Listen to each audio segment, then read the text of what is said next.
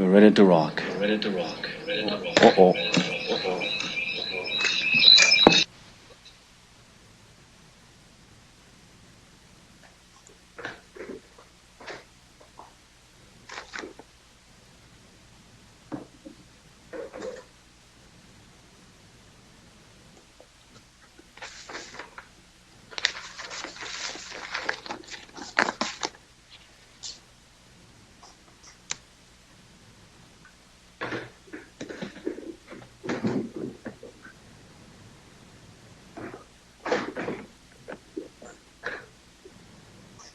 Listen.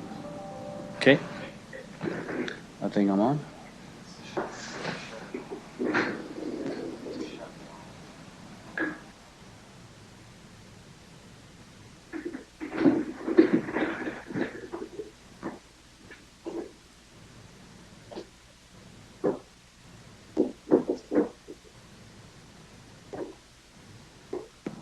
Okay.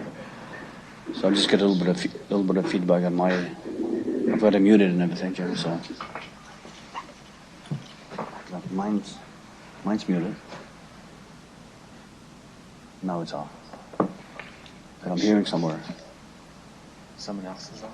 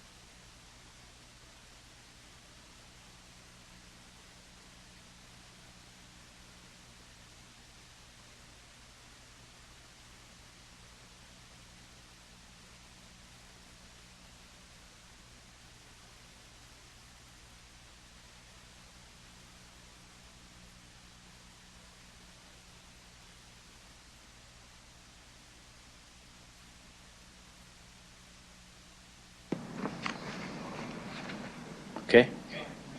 So there's still feedback somewhere there. Hello? Yeah, I think it's the mayor's.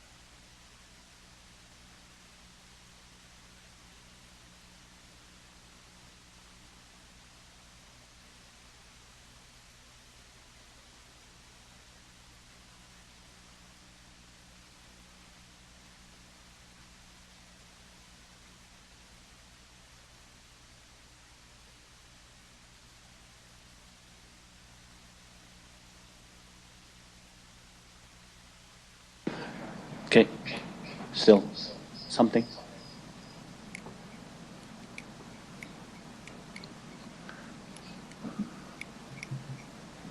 Testing. Test one. Hello. Hello. Hello. Hello. We're good to go. We're good to go? Okay. No, we're not. We're not? We are good to go? I don't hear myself 3-4 times. Hello, hello, hello, hello, hello. It's like in a forest. This is a forest. Mr. Clerk, could you do a roll call, please? Councillor Young, are you present? Councillor Young, are you present? Councillor Young, are you present? Councillor Young, are you on mute?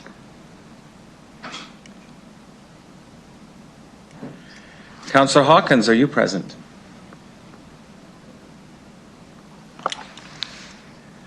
Are they? Councillor Hawkins, are you present? Yes, I am. Councillor Young, are you present? Yes, I'm here. Can you hear me? Thank you. Yes, we can. Councillor Stevens. Thank you. I'm here. Councillor Bresciani. Yes, I'm here. Councillor Findura. I'm here. Councillor Murray. Present.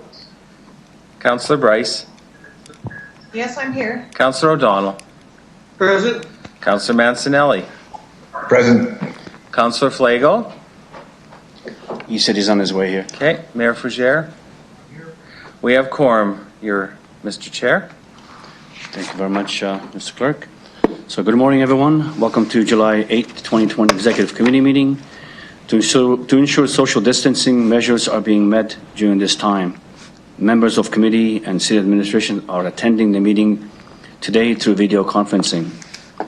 A reminder to those in attendance today, all reports considered at this meeting will be considered at the City Council at its meeting scheduled for Wednesday, July 29, 2020. The deadline to submit a brief to the clerk's office is at 1 p.m. on Thursday, July 23rd, 2020. I would like to remind those members who are attending through video conferencing to the following. Please ensure that your video camera and microphone are turned off. If a member of committee wishes to speak, that they enter their name in the chat window in order to be placed in the speaking queue. When speaking, remember to unmute your microphone and enable your video camera, and all votes will be conducted with a recorded vote. So delegation will be attending the meeting through teleconferencing to address the committee on various items on the agenda. Just a reminder from the chair here that we will have a mandatory recess of 11:15 and adjournment at 1:30. Thank you. Could I get an approval of the agenda? I'll move the agenda as follows. I call, Councillor Bryce. but we need to, You just say anyone opposed. no, okay, no, but we have changes to the agenda? And reports, okay. All right, anyone opposes? I hear none, that is carried. And then could I get someone to adopt the minutes from the meeting on June 10? So moved. Bresciani, so moved. Council Bresciani, any omissions, changes? Any comments? I hear none. Anyone opposes? I hear none. That is carried. Thank you. Let's move to our first item on the reports here. It's EX 20-24 election report, COVID-19 contingency planning. And if I could ask the clerk to introduce, summarize, and just give us a few words on it. Thank you. Thank you, Mr. Deputy Mayor.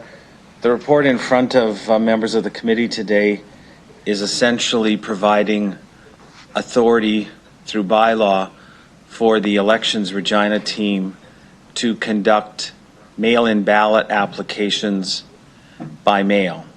Now, the only change is that in previous years, when people were applying for a mail-in ballot, they had to do so because they were not going to be in Regina to vote on either the advanced polling days or the election day, and they also had to apply in person.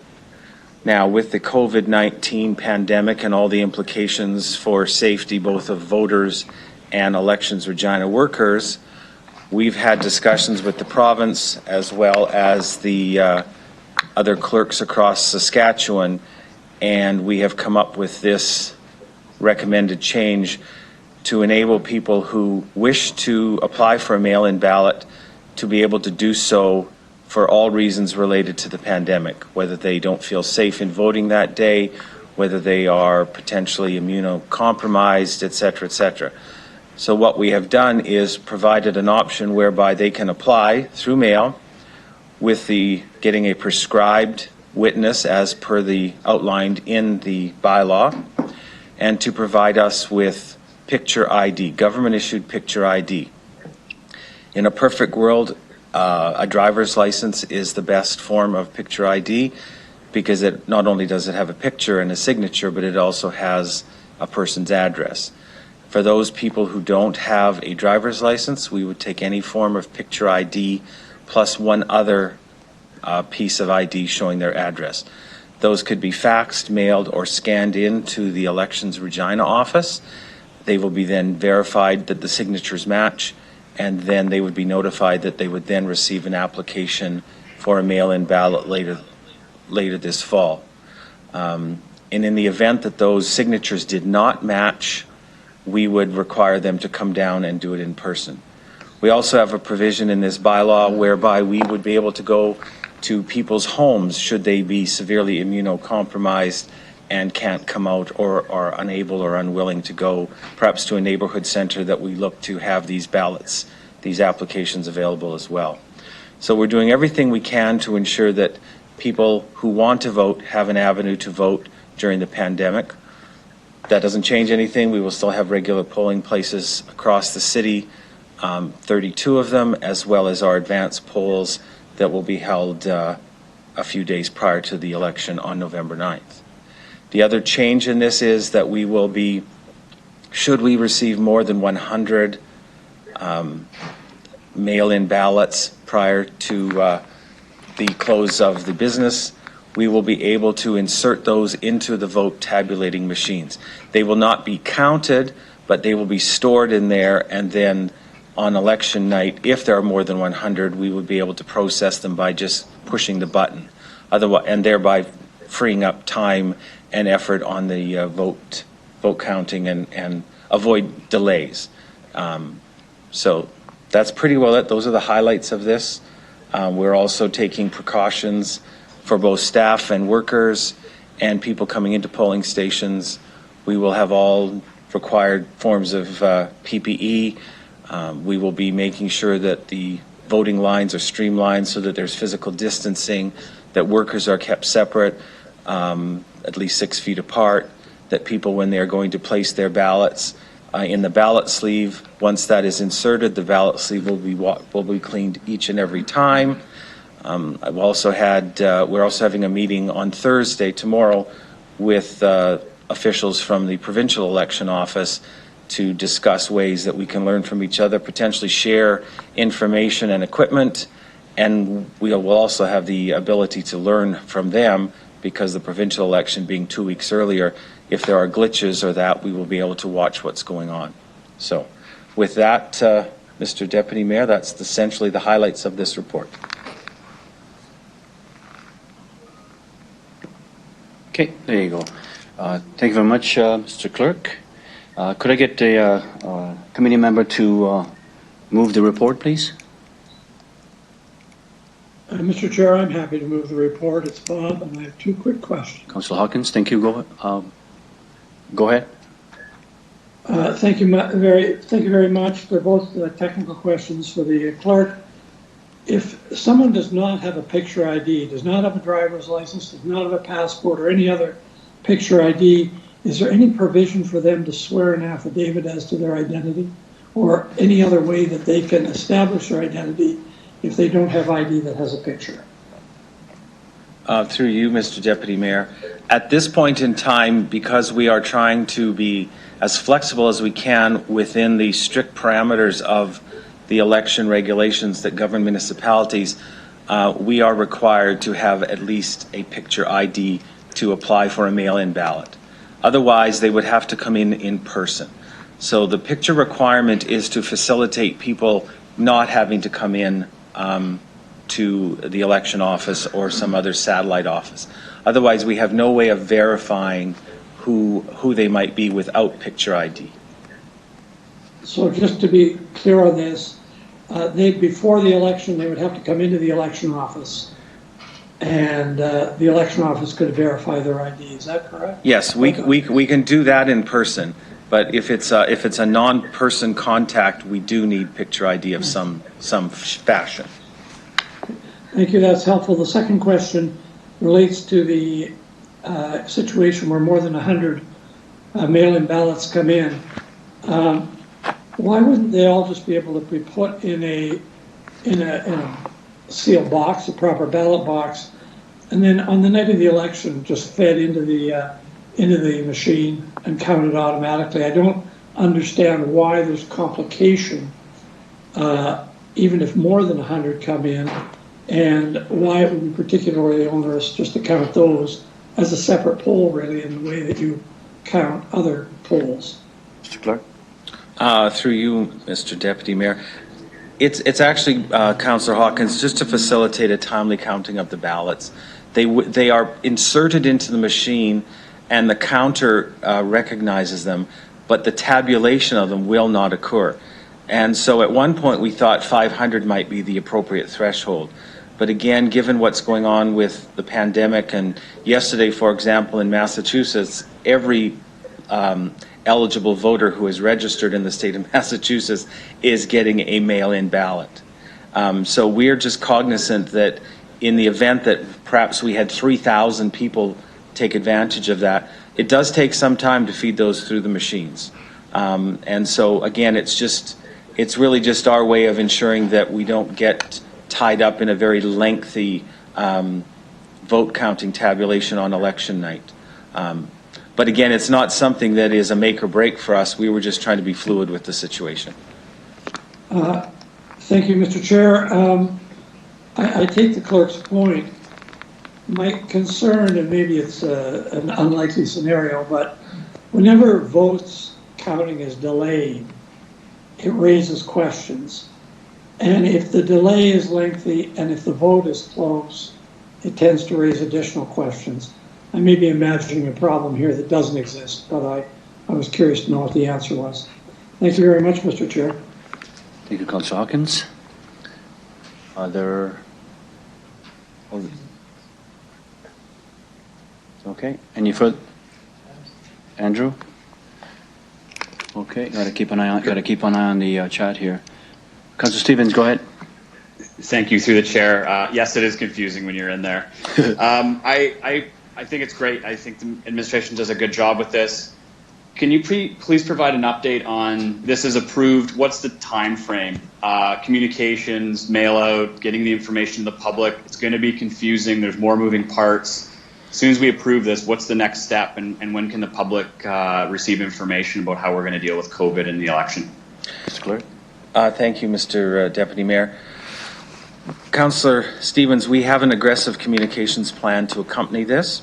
This will be going to Council at the end of this month for approval, final approval. Pending that, we will then be working through various media outlets to get the word out. It'll be on Facebook, Twitter. It'll be on the Elections Regina page on regina.ca. We will do everything we can. I had an interview yesterday with the media, and I actually asked them to continue to advance this for us. It's very important that the media be our partners in ensuring that the public is aware of all the options that they have. And anytime anybody wants information, the team at Elections Regina is ready to address those. Thank you.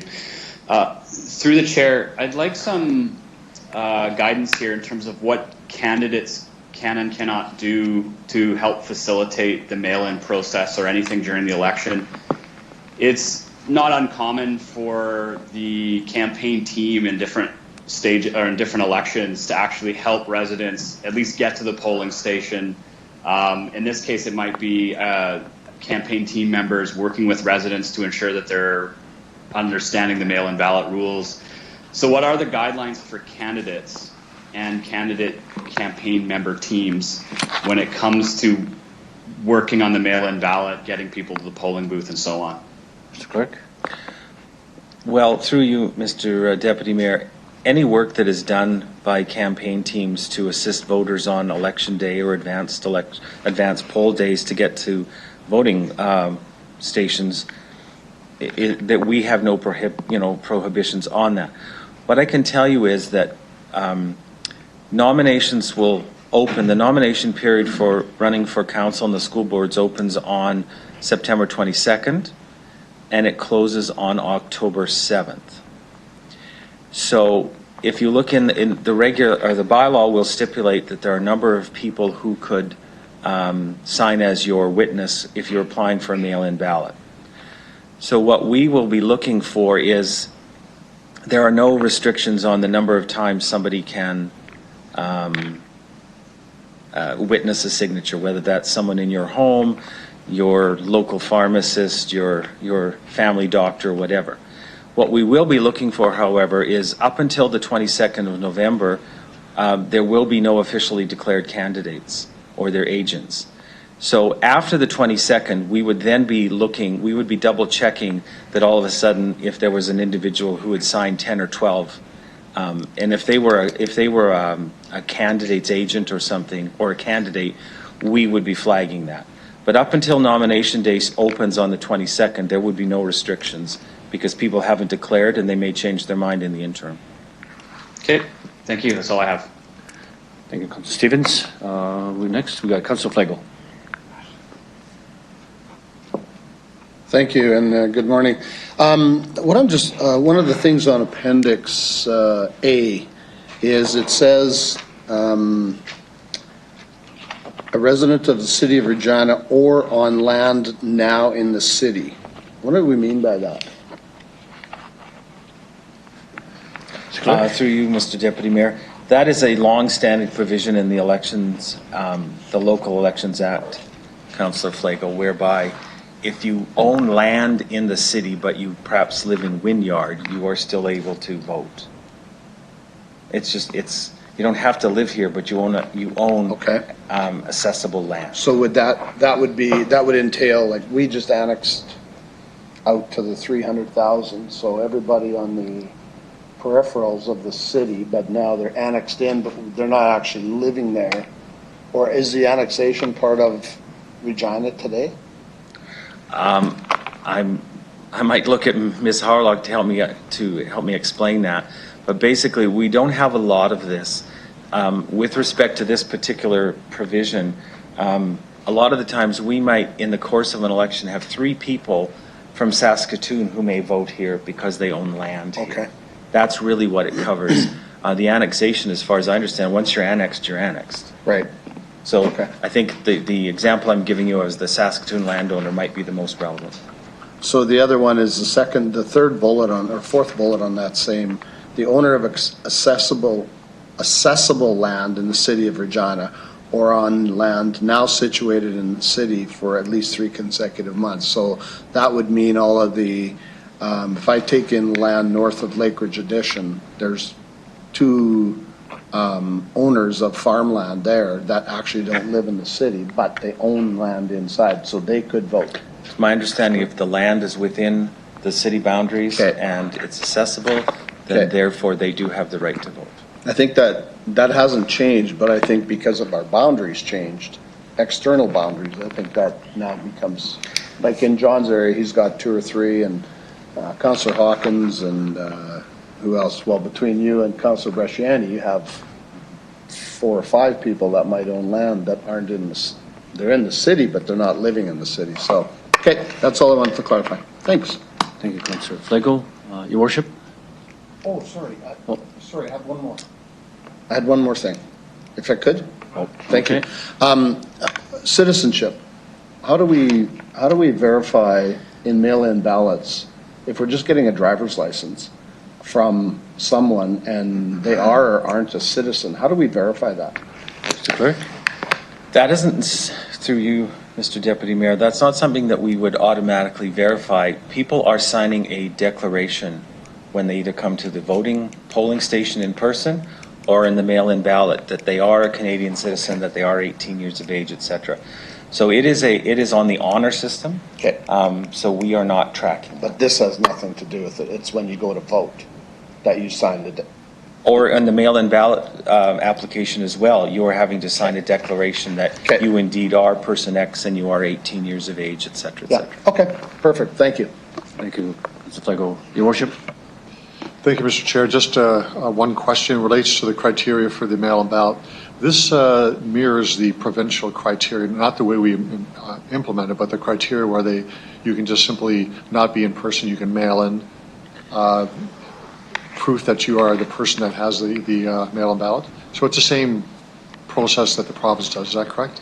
Yes, through you, Mr. Deputy Mayor. The mayor's correct. It does mirror it. It's not exact, but the province had much more flexibility in terms of their accepting of mail-in ballots than we did. So after some extensive consultation with the Ministry of Government Relations, and owing to the fact that we have some broad powers with respect to running the election, we found a way that satisfies both the legislative requirements and the needs we're looking for, and this is how we arrived at it. Thank you for that. So this point of eliminating the applying for the mail-in ballot in person was discussed at the Sask City Mayor's Caucus last month, and all mayors are, as far as I know, are going to implement this, and they agree with us. So this is a good idea. I know the Clerks Association for the province has also been working on this as well. So appreciate the effort, and I support the recommendations. Thank you, Your Worship. Councillor Bresciani, you're next. Thank you, Mr. Deputy Chair. So just a quick question on increasing or decreasing election fraud. I'm sure in the research that the clerk's office has done, can I just ask that going by mail ballot, what was found in there, and is that why we've kind of upped the criteria to the chair? Mr. Clerk. Through you, Mr. Deputy Mayor. A couple of things are worth noting in that regard, Councillor Bresciani. I think it's fair to say, and I think it's a good thing, we do not have a history of voter fraud here in Regina. So I think people do take this seriously. And part of the reason for the requirement that we've inserted to ask for picture ID with a signature is that we can then verify based on the application if the signatures match when they come into the office. So for example, if someone sent in their driver's license but the signatures didn't match on the application, we will be calling them and essentially either getting clarification on what's gone on here or simply disqualifying them from that. So that will be our fail-safe to avoid, to the extent we can, any attempts at fraud in this regard. That's great, thank you. Just the last question in regards to the concern of double voting. So you vote through mail here and then could go somewhere else outside of Regina or in Regina. How will that be, I guess, coordinated or matched? Is it done all electronically, or how is that done through the chair? Mr. Clerk. Thank you. I will start, and then I'll ask Ms. Gentili, our elections coordinator, to comment on that. But we will be adding or keeping track of all mail-in ballot applications through a tracking spreadsheet. And so I think, again, we will ensure that those perhaps would be in various polling stations so that people could be watching out for that, the election workers. But I don't have a lot of detail on that, but I will ask Ms. Gentili from the elections office to comment on that. Okay, Ms. Gentile. Thanks. Through you, Mr. Chair. When it comes to accepting the mail-in ballots, we will be keeping track of all of those electronically on a spreadsheet, so that we will notice any duplicate applications when it comes to the mail-in ballot. When they're applying in person at a poll, we take their registration form, and again, it would be on the honor system. They're making that declaration that they are able to vote and that they have not voted before in the election. So we have to take their word on that. It's a legal form that they're signing. They're making that declaration. So if they were called on it, they'd have to be able to speak to it in front of a court of law.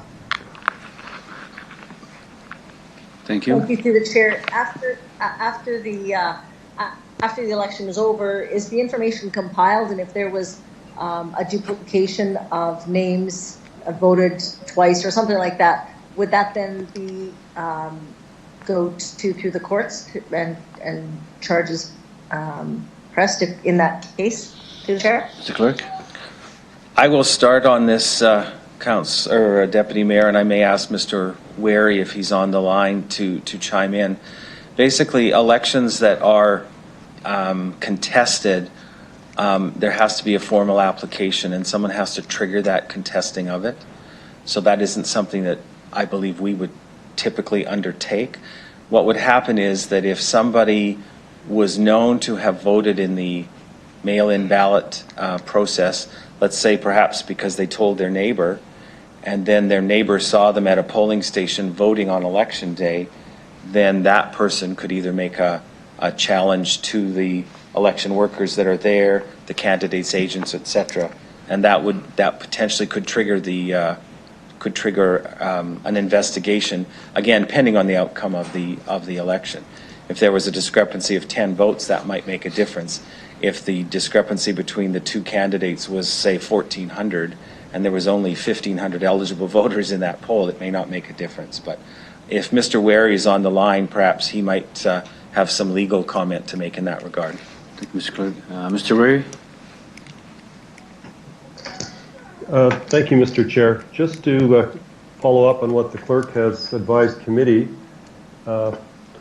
for issues like the one raised by Councillor Bresciani, really there's two approaches. There's the one related to something of that nature that has an impact on the result of the election. There would be one process that would be followed for that, and that is a court-based process.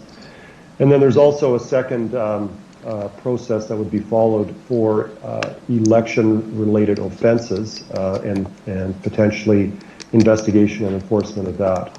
So those would be two potential avenues that would be there, depending on the nature of the information that's received. Could be one of those two paths. Thank you, Mr. Wary. Councillor Bresciani?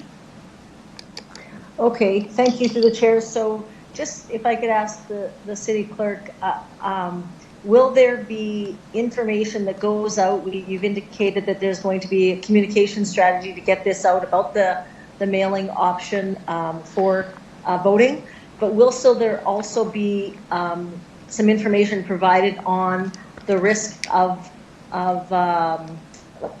the risk of fraud in that regard and the repercussions of it?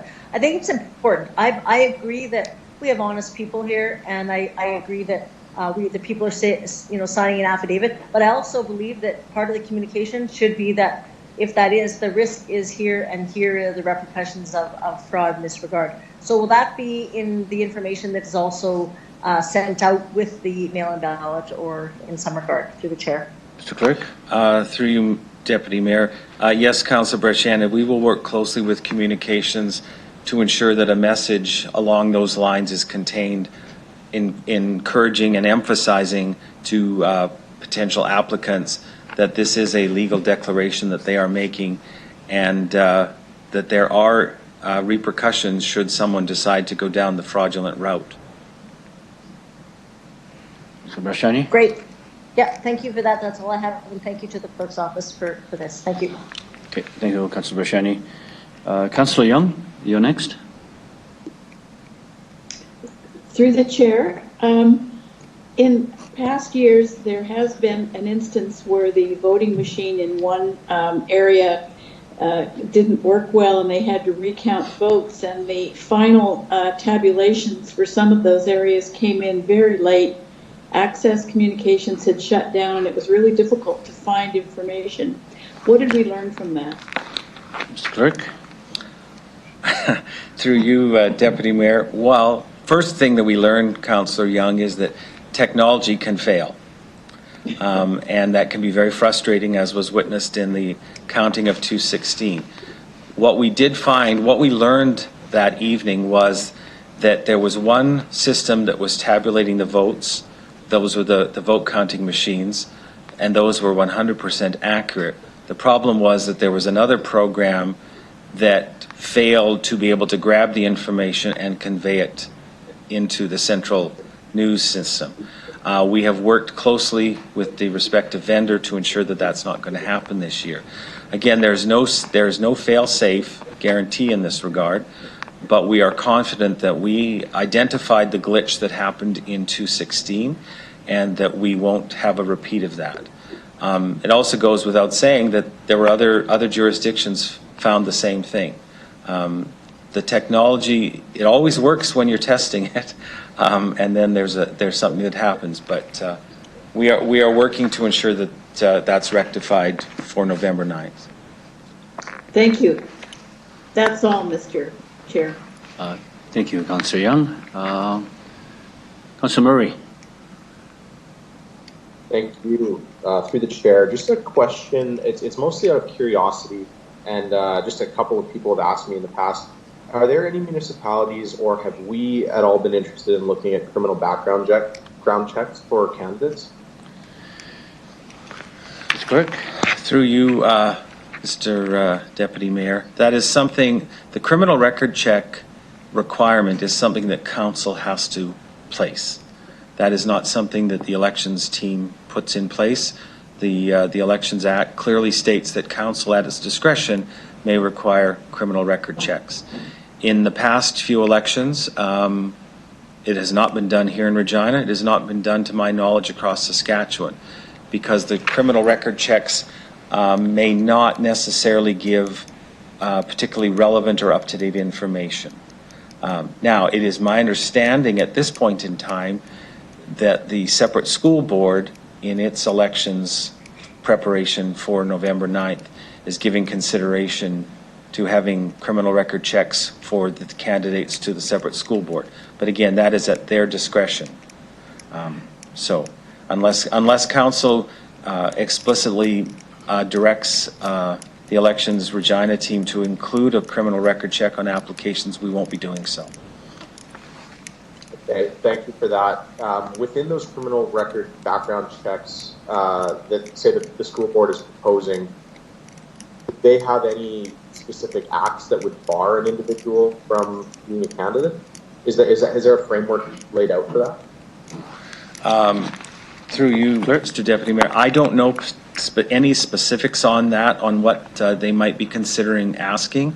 I would imagine it would be, along the lines of the vulnerable individuals, those kind of things. Perhaps Ms. Gentili knows a bit more, as she's been dealing directly with the respective deputy directors of education. Ms. Gentile? Thank you, Mr. Chair. There's no restriction. Like, if you have a criminal record, you can still run to sit on for the separate school board. Like, they can still run as a candidate, so they wouldn't be told that they can't run. It would just be information for the public. Thank you, Ms. Gentile. Thank you very much. That's the end of my questions. Thank you. Okay, thank you, Councillor Murray. Councillor Stevens, you're next. Thank you. My last question is about voter turnout. What do we know about mail-in ballot process in terms of getting more people to cast ballots? Is this something that's going to increase? Is there evidence to suggest that fewer people are even likely to vote? And to that point, can we use this as an opportunity, especially in marginalized communities that have lower voter turnout, to maybe turn the tables a bit and get more people casting ballots? Mr. Clerk. Through you, Deputy Mayor. Councillor Stevens, you're asking a bit of a crystal ball question as to whether this is going to increase voter turnout. It can be a bit of a two-edged sword. In the 2016 election, we saw a huge uptake in advance polls. And we, I guess, were encouraged by that and anticipated that we were going to have a higher turnout on election day. And it was quite the opposite. So for those people who intended to vote anyways, they took advantage of the advance polls. So we run the risk that a mail-in ballot may further erode those people who come out on the election day or through the advance polls. By the same token, we also have to put faith in the system that if there are people are genuinely interested in participating in the municipal election, this is yet another avenue by which they can do it. Again, in a perfect world, and with the bias of someone from the Elections Regina team, we would hope that we'd have great mail-in ballot turnout. We'd have tons of people at the advance polls, and we'd have long lineups, physically distanced, of course, on election day. But again, it's something we're not talking about it right now, and it may be years down the road. But as I said 4 years ago, the Chief Electoral Office for the Government of Canada has said that the day is coming for electronic voting. Whether that has an impact, again, there's no guarantee. Just because you give people the tools by which to vote doesn't mean they will avail themselves of that opportunity. But it will be interesting to see how that works. I'd be particularly interested in seeing how it works south of the border this year, given what they're facing. And in particular, as I mentioned, the state of Massachusetts has sent mail-out ballots to all registered voters. It's going to be really interesting to see what the uptake on that would be. Not that that's indicative of what would happen here in Regina, but it is something that we could reflect on. Okay, thank you. Thank you, Councillor Stevens. Okay, I don't see any further questions or comments from the committee. I don't see none. So, Mr. Clerk, could you... Sure. I will start with you, Councillor Hawkins, as you move the report. In support. Councillor Young. In favor? Councillor Stevens. In favor. Councillor Bresciani. Councillor Bresciani. In favor. Councillor Murray.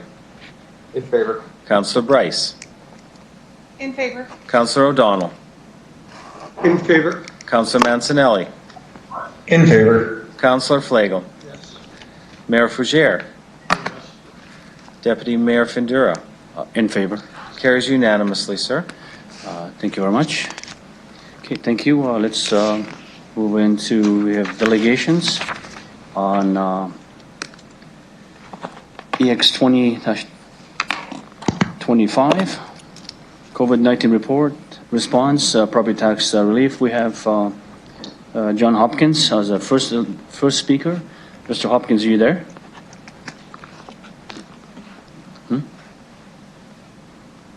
Not online.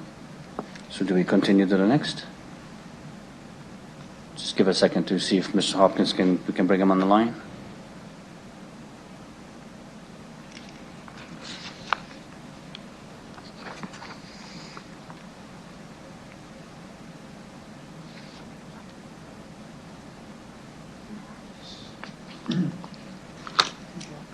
Nope.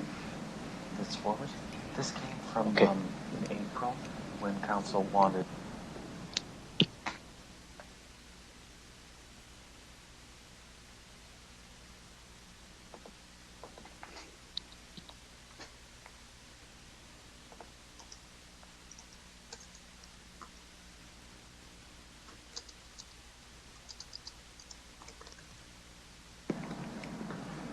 Okay, so we're just going to wait a few minutes for the delegation to come online.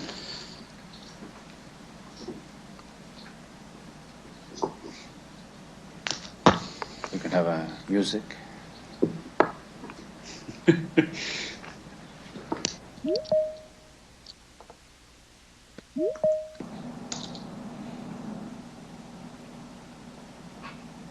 Are we still waiting for the delegations? Okay. I just thought it might be an idea to have the administration give background on this one, but it may be better that the delegations hear it as well. Do you? Okay. Okay, Mr. Hopkins, are you there?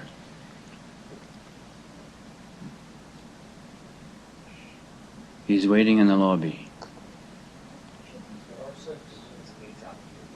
Unmute your microphone, *6.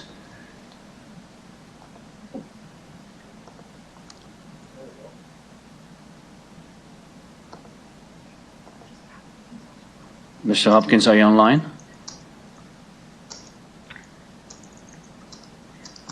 Mr. Chair, this is Tracy Bauman. Oh, Tracy, okay.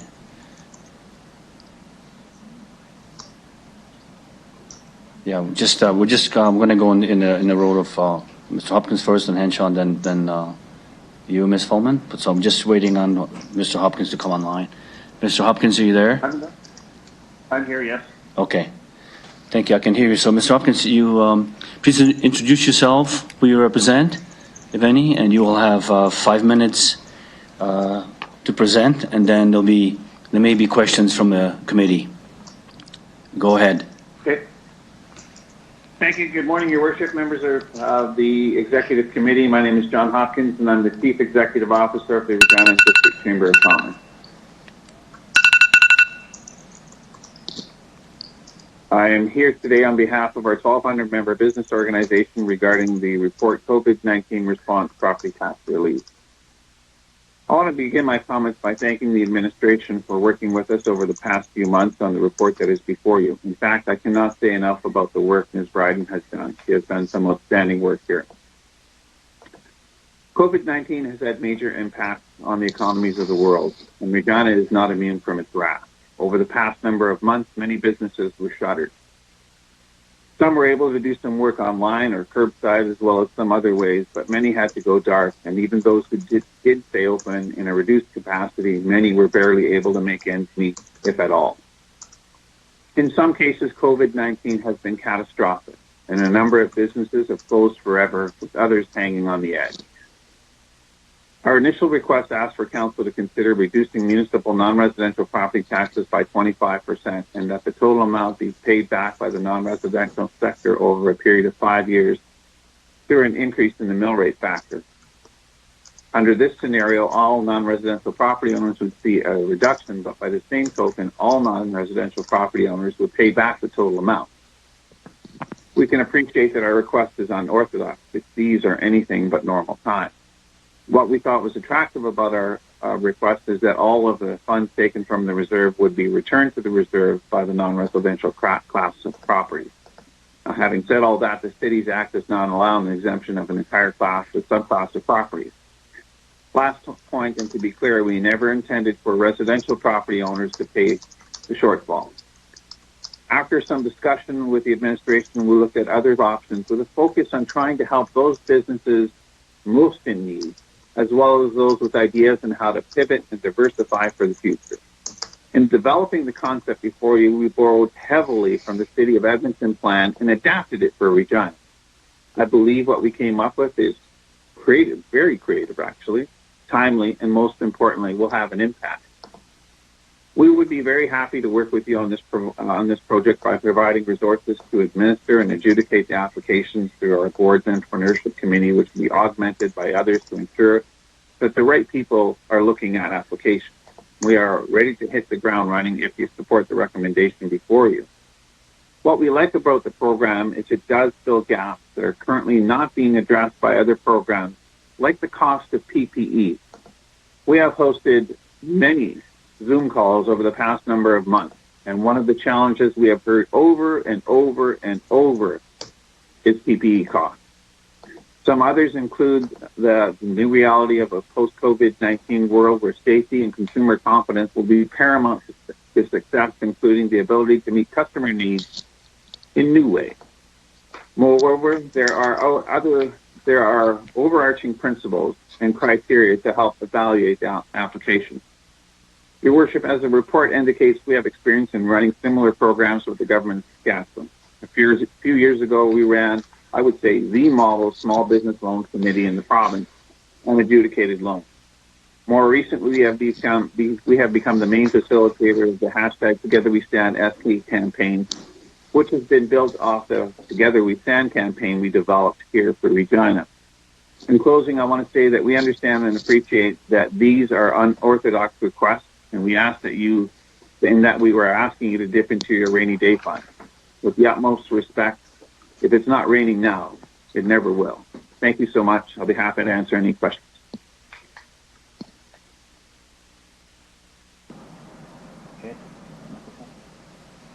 Thank you, Mr. Hopkins. Are there any questions from where are we going? Looks like Councillor Young. Yes, thank you, Mr. Chair. The question, I'm hearing myself. There's an echo. Is that echo? I don't hear anything here. Okay.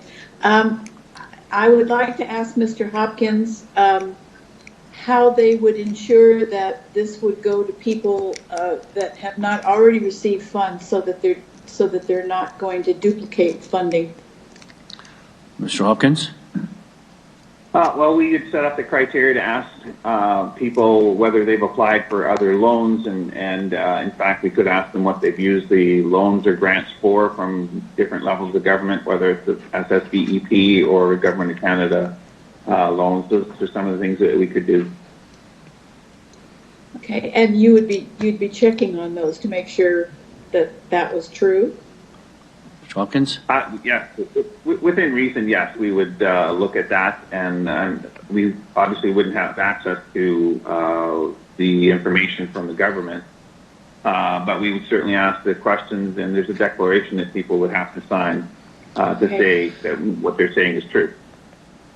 And for those who are listening in, could you tell us what PPE is? Personal protective equipment, and a lot of that would be masks and plexiglass, that type of thing. Okay. Thank you very much. Thank you so much. Thank you, Councillor Young. Councillor O'Donnell.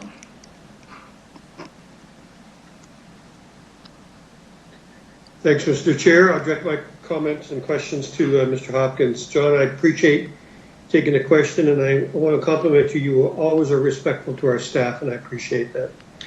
John, I'm going to introduce two words. One is help and one is save. Based on the programs that are already in existence from provincial and federal governments, can you give me a comment about help and save in terms of business, and then the impact that a program such as this would have on helping and saving business, please? Mr. Hopkins? Thanks very much for the question. I think at the end of the day, what we're really trying to do is help businesses to get through COVID-19 and the impact that COVID-19 has had on their business. And what we're asking for within the criteria that we would look at is for businesses have to come up with matching funding. So this isn't about saving every business out there, because the reality is we can't do that, and no level of government is going to be able to do that. But what we're trying to do is help those primarily small businesses, the butcher, the baker, the candlestick maker, that type of thing, through this whole crisis that we're involved in, and bring people back to work and help them keep the doors open. So it's really about helping, and not so much about saving, because I don't think we have the kind of resources to do that. Thank you for that. And one other question. So the number is 2 million. Can you tell me why 2 million? What's the logic from your point of view anyway with that amount of money? Mr. Hopkins? Thank you for the question. Not a lot of, nothing too earth-shattering here. What we did in working with your administration, which again, it was excellent to work with them. We looked at what the City of Edmonton did, and this entire program is based on what the City of Edmonton is currently doing, and we just kind of evolved it towards a Regina application. And so the City of Edmonton, I think, has a $5 million program, something like that. So we looked at their population base and Regina's population base, just did some crude math, I believe, and came up with that number. Okay, thanks. And lastly, if this was to go through, can you give me an idea how many businesses do you think it would touch? Mr. Hopkins? Well, it really depends on the grants that are available in terms of how many $1,000 grants, how many $2,000 grants, and the list kind of goes on. We would think that primarily it's going to be more smaller $1,000 grants in phase one and phase two, and then as we get in phase one, and then as we get to phase two, it'll be there'll be larger grants, but there'll be less numbers of businesses that will actually get them. And I think that, while we haven't gone too far down this road, because what we're really exploring is the concept here today, what we would do is try to look at, okay, so the City of Edmonton, what they've done is at 9 o'clock in the morning, every Monday morning, they open up the grant eligibility. And we've tried actually a couple of Monday mornings in a row, and it closes really, really fast. So it's the uptake's been very, very good in Edmonton, and it's been very successful in Edmonton. We'd look to replicate that here. The other thing I can tell you, and he didn't ask me this question, but I'll tell you it, is we are looking to try and augment the funding here with perhaps some other funding. I appreciate that very much. Thank you for your thoughts. Thank you, Councillor O'Donnell. Councillor Stevens. Thank you. Through the chair. John, could you perhaps provide a bit more detail as who you think should qualify? I know you mentioned small business. What would be the criteria? What would you assess? How deep into the books of that organization do you think we should dig to find out whether or not they're actually in need? Mr. Hopkins. Thanks very much. What we do is set up a set of criteria, and some of them I believe you already have within the report. There's, I believe, 9 that are there. And what we are looking at, most of these grants are small grants. So we're not looking at providing grants to the co-op refinery or, a shopping mall.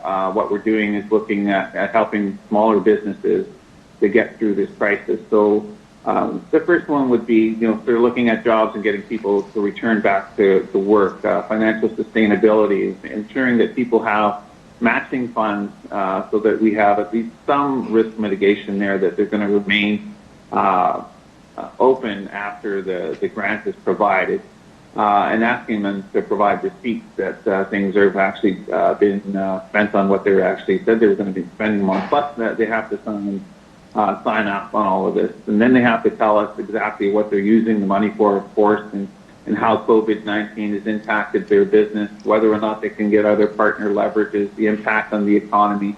So there's a number of different things that I'm sure you have a report before you as well. So we'll look at trying to make sure that the money goes to those businesses that are in need. Okay. Through the chair, just a follow-up. As you're well aware, a lot of businesses were closing as Saskatchewan was sinking into a recession. Wasn't really talked about, but we were. COVID was the nail in the coffin for some of them. Should that be weighed in here, or is it really from the time the economy shuts down specific to COVID, or would you consider businesses that were struggling ahead of that and COVID was really the final straw for them? Mr. Hopkins? I think primarily, thank you for the question. I think primarily what we're looking at is the impact of COVID-19. And that is going to be part of the application process, is to look at that as opposed to, I think for the most part, and I could be wrong about this, for the most part, those businesses that were struggling or on the verge of closing before COVID-19 closed. Okay. Through the chair, would there be a prioritization in your mind of businesses that actually employ people? A lot of small businesses are sole proprietors. They don't actually have any employees. Would they be considered equally with compared to companies that actually hire people? Mr. Hopkins? Well, thank you for the question. The application process, again, has the criteria, the 9 criteria, and we may add to this and add some different components to this. But one of them is returning people to work or new positions. So that would obviously increase on the scorecard, it would increase that as opposed to a sole proprietor. Okay, thank you. Thank you, Councillor Stevens. Your Worship. Thank you, Mr. Chair. Thank you, Mr. Hopkins, for your presentation. A couple of questions for you. I want to talk about if you're targeting any sector. Are you looking at, for example, retail, restaurants, food service, or however? Can you describe, in your mind, what sectors are you looking at, or is this broad-based? Mr. Hopkins? Thank you very much for the question. What we're really looking at primarily is those businesses that were shuttered or heavily impacted by COVID-19. Now, there's a case that certainly could be made that the hotels were not shuttered, although some of them did close, but they were heavily impacted by COVID-19. There were many retailers that were shut down, many restaurants that were shut down, and kind of the list goes on. So one of the questions that we will ask in the process, in the application process, is how did COVID-19 impact your business? And that will be one of the set of criteria that will be looked at to determine whether or not that business or application gets approved or not approved. So what about size of the enterprise? Is there a, you're not looking to look at helping the cooperative refinery you mentioned, but is there a criteria you're going to be using for the size of the company, either by sales, the number of employees? Mr. Hopkins? Thank you for the question. That's another set of criteria that we'll need to, or a component of the criteria we need to look at and make a decision on. I know the SSBEP had the number at 500 employees, so it's something we'd have to look at and make a determination on. And again, to make sure that we're getting money to the people, or businesses, pardon me, that need it the most. So this program is meant to assist, I'll say, smaller companies, enterprises that have not benefited from any provincial or federal program. Is that right? Mr. Hopkins? Thank you for the question. We've hosted, I don't know how many Zoom calls, many Zoom calls, and we've had some of the top people in Regina from the Government of Canada as well as the Government of Saskatchewan assisting our members with different programs that are out there. And one of the questions that continued to come up over and over and over again, a couple of the different questions. One of them was, what about the cost of PPE? Can we get money for the cost of PPE? That came up over and over and over again. And the response was, there is no program for PPE right now. The other question that came up is, what about the recovery side?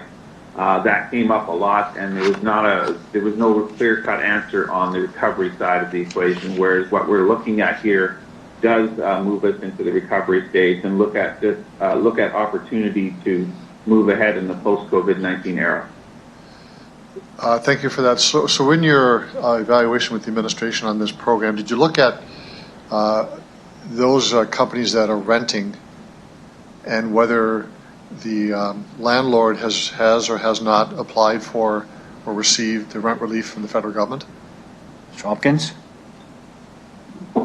The only thing that we've done is we've asked in the application process, like a draft sort of application process, built, again, based on what the City of Edmonton has done, is ask people what programs they've applied for. One of the things we might be able to look at is that, although having said that, I don't believe that there's a lot of businesses or property owners in Regina that actually applied for that program. I could be wrong, but I don't believe there is. Would you be looking at that to see if that's a criteria to be used and whether that would be a screen? Mr. Hopkins? For the applicant? It's something that we could obviously look at in terms of part of the evaluation. Okay. You talked to the City of Edmonton about the program, or I guess the administration has. I can ask them this as well. What has been the experience? I know it's only recent, but what has been the reaction that you can speak to of both the City of Edmonton and then the business community in Edmonton? How have they reacted to this? Mr. Hopkins? Well, thank you again for the question. From what I've gathered and from our experience, it's gone over very, very well. It's been a very successful program. And the uptake has been significant in terms of as soon as it's sent out in terms of here's the application at 9 o'clock, and it seems like by 9:30 it's taken. And it's gone very, very well as far as I'm concerned. And really it's a program that we looked at and spent some time looking at and thought, well, this is something that could work here. It might be very, very successful here and would help with COVID-19 and not only help with the crisis part of it, which we're still going through, even though we're under reopen. There's still some crisis going on for sure, but it takes us to the post-COVID-19 area in terms of saying, okay, so how do we grow from here now? On the 9 criteria that you have that is listed in the report, are these listed in order of priority or ranking, or are these just simply the list of 9? Mr. Hopkins? That's a good. Thank you for the question. That's a good question. I would say it's just a list at this point. Again, we're still at the concept here and looking for the concept to be approved. And then we could look at, and I would venture to say that we would look at it and say, okay, so number 1, jobs and positions to return to work. maybe it's something on a scale of 1 to 5 or 1 to 10, whatever the scale might be, and say, okay, so if you're returning people to work and you might get a 5 as opposed to not returning anyone to work, then it could be, a 1 or a 2 or a 0, whatever that number is, and go down the list and say, and sort of allocate sort of a set of numbers so that when the applications come in, at least there's a first sort of look at all of the different criteria that are listed here, and then there can be some allocation of some numbers attached to them so that the committee can look at them. Thank you for that. So I gather the way you're answering the questions, Mr. Hopkins, much of the program criteria is yet to be developed. This is a high-level discussion about firstly the allocation of $2 million in the 2 phases, but also a more drilling down on at least the 9 points of criteria and others such as sectors, shall we say, size of the company. So if we approve this, you would be working with the administration to fine tune the criteria and then the screening and the selection. Is that correct? Mr. Hopkins? Thank you very much for the question, Your Worship. That's exactly where we are. We are going to sort of work, we would like to work with your administration on finalizing sort of the application process, setting up meetings to sort of go over how would a committee adjudicate this, sort of scorecarding, all of that stuff would have to be done. But we didn't want to get all of that sort of in place yet until we determined whether or not you would want to approve this concept. Last question related to, you briefly mentioned this, I think, to Councillor O'Donnell in an answer about other sources of funding sources for this program. Can you elaborate in any sense of what that might look like and the size of what that is? If you approach any other order of government or any other private sector to participate in this? Mr. Hopkins? Thank you very much for the question, Your Worship. I have approached some other organizations, if I can say that, at this point, and hopefully something will happen. I'd rather not specify who that might be, but if we can bring some other partners to the table, we're working at that, and we'd be absolutely thrilled if we could. Thank you for that. Thank you, Mr. Mayor. Okay, Councillor Brasciani, you're next. Thank you, through the chair. Thank you, John, for the work that you're trying to do for our business community. I actually appreciated your first request of looking at a percentage of the 25% over time. Wouldn't have to come out of the tax payers. It would be the commercial businesses that would pay it over time. And to me, can I just ask, you had indicated in your briefing that you were told by administration that could not be done. Can you just elaborate on that quickly? Mr. Hopkins? Thank you very much for the question. As I understand it, the Cities Act does not allow us to do that. So it went from there to what are the possibilities might there be out there, and then we came upon the City of Edmonton program. Okay. All right. Thank you for that. You had talked about in your submission the 2-phased approach. The first piece going till this December, and then the next going into the next year. Would that be the $2 million for this year, and then looking at more funding for the next year, or is that for financial? And then the second piece to that is, many businesses are dying now. They need the money financial now. Why the 2-phased approach? Through the chair. Mr. Hopkins? Thank you for the question. In answer to the first part of the question, it's $2 million in total. So over the course of this year and next year. And we would look to, if this concept gets approved, we would look to move fairly quickly here to get the program rolled out and to get the money to businesses now. And I'm not sure if this question is going to come, so I'll just mention it here right now. It's not like we're asking you to give the Regina Chamber a check for $2 million. That's not the way it would work.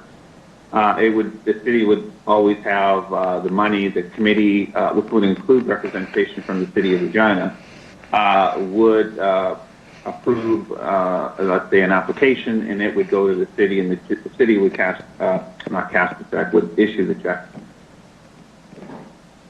Okay. Can I ask regarding matching contributions? Just to be clear, I need to understand, are you saying that a business, if you give them $2,000, they would have to come up and match that? I think many businesses I've heard from are in dire straits. The matching option, they may not be able to do that and therefore would not qualify. Is that, if you can just elaborate or clarify for me to understand that better, through the chair? Mr. Hopkins. Thank you very much for the question. We are asking for matching contributions, and that's part of the risk mitigation part of the program, is to ensure that when we're providing grants to different businesses, the goal is that the businesses will continue to keep operating, because at the end of the day, there are going to be some businesses that close, unfortunately, and we want to try to ensure that we're doing the best that we can with taxpayer money. To the chair, does Edmonton or do they have the matching as well, to the chair? Yeah. Okay. Thank you for the question. Yeah. Yeah, they do. Okay. Did you look at the Saskatoon model? I know that Shrita did the grant program there, and I don't think there was any matching there. Were you aware of what they did there in Saskatoon? Mr. Hopkins. Thank you very much for the question. I do have some awareness of it. I think they had two. I know the first phase was a $100,000 grant, or not a grant for $100,000. The total amount was $100,000. I think it was relatively successful. They did that fairly early on. At that same time, we were doing the hashtag Together We Stand campaign. Yeah, that's right. Yeah, it was done quite a while ago. You've indicated that the program would be administered, and it's right now in the beginning phases, which I'm pleased to see that the criteria will still be developed and be more fine-tuned. What I would like to know is, we have other organizations such as CFIB, and I know that they also work with a lot of small business. Would the chamber be open to have a discussion, or be have them involved in the discussion of the criteria to come together to work collectively on behalf of the small businesses? To the chair. Mr. Hopkins. Thanks for the question. We would, two things on that. Number one is, if this concept is approved, there would be a communication about it, and we would perhaps ask for some input. We'd have to talk to the administration about that. I'm sure that could be done. And then what we will do is, this would not be a chamber member only program. This would be all businesses in Regina that meet the criteria, so wouldn't be restricted in any way, shape, or form. And we would actually ask some other organizations like let's say the Hotel Association, Regina Downtown, the Warehouse District, perhaps CFIB, and other types of organizations in the city, so that we can maximize the reach of the program. Thank you. And through the chair, the adjudication committee, in the report, it's indicated that City of Regina, EDR, and the chamber is part of that adjudication committee. Could that be expanded as well to include CFIB, if that was a want on their behalf, through the chair? So it's everything is kind of at arm's length, I guess, or just, again, so it's a balance of the community. Would that be something that this could be discussed or considered? Mr. Hopkins. Thank you for the question. We could certainly look at that. Some of the other positions that we would really look to sort of address is, when we go back on our experience with the Small Business Loans Committee, what we did is we made sure that we had an accountant. So that would be critical, that we had an accountant on the committee. It would be critical that we have a legal representative on the committee, someone with marketing experience on the committee, and actual business owners, people that actually write the checks out and and do all the, the personal loan guarantees and all of that. Those are the critical people to have on the committee to make the decision. Okay, thank you for that. I would agree with that. I think a well-rounded balance, because I think you have a membership. I think CFIB. I think they have a membership. I think that again, the holistic approach, if that could be considered, again, I think that would be a takeaway for administration, and I can ask administration as well. But as long as the chamber is open to ensuring that both through the conversation of determining the criteria and the adjudication committee, I think that would be well represented for our city. Roshani, was that a question or just a? Yeah, as long as I think I heard from Mr. Hopkins that they'd be in agreement to consider that through the chair. Mr. Hopkins? We'd be open to considering that, yes. Okay, thank you. Thank you. Okay, that's all I have. Thank you, Councillor Rashani. Councillor Hawkins? Thank you, Mr. Chair, and thank you, John, for coming forward. I appreciate your efforts in this regard. I have 3 questions. The first deals with the criteria. There are 9 there, more to be developed. Many of them address the second phase in particular, the idea that is this business nimble enough to pivot to the future? And criteria like IT and the environment are there. My question is this: is this not government funds, government picking winners and losers? What do you say to the person that says government and public money should not be in the business of picking winners and losers in the private sector? Mr. Hopkins? Well, thank you very much for the question. During normal times, that is a great point to have, or great perspective to have. But these are anything but normal times. We've never experienced anything like COVID-19. Some of those businesses that have been shuttered for 3 months and having no income for 3 months, very, very challenging. And now I hope we're going into the post-COVID-19 era. Remains to be seen where we actually are.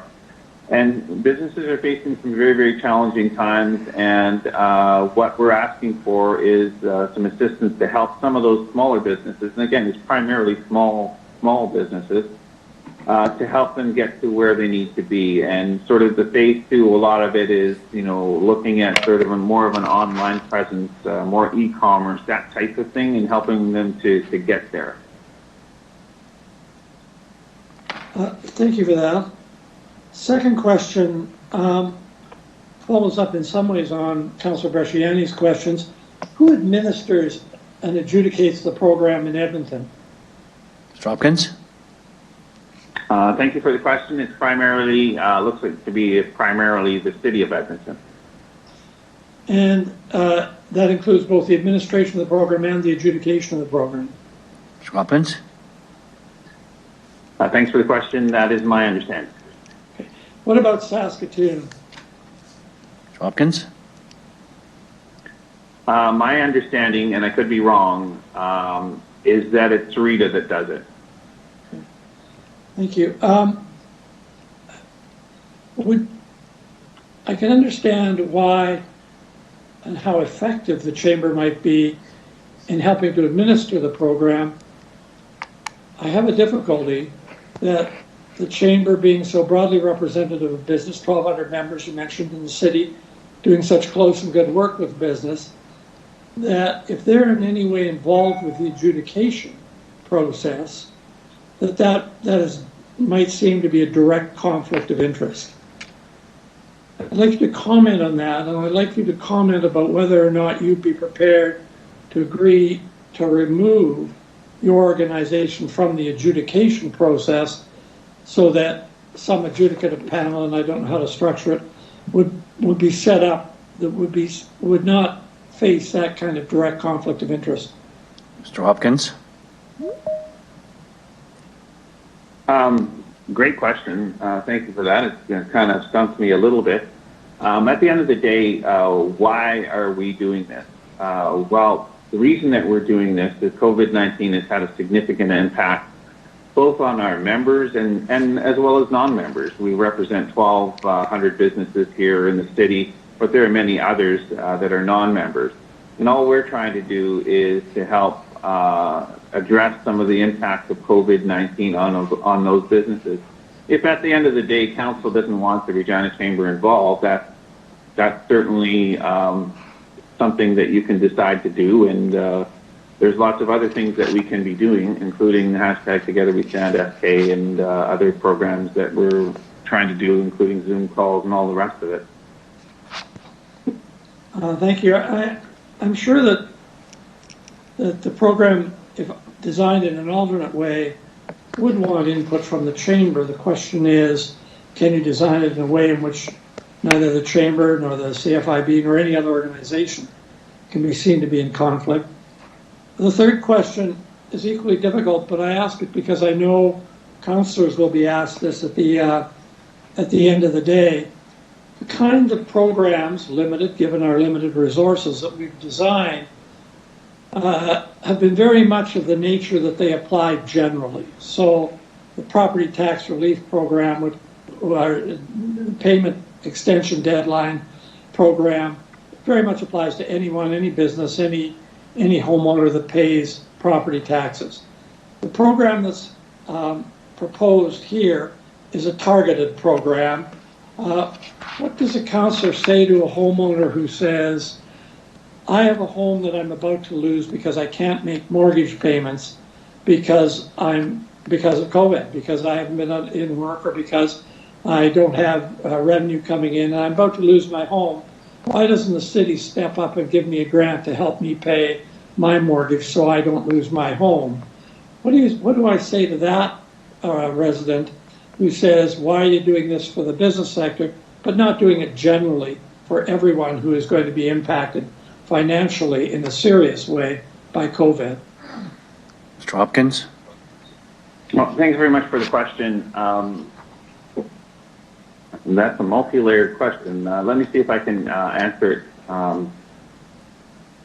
First of all, when we look at COVID-19 and the impact of COVID-19 on the business community or the economy at large, not everyone has been impacted by COVID-19. Some businesses have actually done fairly well under this environment, and really, do they need to be part of an assistance package?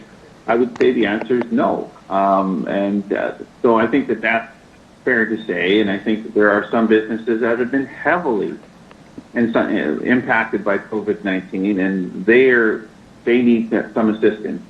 In terms of on the residential side, part of what we're trying to do with this program is to get people back to work so that they can actually, help to pay their mortgages and pay their bills and do all the things that need to be done. That's part of what we're trying to do, is bring the economy back on stream. And it's not going to be the be-all, end-all. I understand that we're not talking about billions of dollars like the federal government, but it is certainly a step in the right direction in terms of trying to get people back to work and trying to get these businesses operating again so they can continue to grow this great city of ours. Hopefully I covered, there was a lot of layers in that question.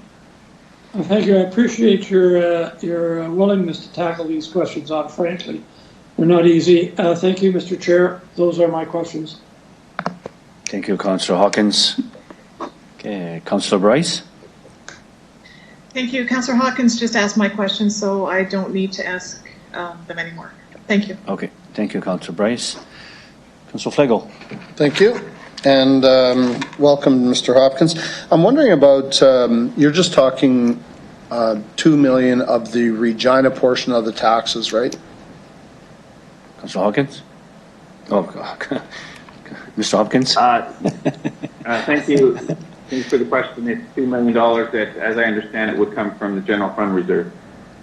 Right, but you're only looking at relief for the city portion and not the total tax bill, but the provincial and library would be a separate entity, right?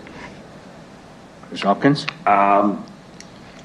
Thank you for the question. Under the original request that we made, it was the city portion. That's correct. Yeah, thank you. there's been a couple of other scenarios around, and I'm just going to throw one at you. If a business is struggling and only making a revenue of 30% today, and you're looking for tax relief, if and when they come back, which we're hoping everybody will, and build their business back up to 100%, would there be a break point where you might say once their revenues get back to 50 or 60%, the relief stops? Or would you want to carry it on for till they get back to 100%? Mr. Hopkins? Thank you for the question. What we would look at is, in part of the criteria, is to look at, there is a question in the application process that asks, let us know the impact of COVID-19 on your business revenues. And, you know, there would be a threshold there in terms of saying whether they qualified or didn't qualify. Okay, thanks. And the other thing is, when you look at landlord, retailers, companies in the city, companies out of the city, and they're all businesses, would you want to extend it to the landlords? And I think somebody else asked the question a little bit about it. But are you dealing more directly with the business that's in the store or the landlord that holds the lease? Mr. Hopkins? Thank you very much for the question. A lot of times the landlord is the business, so it's both. And at this point, there has been no differentiation between different types of businesses in that regard. So it would, at least at this point, it's open. Right. Thanks, and thanks for that, and through you as well. Would you consider a shorter term of? Does it appeal that you could maybe go to a 3-year instead of a 5-year, and just tightening up everything in terms of recovery? If recovery is strong, then you know the city, as in this scenario, is basically the banker for the business community with a payback loan of $2 million over X amount of years at no interest, my understanding. Would you consider, is it something to look at that maybe it's a 2-year or a 3-year payback instead of spreading it out over 5? I don't know. Mr. Hopkins? Thank you for the question. I think that we've got a couple of different options being combined. At this point, under the first option that at our first request, it was over a period of 5 years. Why did we say 5 years? It was just based on sort of a phase-in type model where it could be paid back. Under the $2 million or the City of Edmonton sort of model that we've been talking about a lot today, that would come out of the general fund reserve.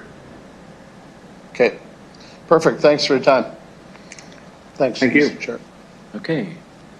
Well, looks like we've got Councilor Mancinelli. Thank you very much. The majority of my questions were covered. I do have one more question that wasn't. When handing out the allotments, are you going to be look at what logical amounts are for needs and spend up to amount, or are you going to look at how many requests you get and divide it up over the amount allotted? Mr. Hopkins? Thank you very much for the question. Right now, the way the City of Edmonton does it, and I believe if we were successful here today and concur in the recommendation, the way we would do it is businesses would apply for a grant, either, let's look at phase one and say it's 1,000 or 2,500 or 5,000, whatever that number is.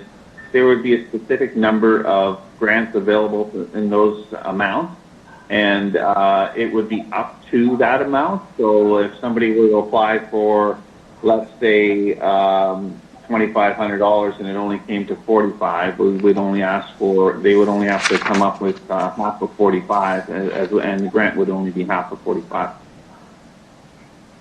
Okay, thank you. Thank you, Councilor Mancinelli. Looks like I see no further questions.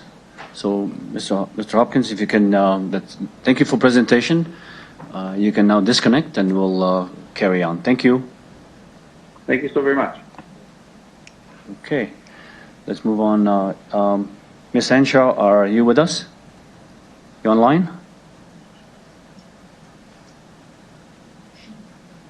Okay. Looks like I see no further questions.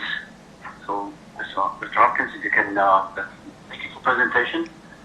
You can now disconnect and we'll carry on. Thank you. Thank you so very much. I hear myself twice. Okay. Oh, twin. Oh, no. Ms. Henshaw, are you with us? Fine. Yes, I am.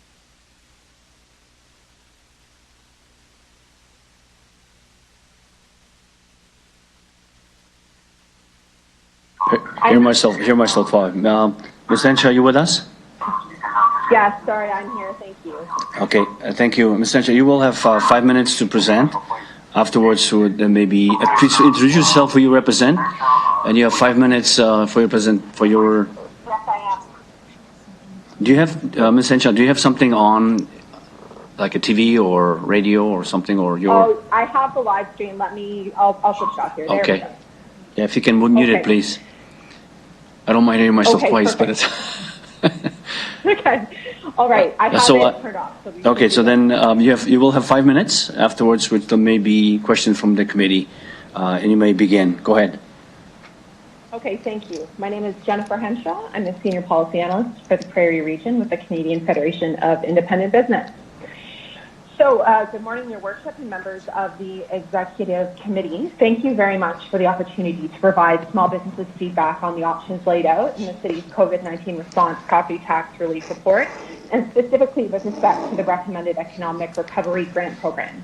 Before I provide our reaction, I just wanted to take a moment to highlight some of the challenges small business owners are still grappling with as the economy reopens. So from the outset, for the past 16 weeks, CFIB has been surveying our members on a weekly basis. And using this data, we've provided consistent and accurate information to governments and have successfully lobbied for changes to relief programs. And we know that governments have been relying on our data because when we provide that live feedback to the government, the federal government actually recently made a number of changes to business relief programs based on our feedback, including changes in the extension to the wage subsidy and expanding the Canada Emergency Business Account. But we also recognize that municipalities also have an important role to play in helping small businesses recover. And that's why I actually also wanted to commend the city for allowing businesses and residents to defer utility payments for up to 6 months with no late payments, as well as extending that deadline to pay the 2020 property taxes until September 30th. I also wanted to commend the city for its recent decision to waive fees on permits and mobile food vendors and outdoor restaurant seating. Those deferrals have absolutely provided business owners with some much needed cost relief during this extremely challenging time. But as businesses try to reopen their doors, they do continue to grapple with major issues. In Saskatchewan, our survey data actually shows that while 71% of small businesses are fully open, only 39% have seen their sales come back to normal levels. 29%. And 58% of business owners have actually cited business cash flow as one of their top worries throughout the COVID-19 pandemic. And it's kind of stayed there in their top 3 worries. And to illustrate this point, in Saskatchewan, according to our survey data, they've taken on more than $72,000 in debt on average, which is why in our June 17th letter to the city, we included a number of recommendations, which included urging the city to keep commercial property taxes at their current levels. So despite receiving multiple requests for commercial property tax relief from the Chamber, the Hotel and Hospitality Association, CFIB, we were a bit disappointed to learn that the city chose not to move forward with it. But with the current program, which recommends the current report, which recommends the creation of the Economic Recovery Grant Program, we were definitely pleased to see the city recognizes that our community, small businesses need help. But we need to make sure that the relief is broad-based in order to help as many businesses as possible. So as we've done with the federal and provincial programs, I just wanted to provide our recommendations on how we can improve the grant to ensure it's as useful and effective as possible for small businesses that truly do need help. As the grant program is currently structured, it doesn't address the current challenges which entrepreneurs are grappling with. So the first challenge that we identified is the fact that the grant program requires matching contributions from businesses.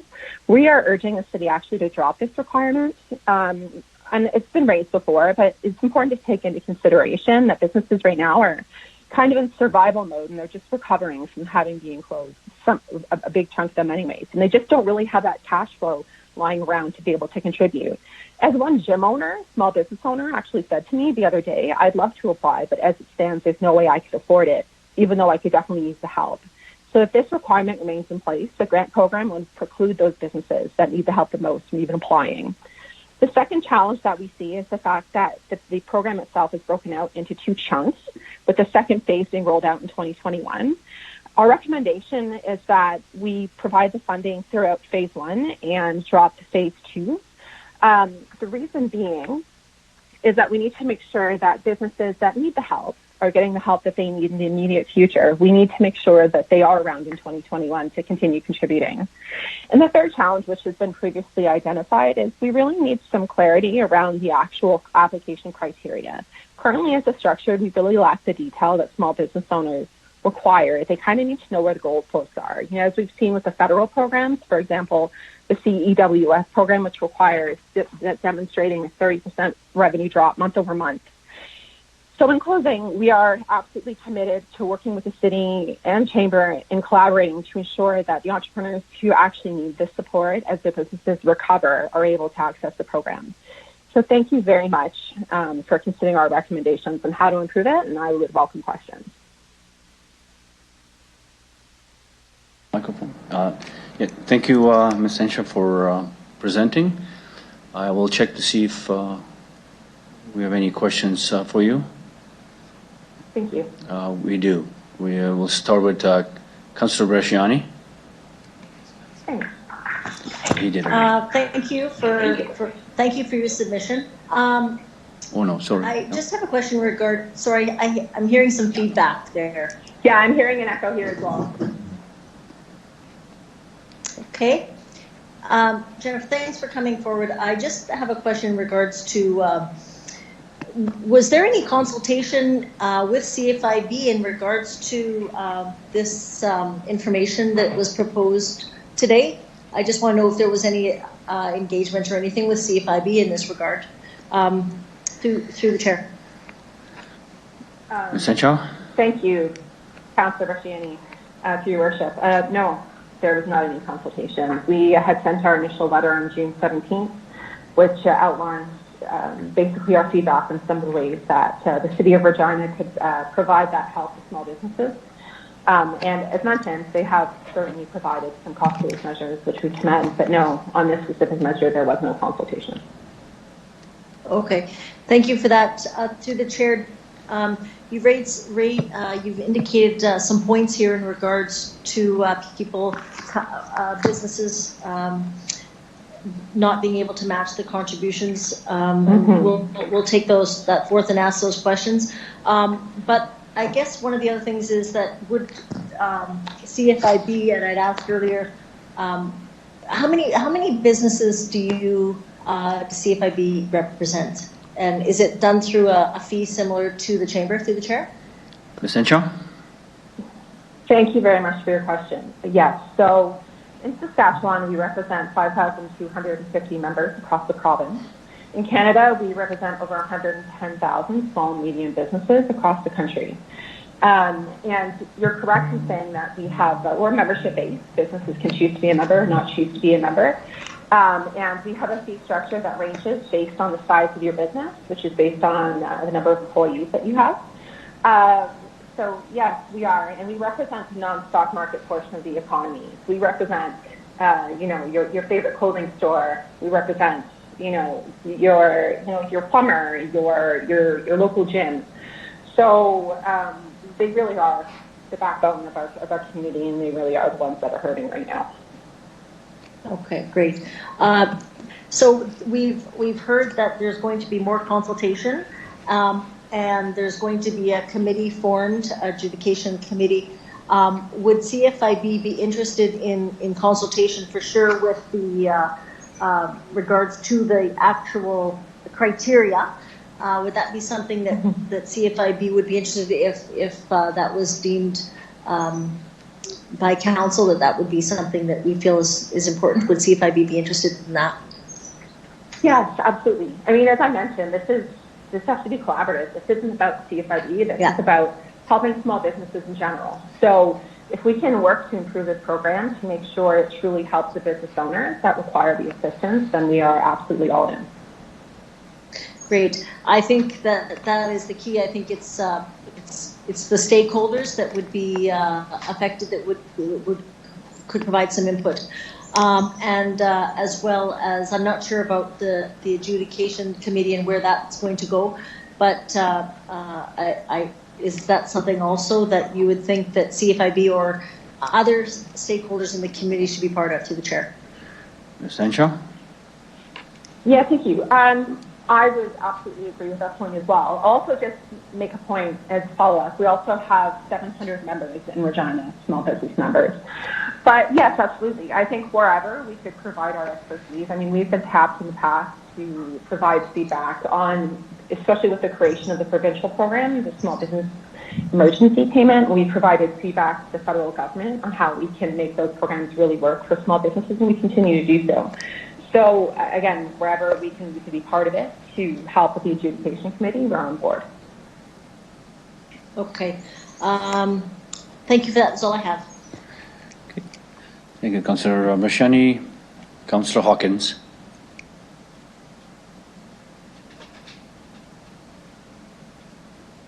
Thank you, Mr. Chair. Thank you, Ms. Henshaw, for coming forward. I have one question. Every year at budget time, the CFIB comes forward to City Council and makes a presentation urging that the mill rate not be increased. This year, we've heard a budget report, a preparation report, which suggests the city is going to have very serious financial challenges that may result in us having to increase mill rates, drain reserves, and so on. Would the CFIB be prepared to accept that there may have to be a mill rate increase this year to cover programs like the one that you're supporting here? Ms. Henshaw? Thank you. So I think when we pointed it out in our letter, I think we absolutely have to recognize that cities are certainly dealing with, record revenue challenges. And I also appreciated in the news this morning, I saw the mayor's comments, the CJME article stating that it's going to be exceptionally important that we minimize any increase or have no increase at all really until we know what we're dealing with. That being said, I think it's a bridge we're going to have to cross when we get to it.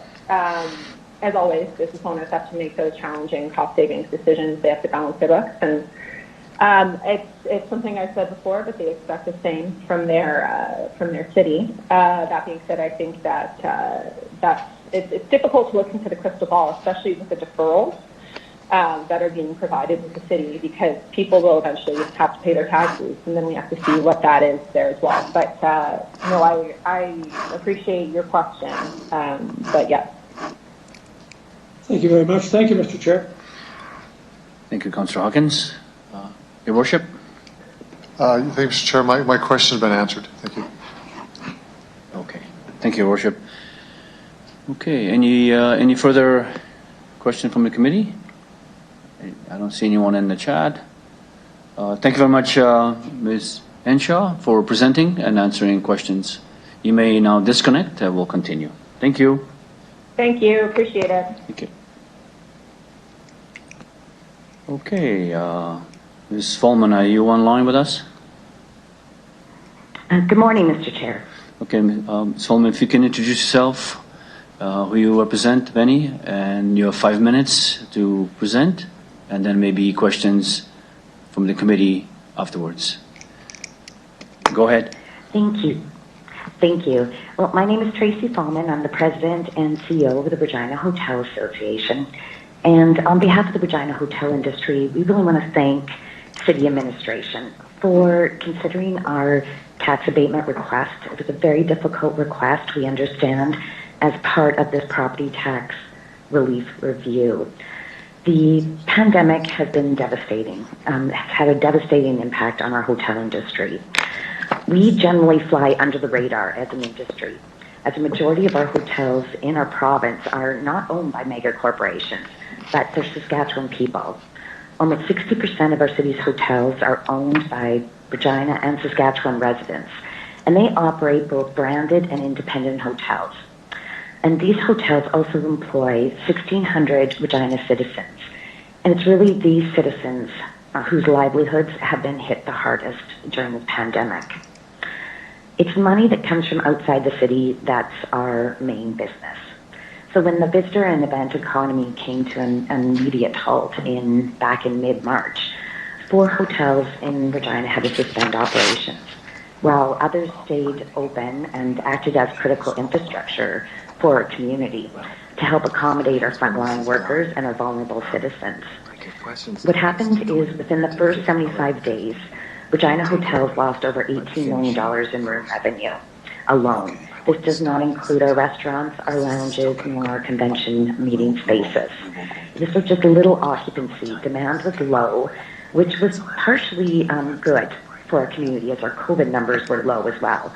However, there was no ability for us to generate revenue during this time. And we ran anywhere between 10 to 14% occupancy, which is a 78% decline compared to 2019.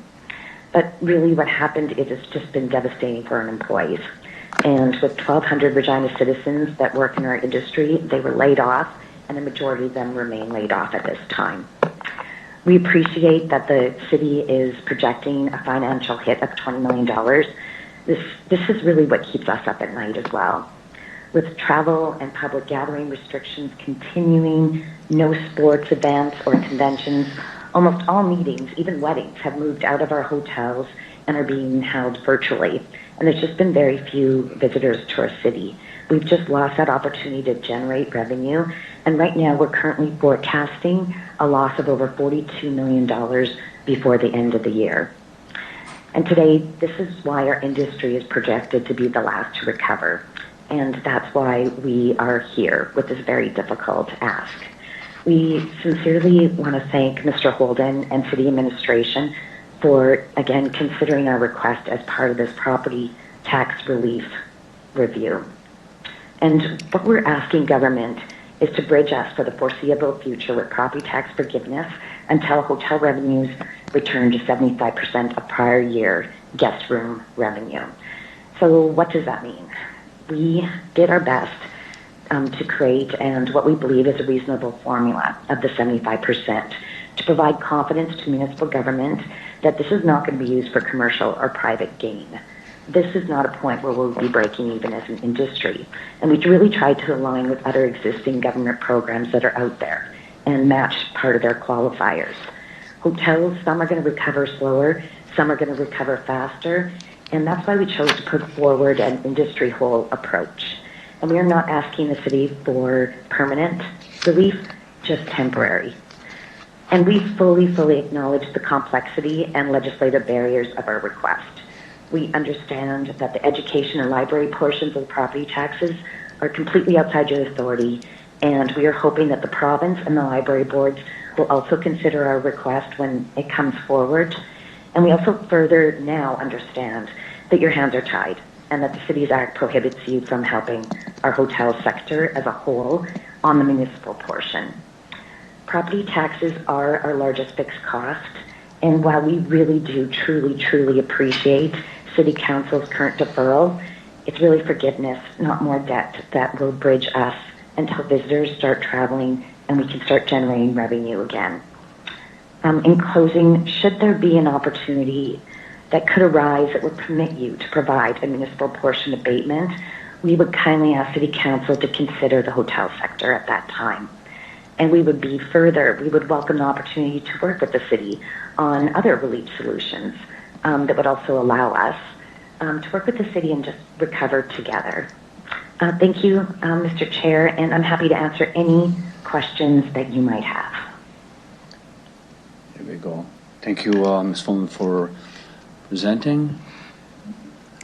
I believe, what do we got here? I've got Councillor Stevens. Thank you through the chair. I appreciate the overview of the hardship faced by the industry.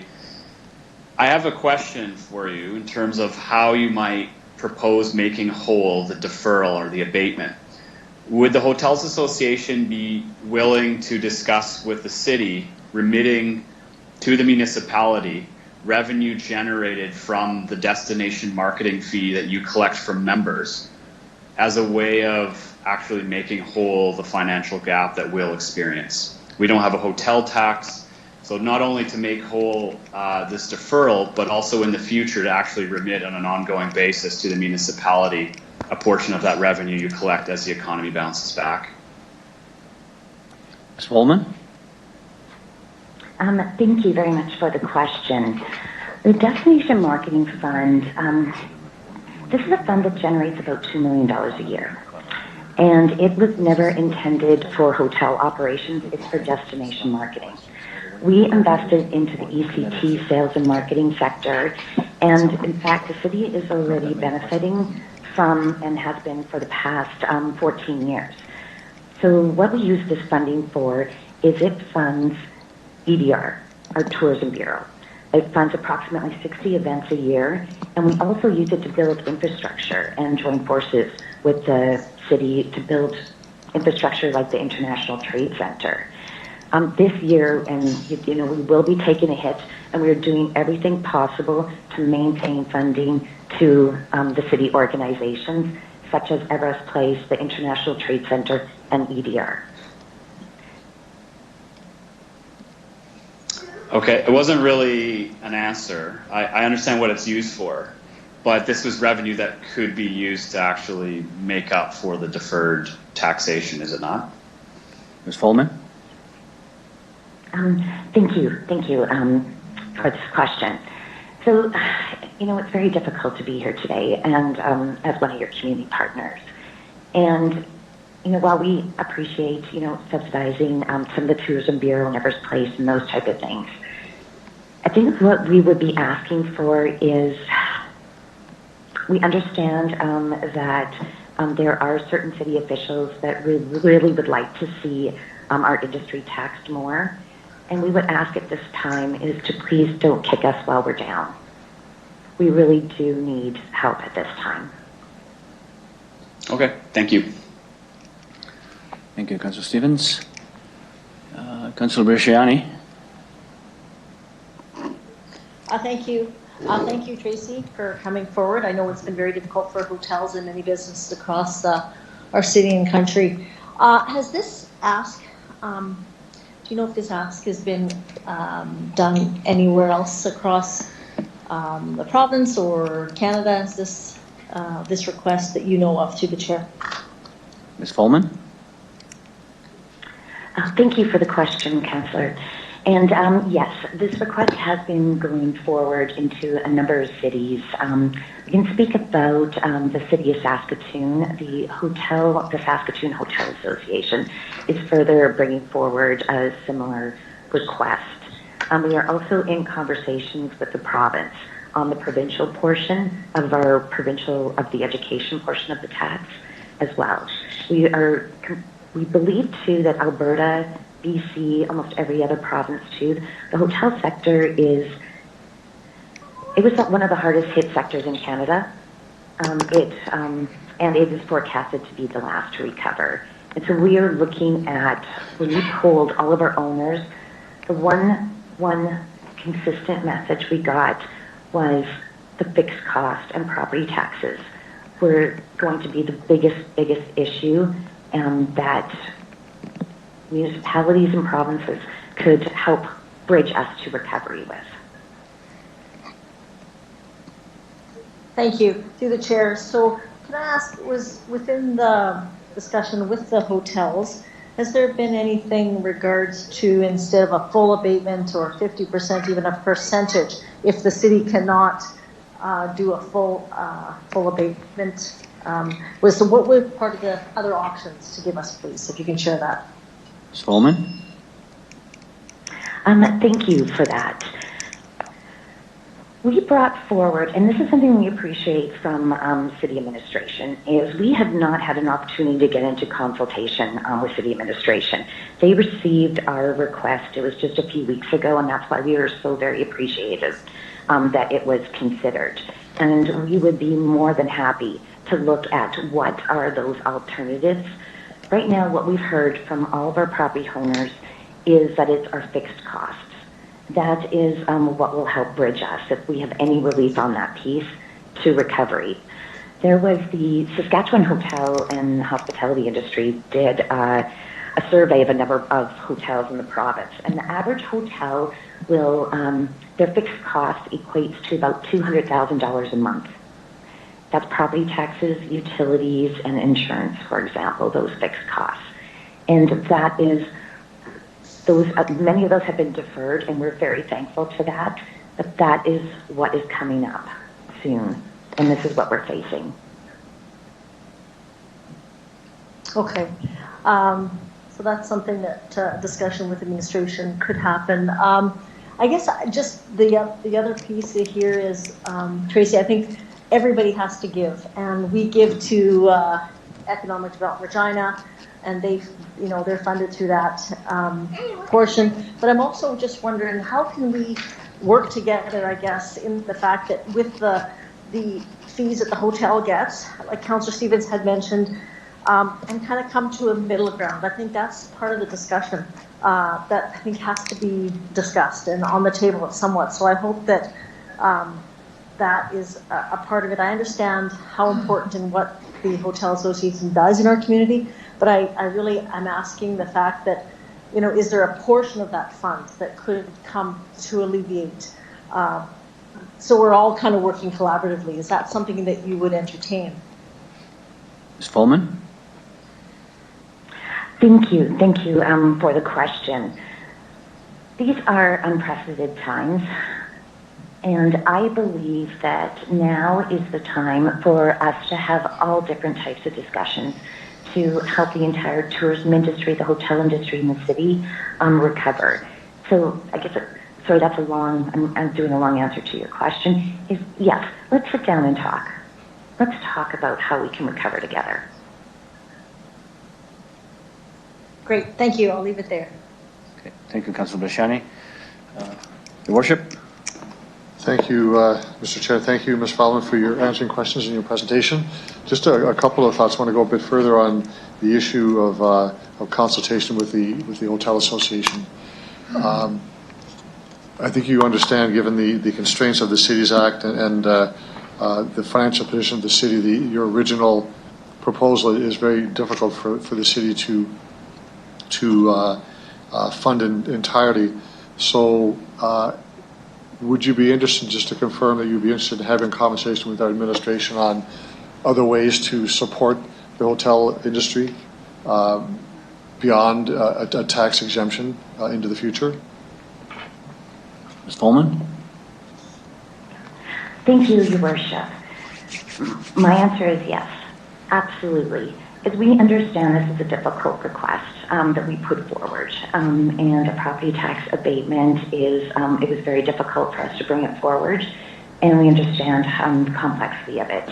If there are other creative ways where we can recover together, please, yes, we would absolutely welcome the opportunity to talk about them. Okay, well, I'll have that conversation with the administration when we get to the main report. Just two other questions. One of them is, you say that other associations around the country have made the same kind of request of municipalities. Can you tell me what the response has been? Do you have any idea of what has been? I didn't hear what your response was for the Saskatoon Association or other parts of Canada. Ms. Fullman? Thank you, Your Worship. Like the Regina Hotel Association and the City of Regina, we are just starting to have these conversations. I don't have an answer for you, but I would be more than happy to look up other cities and see what their responses have been. Sure, that's good. Just one last question, and I know that the fixed cost is certainly property taxes, but other costs are also fixed, like mortgages and those kinds of requirements. Can you tell me from the industry if that is also a concern, and if there's been any discussion with the mortgage holder for any type of forgiveness or leniency on payments? Ms. Fullman? Thank you, Your Worship, for the question. Yes, there has been with many mortgage companies, and we work through the Hotel Association of Canada. It's really got their pulse on the liquidity side of things, And so currently there's quite a few mortgages that were deferred, which was welcome news. And those payments are also coming up very soon, Your Worship. Okay, good. Thank you very much. Thanks for answering questions and presenting today. Thank you, Your Worship. Thank you. Are there any further questions from the committee to Ms. Holman? I'll give a few seconds here. I don't see anyone jumping in. Okay. Thank you very much, Ms. Holman, for presenting and answering questions. So you can now disconnect, and we will move into the report. Thank you. Thank you. So I think we've got time. So did Councillor Hawkins? Ms. Holman, you still there? No. Mr. Chair, yes. I'm just signaling I'm prepared to move the report when the time comes. Okay, so we'll I'll do that. So if I could get Mr. Lacey, if you could. Mr. Chair, I've got a question for you just on procedure. Yes. We're to take a break at 11:15. Should we do it now? I don't know. Just ask the question. I can pose the question to everyone. Everyone wishes to do that now. We'll go 15 minutes, and we'll come back 15 past the hour, and then we'll continue with the report. Or do you want to? So how do you want to do? Committee, what do we want to do? Everyone's in agreement to take a 15-minute break now? Any opposes that? Anyone opposing? I move a recess. Okay, so we'll do 15. We'll be back here 15 after the hour. Thank you.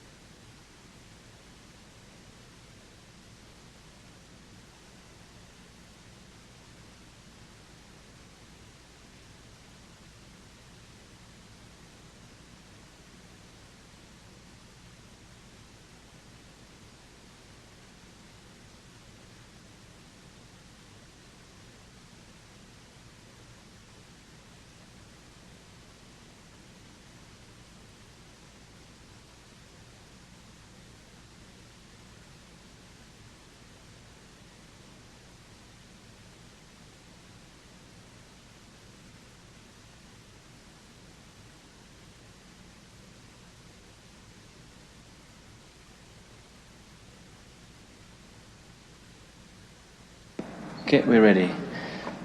Okay, let's convene. Let's continue. So, Mr. Lacey, if I could ask you to introduce the report, please. Ashley. Thank you, through you, Mr. Chair. A little bit of an echo here. So, I think as we've heard from the delegates, COVID-19 has presented unprecedented challenges for the Regina business community and residents of Regina. For some businesses, the challenges have been the requirement to close their business for a period of time, and once allowed to open, to adjust their business in order to operate within the health guidelines to keep their doors open and to attract customers back. For others, although they may have had to make changes due to COVID-19, their businesses are doing well, and perhaps they've never had to close their doors. And others, unfortunately, will never likely reopen their doors again, regardless of what we or any other level of government do. Both the federal and provincial governments have put several programs in place to help residents and businesses, with the federal government having the most financial flexibility, taking the lead on support across the country. And as I've said before to Council, of the three levels of government, municipal government has the least available resources or flexibility to help. Having said that, though, municipal government is the closest to the community. And as such, as was mentioned previously, but I think it's important to note it again here, the city has already taken several steps to provide financial support to businesses, including extending the property tax deadline to September 30th without penalty, deferring penalty charges on utility billing until September 30th, and waiving fees on mobile vendors and outdoor restaurant seating, to name some. Additionally, as administration, we're continuing to work with property owners, providing flexibility where possible for their property tax payments. So within this broader context, and addressing the Chamber of Commerce request to Council back in April to consider providing further financial relief to non-residential property owners, we're here given the direction by Council to ask us to analyze that request and return with recommendations for Council's consideration. And since that Chamber request in April, as we've heard from a few delegates here, there have been several requests from groups and businesses asking for help. With respect to the Chamber's request, as is mentioned, we cannot meet it due to legislative restrictions. The Cities Act specifically prohibits the deferral, cancellation, reduction, or refund of property taxes for an entire class or subclass of properties. So you might ask, how did the RM of Edenwall and the City of Moose Jaw reduce the property tax rate in 2020 from what they had initially announced their intention was for this year? And they were able to do it within the legislative provisions, as those two municipalities had not yet formally approved their mill rate or mill rate factors for 2020, and therefore were able to make those adjustments before making the approval on their mill rates and factors. There is one correction I need to make with respect to the report before you. On the bottom of page 2, under the section that's entitled Other Options, in that first paragraph, we state that the Regina Hotels Association request for the 2020 property tax abatement also cannot be met for those same legislative reasons. This is not accurate, and we missed removing that sentence in our final edits of the report. As hotels are not a distinct class or subclass of properties, if Council chose to provide a targeted tax reduction to those businesses, Council could do so. In developing a response to the request for relief, administration provides Council 3 options for their consideration. The first option we've coined as kind of status quo. The city has already implemented several steps, as I've mentioned, to support the community and businesses, including deferrals of utility and tax payments. And this option really provides further time to see more clearly how the pandemic affects us into the future and does not preclude Council from making decisions in the future. Option 2 is an opportunity for non-residential property owners to enter into flexible payment plans for both 2020 and 2021 property taxes at a lower interest rate than what we charge. And then finally, option number 3 is an economic grant recovery program, which if approved would be delivered in collaboration with the Regina District Chambers of Commerce. The grant program would be intended to help relaunch the economy. It would be a matching grant program as proposed to fill gaps in funding support from other levels of government. And from the conversation earlier with the delegates, I just want to clarify that the program is ultimately the city's program. The relationship with the chamber is to partner with them with respect to the administration of the program under what's being proposed here. But ultimately, it's the city program. The city would have the final oversight of the program, the final approval on criteria, and working with the adjudication committee and decision-making coming out of that as well. So of the three options presented, I think it's fair to say that it was particularly challenging for us as administration to determine what of those options we should recommend to council.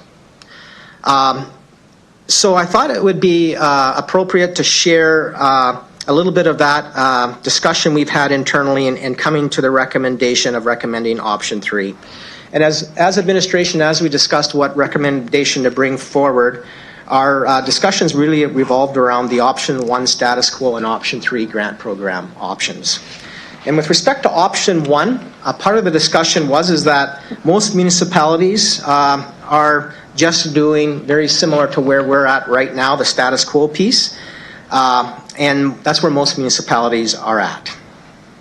It also recognizes under option 1 that of the 3 levels of government, municipalities have the least financial flexibility.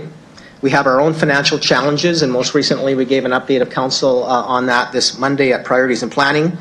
And really it needs to be the other 2 levels of government perhaps that have to step up and provide that further assistance. It also preserves the most financial flexibility for the city out of the 2 options. And like all the options, it does not preclude council from doing something in the future. When we discussed option number 3 as administration, which we ultimately recommended, we do recognize that this option is a path followed by some other municipalities. And some other municipalities have been more proactive with respect to attempting to restart their business community and their economy. It recognizes that while we are the least able of the 3 levels of government to provide financial relief or support, we are also the closest government to businesses and our community. The grant program focuses on those programs who are open or are reopening, but might be struggling or to adjust to the new realities of operating in a COVID-19 environment. When we were reflective of what recommendations to make, we also reflected on some council members' comments that if there was ever a time to use reserves that we have as a city, this would be the time that we should be thinking about how we do that strategically. And finally, in making the recommendation, we recognize that helping businesses open in a COVID-19 environment is important to the economic health of the city. Open businesses drive jobs and drive job creation. Through jobs, residents are able, hopefully, to be better positioned to pay their residential taxes. And having as a healthy business sector as possible is good for the overall health of our community. Thank you. Thank you, Mr. Lacey. Thank you for that. Councillor Hawkins, you're next, and you are moving the report. Yes. Thank you very much, Mr. Chair. You can tell in Mr. Lacey's remarks how difficult this has been for the administration, and I think, speaking for myself, for me as well. The arguments pointing out the city's financial responsibility and our limited resources are compelling.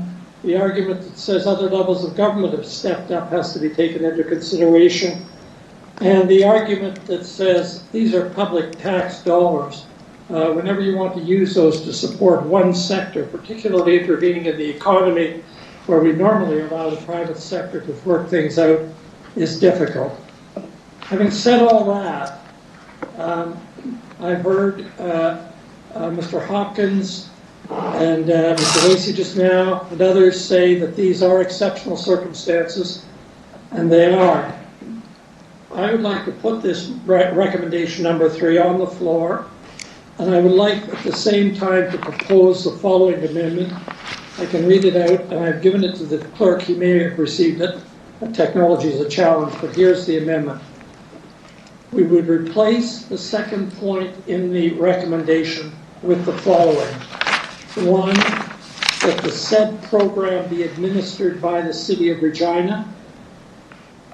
Two, that in administering the program, the city would seek advice and input from representative business organizations and other interested parties. And three, that the City of Regina would put together a final adjudication committee made up of individuals with knowledge of the business sector who have no conflict of interest in allocating funds. Mr. Lacey seemed to suggest in his remarks that that might have been intended. I don't think that's clear from the motion, so if anything, I hope this amendment clarifies it.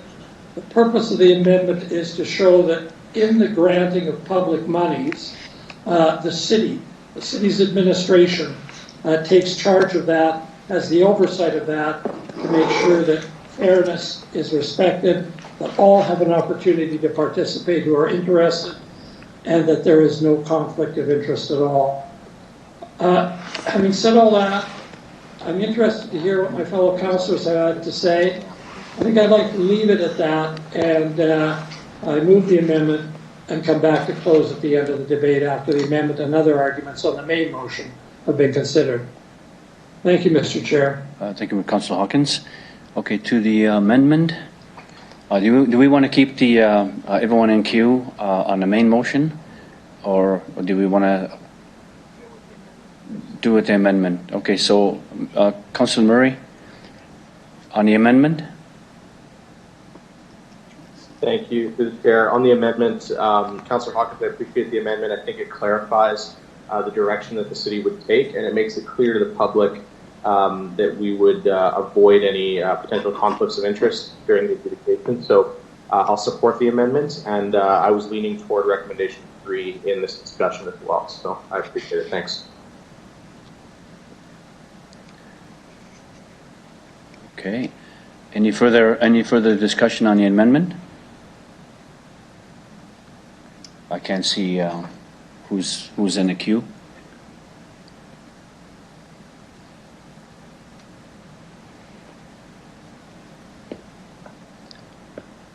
Okay, just Councillor Murray. Any? Councillor Stevens. Thank you. Through the chair, to Councillor Hawkins, you talk about business organizations. I just want to be clear, this would include the downtown and warehouse business improvement districts? Yes, it would. It would include all interested stakeholders, and it may include interested individuals as well. Okay, thank you. Perhaps to the mover as well as to administration, how would this call out unfold? So if this goes ahead, would there be an open call and any individual organization could put their name forward? So either to Mr. Lacey or Councillor Hawkins. Mr. Lacey? Through you, Your Worship, so this would be an open program, and perhaps I'll ask Ms. Bryden if she wants to provide a little bit further detail on how that would roll out. Ms. Bryden, go ahead. Through you, Mr. Chair. Councillor Stevens, can I just clarify, are you talking about the request for interested parties to be involved in the program, or for the grant applications? For the administration of the grant application as per the amendment. Ms. Bryden? So, yes, through you, Mr. Chair, thank you for that. I think that would be an open call. I would like to say at this point in time, time is a little bit of the essence, so we would have a shorter time frame for people to stake their claim in the program. Thank you, Ms. Okay. Bryden. Thank you. That's all. That's all. Oh, please. Just might add, in response to the question, very briefly, that the city has grant programs and it does administer them and has impartial adjudication.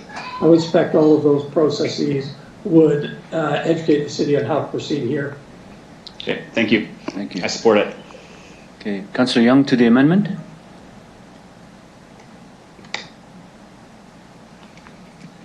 Thank you, Mr. Chair. Could you put the amendment back up one more time, please?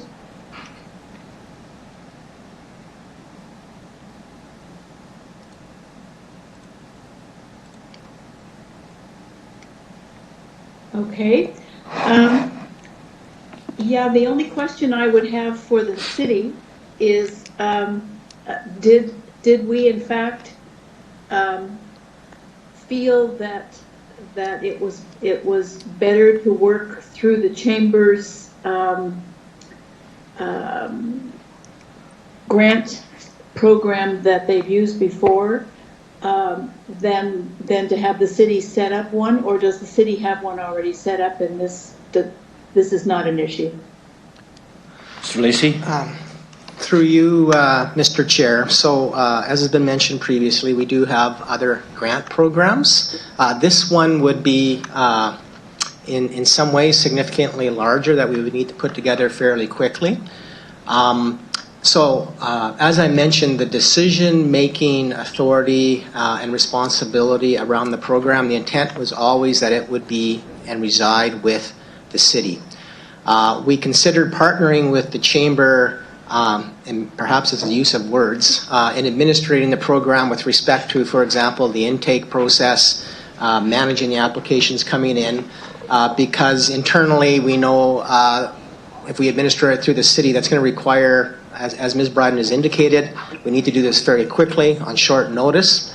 It will require us to reallocate some existing resources to be able to kind of administer what I would call the paperwork of the program. And the Chamber, through our discussions with them, had volunteered because of their past practice, or not practice, past experience in administering grant programs. They had indicated that they would help manage that process piece for us without charge.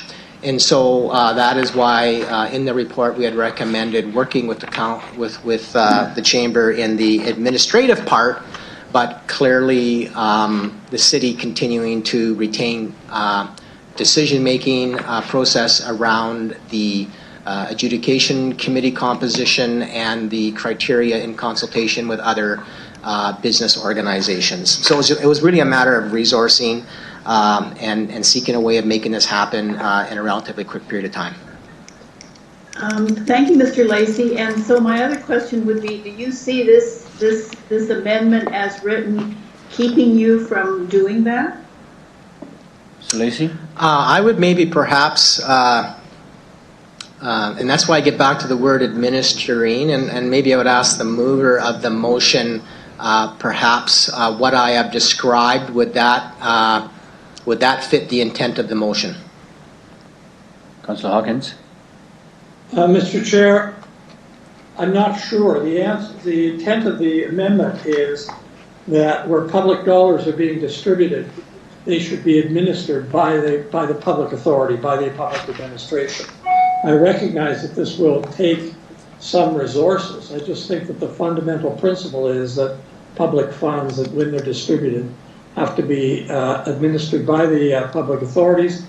And I would say this, there's lots of room in the amendment if the public authorities want to reach out for advice, consultation from all other stakeholders and groups. That's appropriate, but ultimately the administration and decision-making around the program has to be done by public authorities. Mr. Chair, so in answer to that, I did not hear Mr. Lacey say that the decisions would be made by the Chamber. I heard him say that it would be a resource that would allow us to move quickly, but that the decisions and the administration is fully under the City of Regina administration.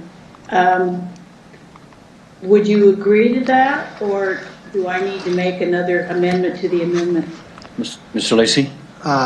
Through you, Mr. Chair, maybe I'll just clarify this. And so I think as we see it, we would see the Chamber managing the intake of the applications, but then at that point they would turn the applications over to the city to manage the adjudication process around that piece. So that was the intent of how we planned on I guess administering and providing oversight of the program moving forward. So leave it with council about whether or not that fits the intent. Mr. Chair, I might comment on that. Okay, the amendment clearly does not say that.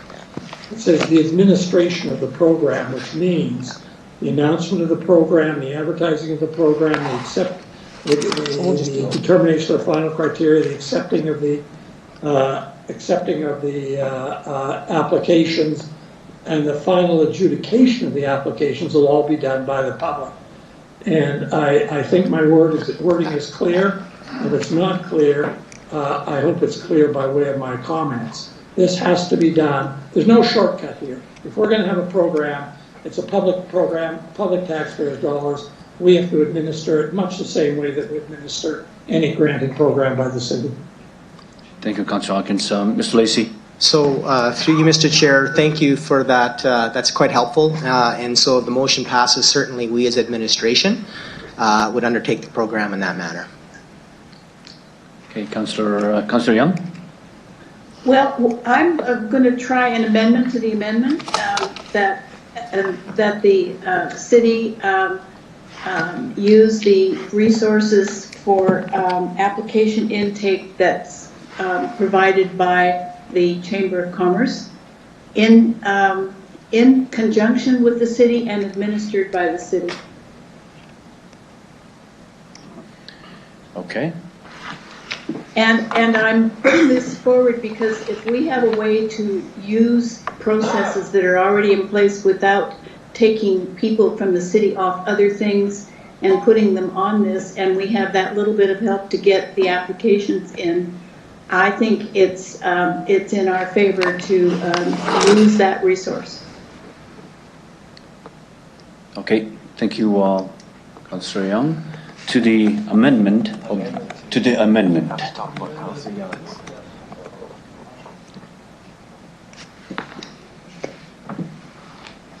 Thank you.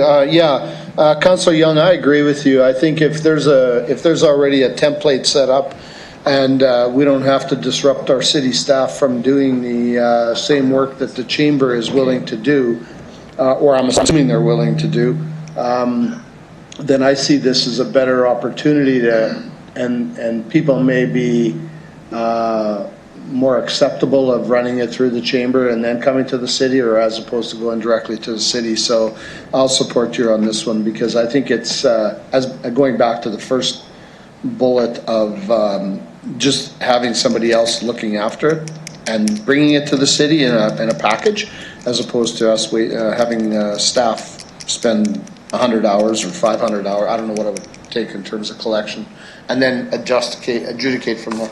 Good, thanks. Okay, thank you, Councillor Sego. Your Worship, amendment to the amendment. You got it? On the amendment to the amendment, very quickly, I support what Councillor Hawkins is trying to do in the larger sense of removing perceived conflict of interest. I understand that fully, and I support that. That being said, I like what Councillor Young is saying on the amendment. I'm going to support her amendment to the amendment, because I think there is, to repeat, issue of speed, but also a template that's been done already. The city has full control over allocation, the full control over the criteria, full control over the disbursement of money, which is public money. But I do think that there's a role to play by not just the chairman, but others that can help us do this. So I'll support the amendment to the amendment. Okay, thank you, Worship.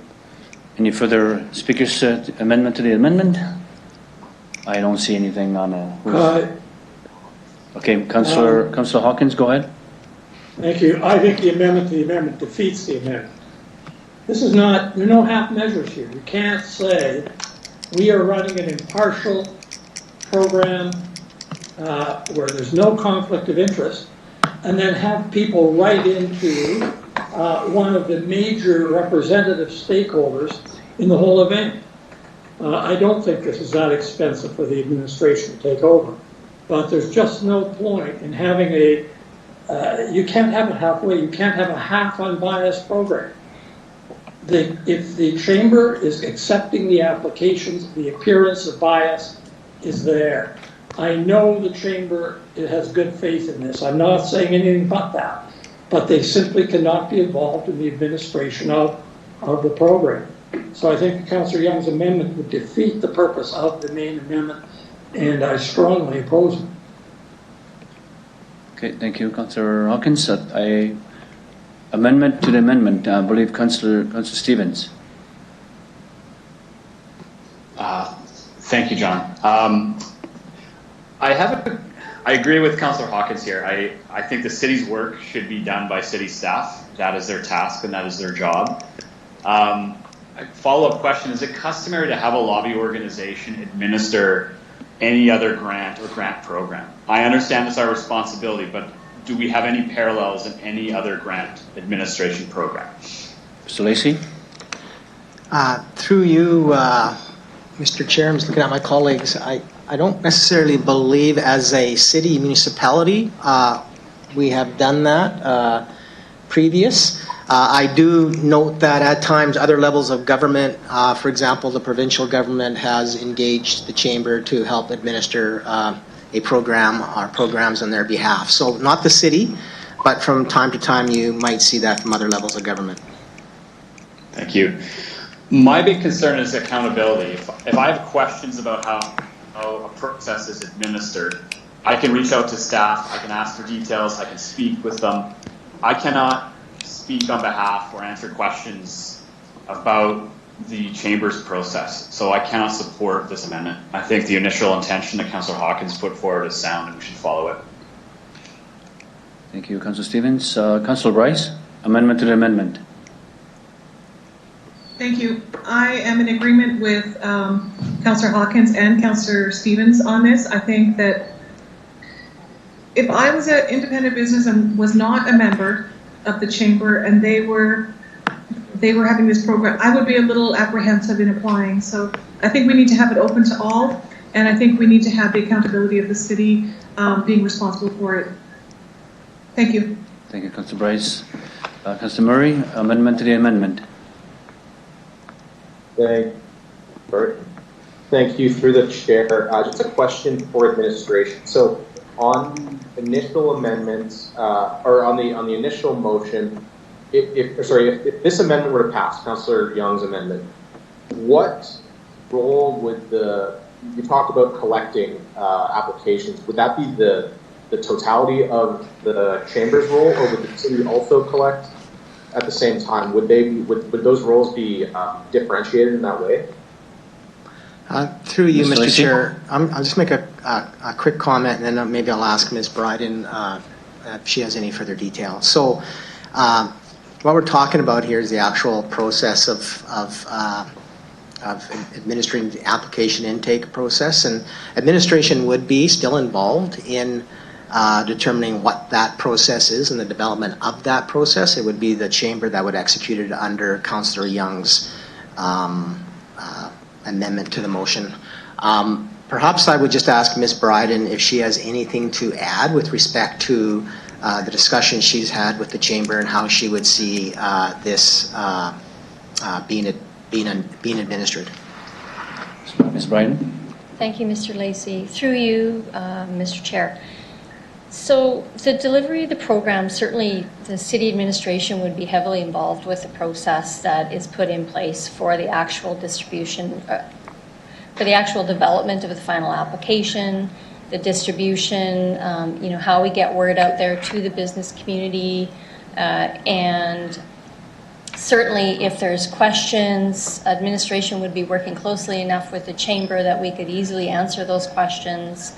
But the actual receiving of applications, whether they come into the city or they come in directly to the chamber, they would be all put together and we would work to help answer questions. The chamber would probably take a more active role in trying to answer questions, maybe help some of the small businesses who they are familiar with and know, whether they're members or not of the chamber, with the actual completion of the application forms, so that we make sure that we have all the information that we need on the adjudication committee to make final decisions. So that's kind of how what we've talked about, and of course we would continue to have those conversations. Okay, thank you. That clears it up for me to understand sort of what the two roles would be. I think as a business owner, when I'm looking to apply, I think it could be confusing if I'm asked to go to the chamber to apply, and then it's a municipal program. So I think just for clarity for those business owners, just if we run it all completely, it not only alleviates those issues around perceived conflict, but it also clears things up for people. They just go to regina.ca or reach out and come directly. So that's my thoughts. I'm going to not support the amendment. Okay, thank you, Councilor Murray. We got Councilor Bresciani, amendment to the amendment. Thank you, through the chair. I cannot support the amendment to the amendment because I think it actually does the reverse of what the First Amendment is asking. Councillor Murray made a great point, and I think that's exactly, it's about communication and being consistent with the communication. I agree that the chamber and other stakeholders should be absolutely involved and engaged in this process around criteria and all of that. There's probably a reason Saskatoon went this route as well, but I think this is public funds. These are taxpayer dollars that need to be ensured that there is going to be some accountability with these dollars. And I'm not saying the chamber wouldn't do that or anything else, but we at the end of the day have to be answerable to the taxpayer. And I feel that this absolutely should be responsibility of the city. So, but I do believe that the chamber and the other stakeholders in the community should be part of the criteria, but not in this, but not take the initial lead. So I cannot support the amendment. To the amendment. The amendment to the amendment, yes, thank you. Thank you. Thank you. Councillor Mancinelli, amendment to the amendment. Thank you very much. Unconventional year, unconventional thought to back up business, or the way it's being looked at. I support the amendment. The program we're looking at would deplete $2 million on a reserve that's already in a low state. $20 million we're behind this year already because of COVID. I look at the last 3.5 years we've been president, or I've been president in this position. The positions we've consolidated, what we've asked administration to accomplish in all their efficiencies, the effect that's had on staff workloads. And then I come into 2020 with COVID. Like I've already stated, the extra $20 million of expense because of COVID, and back to the resources available from city staff to add another task in there on something that they generally don't engage with. I like Councillor Young's idea. I'll support. Thank you. Any further comments, questions on the amendment to the amendment?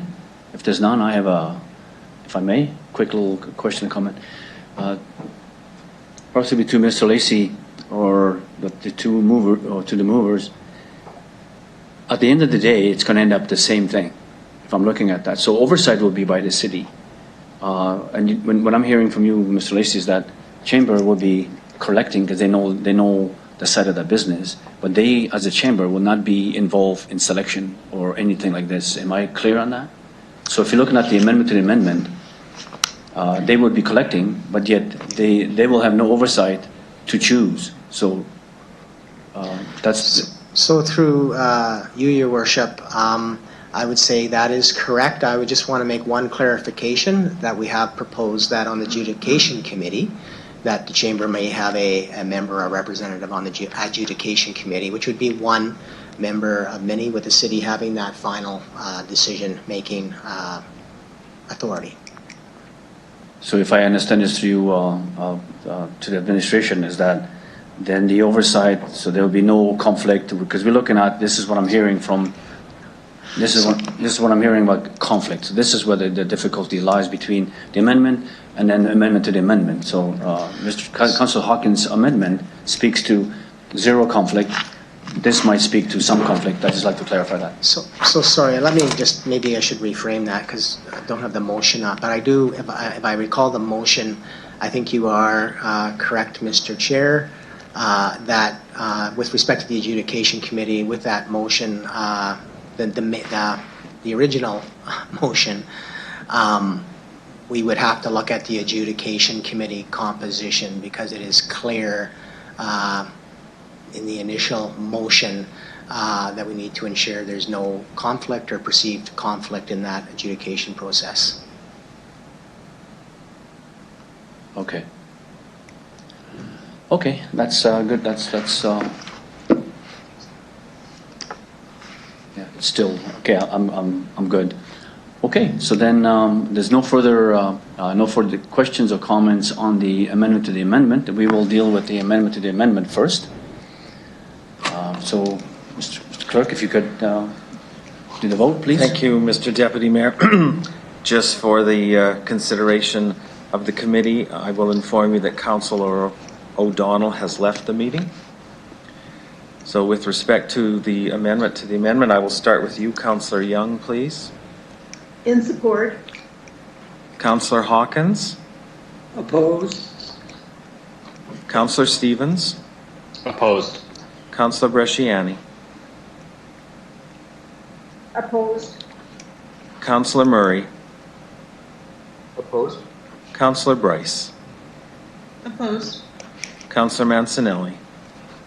In favor. Councillor Flagel. Mayor Fougere. And Councillor Findura. Opposed. The amendment to the amendment is defeated as it lost 6 votes to 4.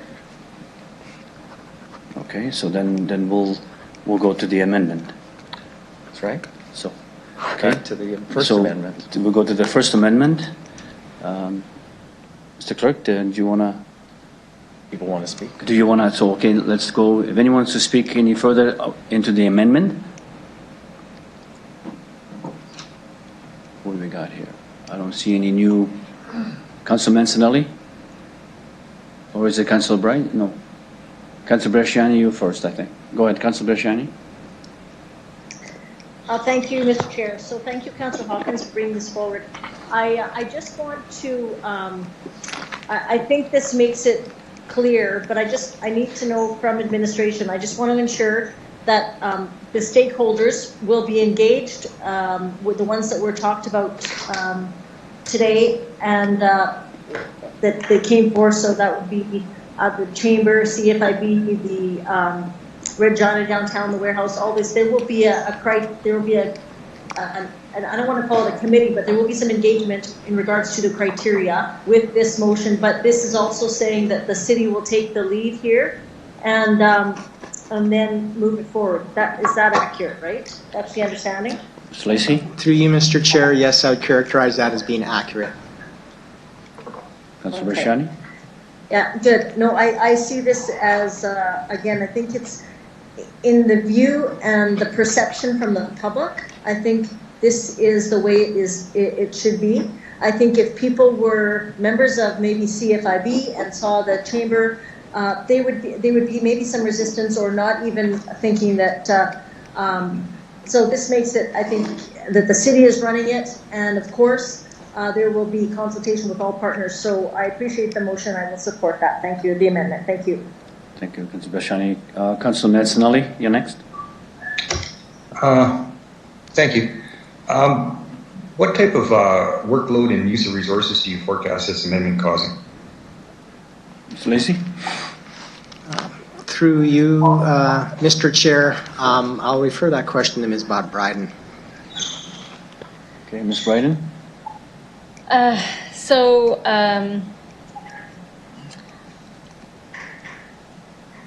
I'm not sure, I guess. The continuation of the application process, the communication of that out to the community, the administration of receiving, the final creation of all the measures for the program, reviewing them for completeness, and of course liaison with these business partners to contribute to the program, and organizing of the adjudication committee. So I would say it's a fairly heavy load in a pretty short time frame. Thank you, Ms. Bryden. Thank you. Do you see the resources available to facilitate this within our organization right now, or would this trigger maybe a consultant or extra staff? So, Mr. Lacey, do you want to comment to the... Through you, Mr. Chair, maybe just to follow up on it. We see this as a priority, and so we would reprioritize our resources to make sure this happens. We don't have an exact plan for you and can articulate it right here today because we need to go back and think about how we will manage that. But we will go away, we will manage it. It will require some reprioritization of where we have resources. We need to connect with our communications department with respect to how we're going to roll that out and communicate it. So we have some work to do. What I would leave with council is that we will make this a priority, and then we believe it is manageable. We just need to sort that out over the next couple of days and how we're going to manage it. Thank you. Councilman Sinelli, that answer, or you want to follow up? I guess I do want to follow up. I'm just thinking of all the constant reactive issues we've had to deal with of late and the workloads. We have resources to handle this as well at a spur of the moment, something this in depth? Or do you think it might actually trigger any consultant work or work? Mr. Lacey? Through you, Mr. Chair, I don't foresee us going out necessarily and seeking third-party resources. This is something we got to do pretty quickly, I think, if we want to be reactive. And so we're going to have to look at using internal resources to accomplish this piece. Yes, it does mean that there are some things that likely internal resources are currently working on that will have to be delayed in getting to some of that other work, whatever that might be. And like I say, I can't speak to it specifically right now because we haven't gone away and done that planning. But yes, certainly there will be impacts with respect to deferral of work and reallocation of some individuals' priorities. But it is manageable with that reprioritization of internal work. And secondly, just because of timing, I don't foresee us trying to seek external help to get them up to speed, to resource it, contract it, etc. And so cost really doesn't become a factor then. $2 million we're spending that we usually wouldn't on a program we usually don't interact with, and then on top the manpower to man that program. The costings don't set off any bells or triggers or anything either? Through you, Mr. Chair, I think that COVID-19, we've had to reallocate resources in many different ways. We've had to be flexible to respond to changing circumstances almost on a weekly basis, and that has required us to make reprioritization and reallocation decisions constantly. And it has meant that we've taken away and not done some work that perhaps was otherwise on our work plan. But I think that's the reality of the situation that we're in, and I don't see this being much different. Okay. Has that affected service levels or any feedback from the public? Has our presence been dropping?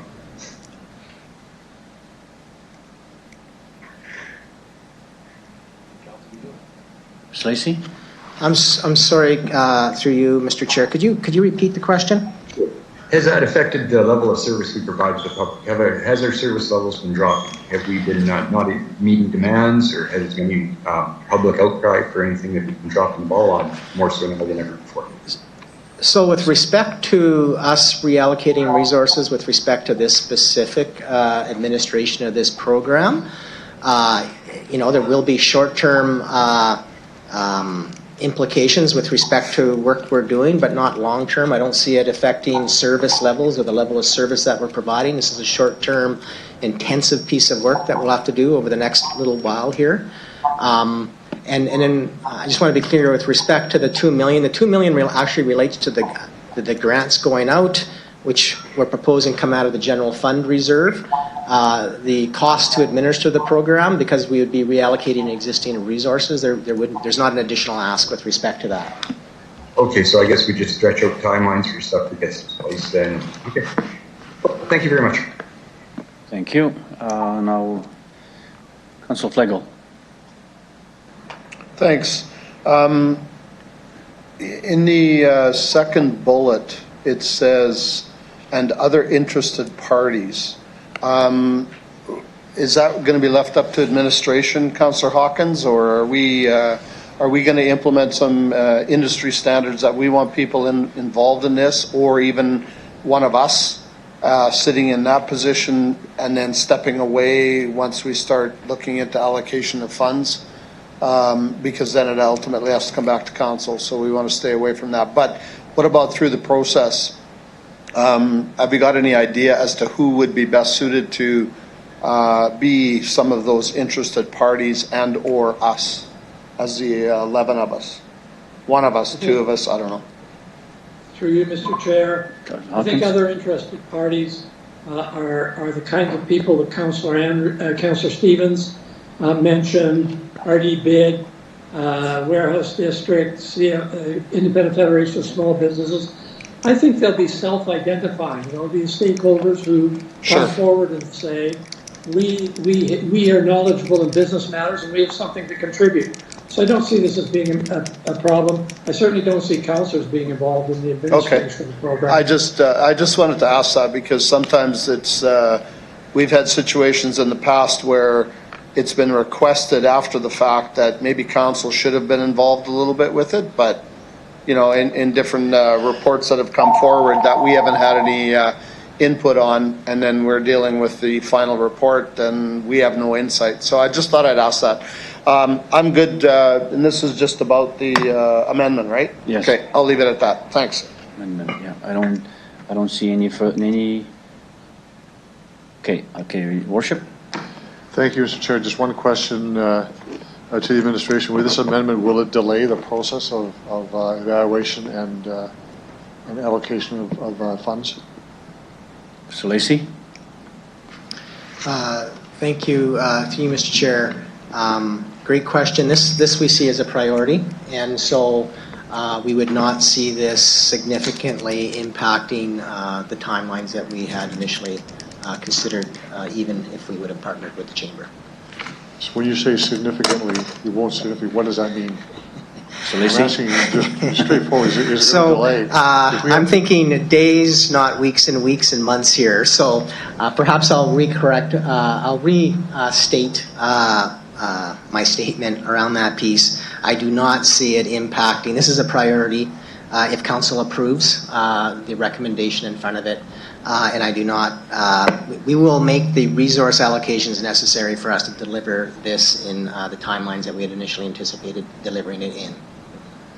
Okay, that's sort of an answer, I guess, not completely, but I get it. So on this point, and I'll support the recommendation or the amendment, but this has implications for how we target, or if we don't target, $2 million to help out the business sector.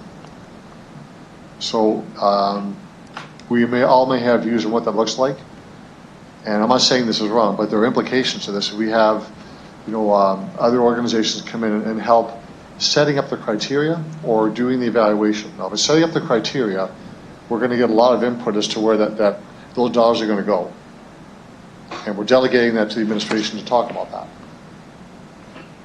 and do that work. But if we're talking about having these business organizations review the applications and say this one but not that one, or giving advice as to how we would screen that, that's different. My only question and concern is that if we're not targeting this to certain business areas, like I'll say retail and as one example, then we're going to water this amount of money down to it means absolutely hardly anything to anyone. So for me, it's a concern, and we can have that conversation on the main motion. But in terms of making this no longer a perceived conflict, which I know is what Councillor Hawkins' motion is to do, I understand that and accept that. But there are implications to that now when we invite other business groups to comment on and have input on this. But we'll talk about that on the main motion. Thank you. Okay. Thank you very much. I don't see any further. Councillor Fundura, my name is on the amendment. Okay. I don't speak. Okay, go ahead. So my question probably is for Councillor Hawkins. This is all with regard to number 2 on the report, changing number 2. and adding some specific things which are fine. But if you look at number 3 on the original report, the end of that includes using the Regina District Chamber of Commerce. So I wondered if you wanted to add that to your amendment to remove that. Thank you, Councillor Young. Through you, Mr. Chair. I think that the second bullet in my amendment is clear, that in administering the program, the city will seek the advice and input from representative business organizations. And I think the city understands that what we're trying to do is avoid conflict of interest here. The city will almost certainly seek advice and input from the chamber because they have experience in this area, and they will seek advice and input from other organizations that have worked with business. So I really can't add anything else other than that. Okay, thank you. Okay, Councillor Young, I'll give the microphone to City Clerk. Thank you, Mr. Deputy Mayor. On the assumption, or if Councillor Hawkins' amendment is passed and there are no other changes to the main motion, it would make sense to remove that last portion of the sentence in number 3, because it seems to be directly opposite to what it is. So I would take that as a housekeeping thing that I would have authority to correct in the reflection of the minutes. And I agree with that, Mr. Clerk. Thank you, Mr. Clerk. So we'll leave it that as a friendly amendment then. Yeah. Okay. Okay. I think we're good. Any further, Councillor Young? Anything else? Oh, I'm fine. Thank you, Mr. Chair. Thank you. Okay. If there's no further discussion or questions or comments, then let's deal with the amendment. So, Mr. Clerk. Thank you, Mr. Deputy Mayor. With respect to Councillor Hawkins' amendment, I will start with Councillor Hawkins, please. In favor. Councillor Stevens. In favor. Councillor Bresciani. In favor. Councillor Murray. In favor.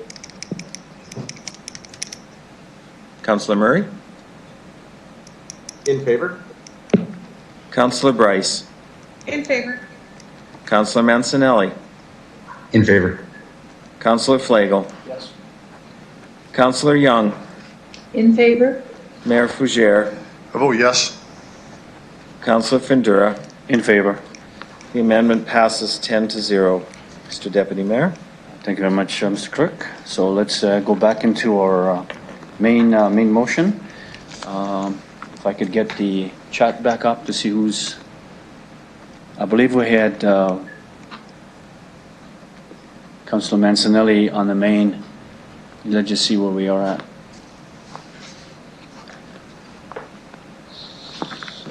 I believe further down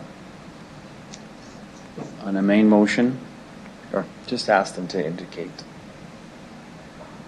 Okay, we'll start with Councillor Bresciani on the main motion. Councillor Stevens on the main motion. No, I think Jason. Councillor Mancinelli was on the main motion. So Actually, it was Councillor Stevens. was Councillor Stevens? Okay. Okay, Councillor Stevens, go ahead. Okay. All right. Thank you. First question and comment. I've heard on several occasions reserves talked about as a rainy day fund. They are not. If administration could please provide us a status of the general fund reserve, which is the source of revenue for this grant program. Ms. Lacey?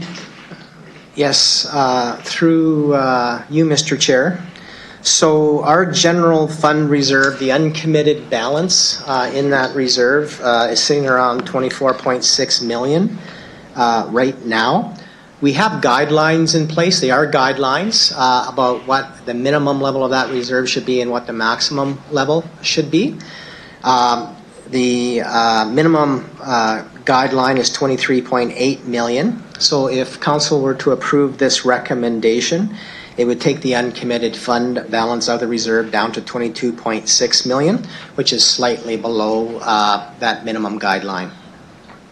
Thank you.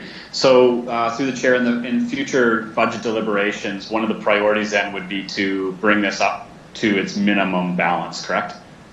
Lacey? Through you, Mr. Chair, that is always, I guess, one of administration's objectives. We're required to bring an annual reserve report forward to council. That's part of where that conversation happens. The reserve has been, some of the reserves have been below their minimum balance, and the objective always is to bring them back up. Okay, thank you. In the Q&A with some of the delegates through the chair, there still are some details that need to be worked out about the criteria. There are 9. I like the overview. When would the specifics be worked out? So if we approve this, goes to council, the business community is going to need some clarity as to whether or not they are eligible. When is the public going to know about the details of the criteria? Lacey? Through you, Mr. Chair. So I think if we've only moved it this far because we really it's a piece of principle. We wanted to ensure we were at a place where members of council were supportive of the recommendation or wish to pursue a different option. I think if the committee here approves the recommendation, subject to council approval at the end of the month, formal council approval at the end of the month, we would begin working right away on developing the application, further fleshing out the criteria. Our goal here is to basically have this program out with the applications in August, mid-August, and so that is our target. Okay, thank you. Through the chair, the turnaround time. I am a business. I apply for relief for this grant. Are we setting benchmarks? They should hear back in a week, 2 weeks, a month? Lacey? Through you, Mr. Chair, I don't know if we've thought out specifically that far out. Maybe I'll ask Ms. Bryden if she has any additional information to share on that. I would say at the end of the day, once again, this is a priority and we need to move on this as quickly as possible. Ms. Bryden, do you have any additional information or any? Through you, Mr. Chair. Thank you, Mr. Lacey. So we would move to have responses out as quickly as possible. In some cases, there might be some grant requests that don't get approved originally, and business owners might be interested to know why, and they may change their project that they were applying for, etc. So we would want to move through those as quickly as we possibly could. Okay, but no fixed dates or timeline. Okay. Thank you. That's fine. Through the chair, I'm really curious about the definition of business. That kind of sounds silly, but if I'm a not-for-profit organization, if I'm a community-based organization, they're incorporated, would I be eligible to apply? Mr. Lacey? Through you, Mr. Chair. So we've termed this as non-residential property relief, and so it would be my view that there might be some non-profits, as an example, that would fit the criteria, and other organizations that would be eligible other than what we strictly think of as businesses. Okay, thank you. Would this be a matter of simple undertaking or a directive motion to ensure that that language is included in the communications and in this report before it goes to council? Mr. Lacey? I mean, I guess I would I would make the undertaking that is how we would roll out the program. Okay. Thank you. All right. So the commitment then is not-for-profit or community-based organization will be clearly outlined as an eligible business. Okay. That's clear. All right. Thank you.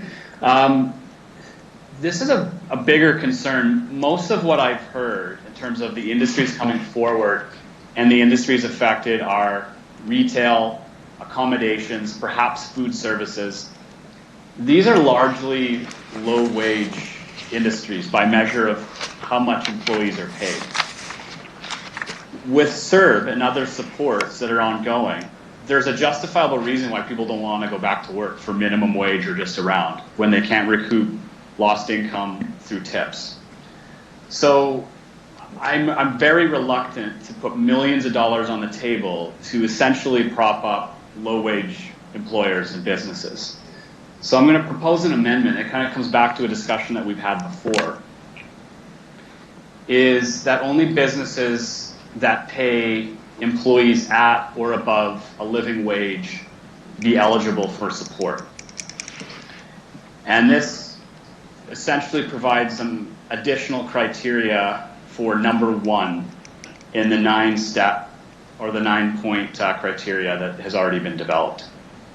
And I can read that back for the clerk if required. Okay, just a minute.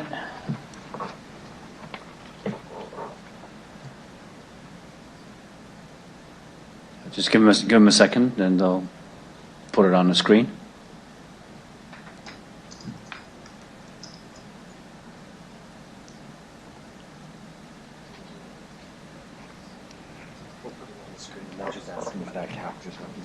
Okay, it's on the screen now. No, hang on a second. No, we gotta hang on.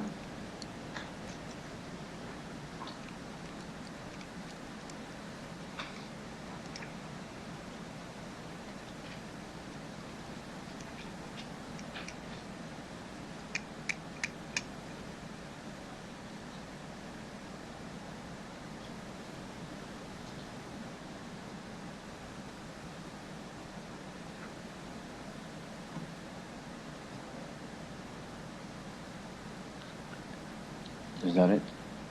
Okay. There. Okay, Councillor Stevens, I believe you should be able to see it now.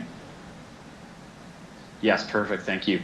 To speak to this amendment, one, I'm not going to put a specific number on the table. I will leave it to administration to do the proper consultation, which has already been outlined.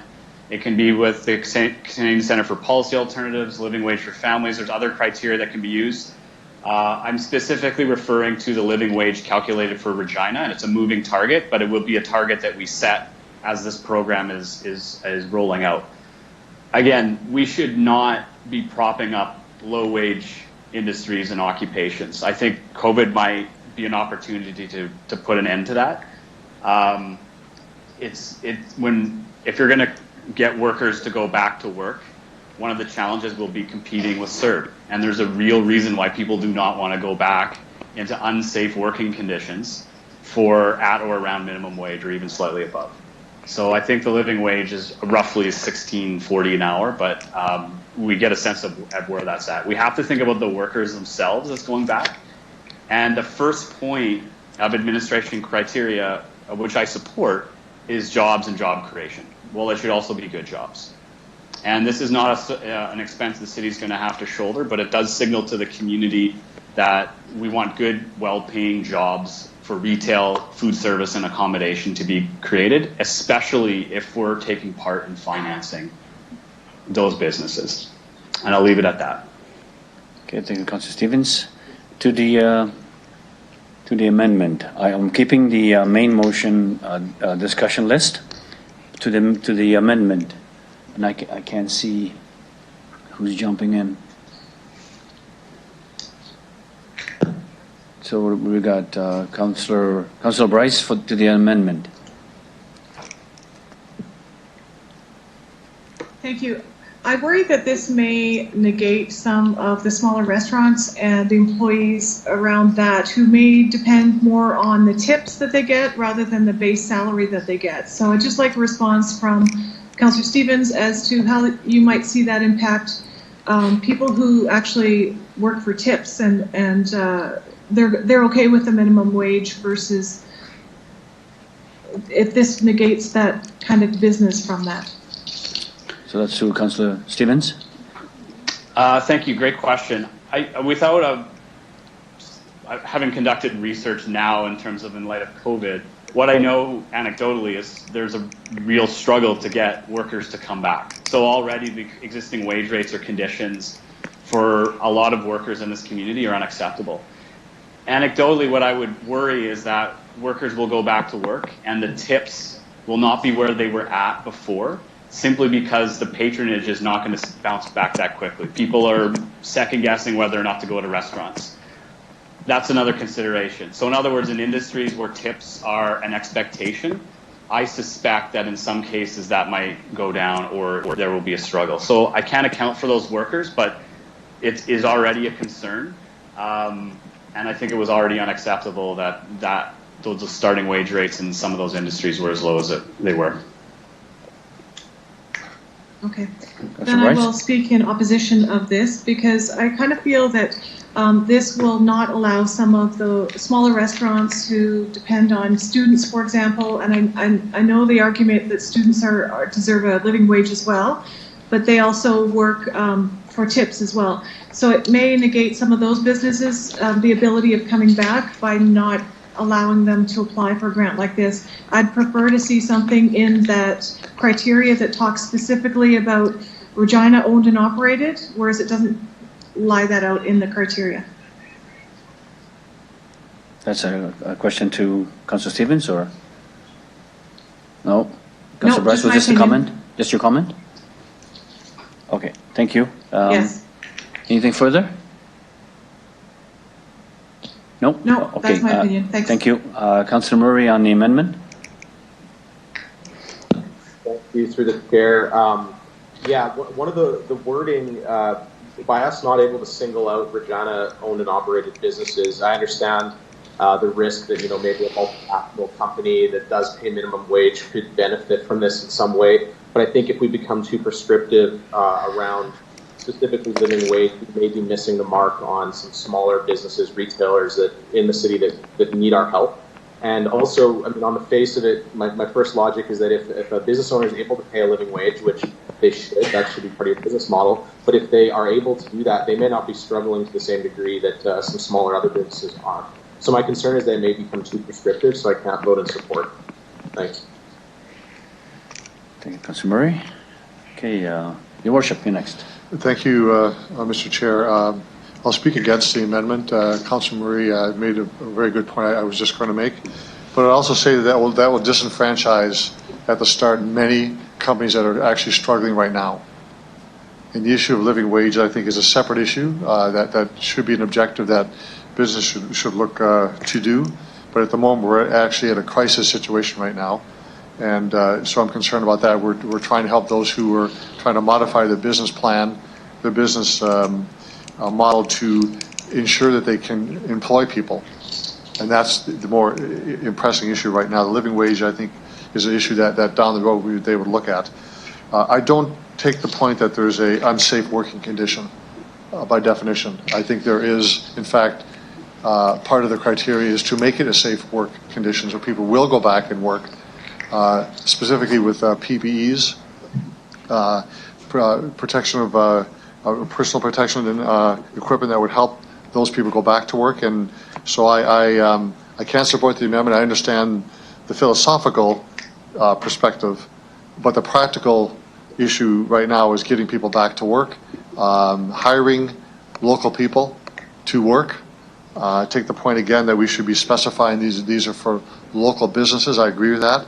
In fact, I think it should be the retail and restaurant sector would be those that are very, very hard hit, that shut down through no fault of their own, I think is much more important. So on the basis of the comments made by Councillor Bryce and Councillor Murray and myself, I won't support the amendment.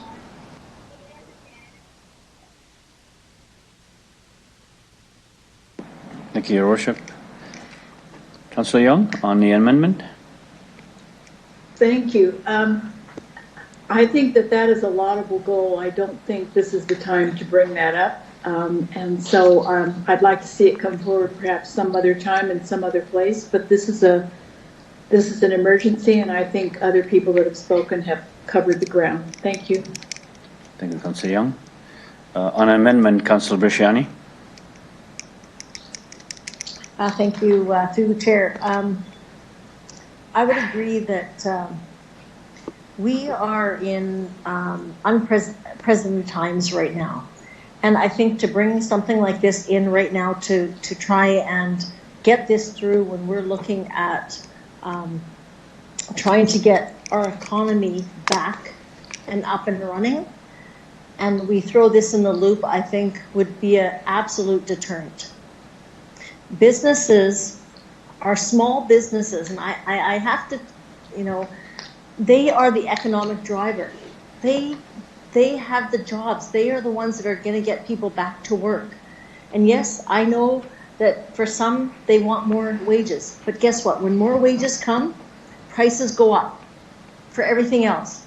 And that's fine. But right now, the time that we're looking at this, I don't want this to hold back.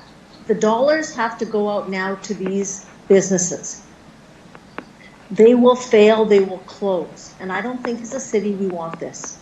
We want to keep our economic development going, and we want people to be working. And I understand what Councillor Stevens is saying, that there are people out there that's saying, I'm going to stay on COVID, and the government, I'm CERB, because of COVID, I'm going to stay on CERB because guess what, I'm making just as much as I would. But there are tips and there's something else, but there's also the part that I'm working. And I think that's the bigger piece.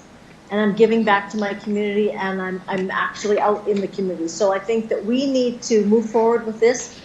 That's a second conversation that may and can happen, but this is not the time for it. And so I cannot support this. Thank you. Thank you, Councillor Bresciani. Councillor Mancinelli on the amendment. Thank you. I couldn't support the amendment. It's not the background of our city or the climate that we could withhold the funds for that many businesses, unfortunately. But in listening to other people speak, the thought occurred to me that would you be willing to consider having the amendment altered to read that it become part of the weighting measure for who receives the funding? So in other words, a business that employs that type of a wage for, or a business that gives that type of wage to their employees would have a higher marking on the threshold for receiving the funds? Councillor Stevens? Absolutely. If you could work that through as a friendly amendment, I'd like to propose that as a friendly amendment, because I think to help businesses that are positive to their employees bridge the gap and remain successful, as opposed to just all businesses, would be a bonus. We always want good employers. If that's available to do to try to strengthen better employers, I'd like to do that. Okay, so Councillor Stevens? All right, let's see if I can shoot from the hip here. So, Councillor Mancinelli, the intention here would be that instead of only businesses, it would be businesses that pay employees at or above living wage. Receive extra credit in their weighting of their profile. So it would be a bonus for them receiving their package. Yes, okay. Be considered as part of the adjudication process. Yeah, I think that'd be the right way to say it. Okay.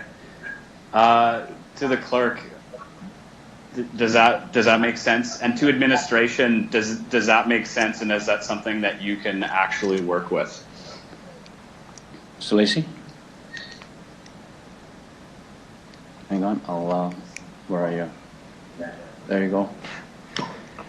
Through you, Your Worship, so that's the desire of council to put some weighting on that. Certainly,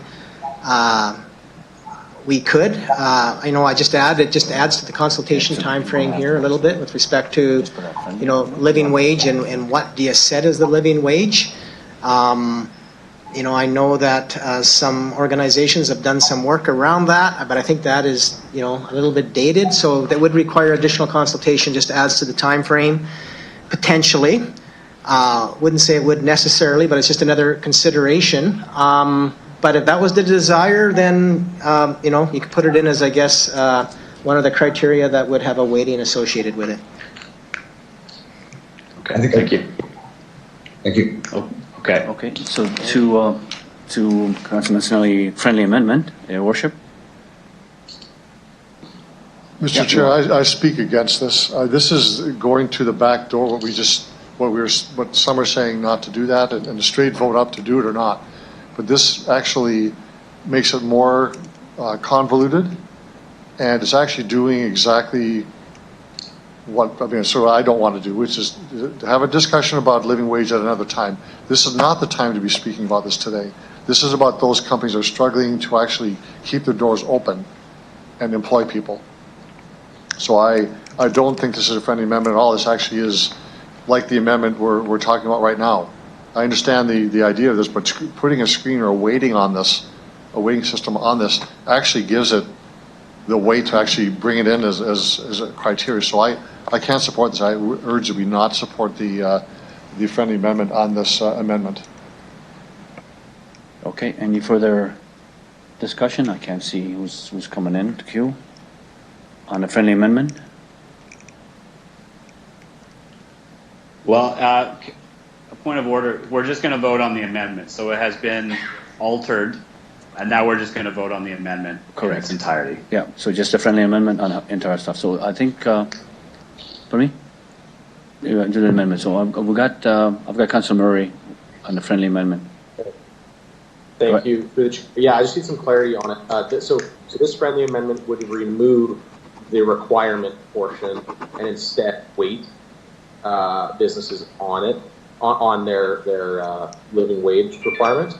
So it's no longer required. It would just be. I'm just wondering, is that not counter to the amendment? Because the amendment originally was a requirement. Okay, Mr. Councilor Murray, I'll get Mr. Clerk to clarify or give his comments. Thank you, Mr. Deputy Mayor. There just seems to be a bit of confusion on this. Councillor Stevens' initial amendment has been amended in a friendly manner by Councillor Mancinelli. So now it reads as the one on the screen that indicated that paying at or above a living wage would receive a higher threshold on the marking. That is the amendment. We should not be referring anymore to friendly amendments. The amendment from Councillor Stevens is the one that is up for discussion. Okay. Thank you for that question. Thank you. Okay, that's clear. So if there's no further questions and comments on this, we'll go into the amendment. I don't see anyone else want to speak. So, Mr. Clerk.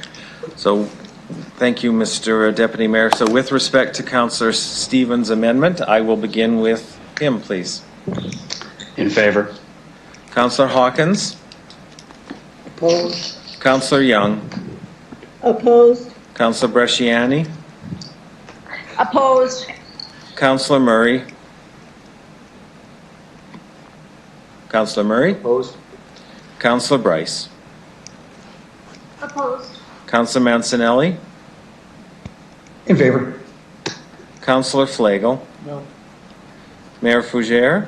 I vote no. Councillor Findura. Opposed. The amendment is defeated by a vote of 2-8. Your Deputy Mayor. Okay. So the discussion about back to the main motion. The main motion. So we either continue with our main motion discussion and vote on that, or we break for 20 minutes. 20 minutes for lunch, or we forget the lunch and just keep going. That's the question. Okay, we need a motion. We need a motion for a 20-minute recess. For 20-minute recess. I'll make it. Councillor Flagel made a motion for 20-minute recess. Anyone opposes to that? I oppose. Opposed. So should we do I- that? So we'll do I the. oppose. Okay, so we'll do the. I'll get Mr. Clerk to do the vote.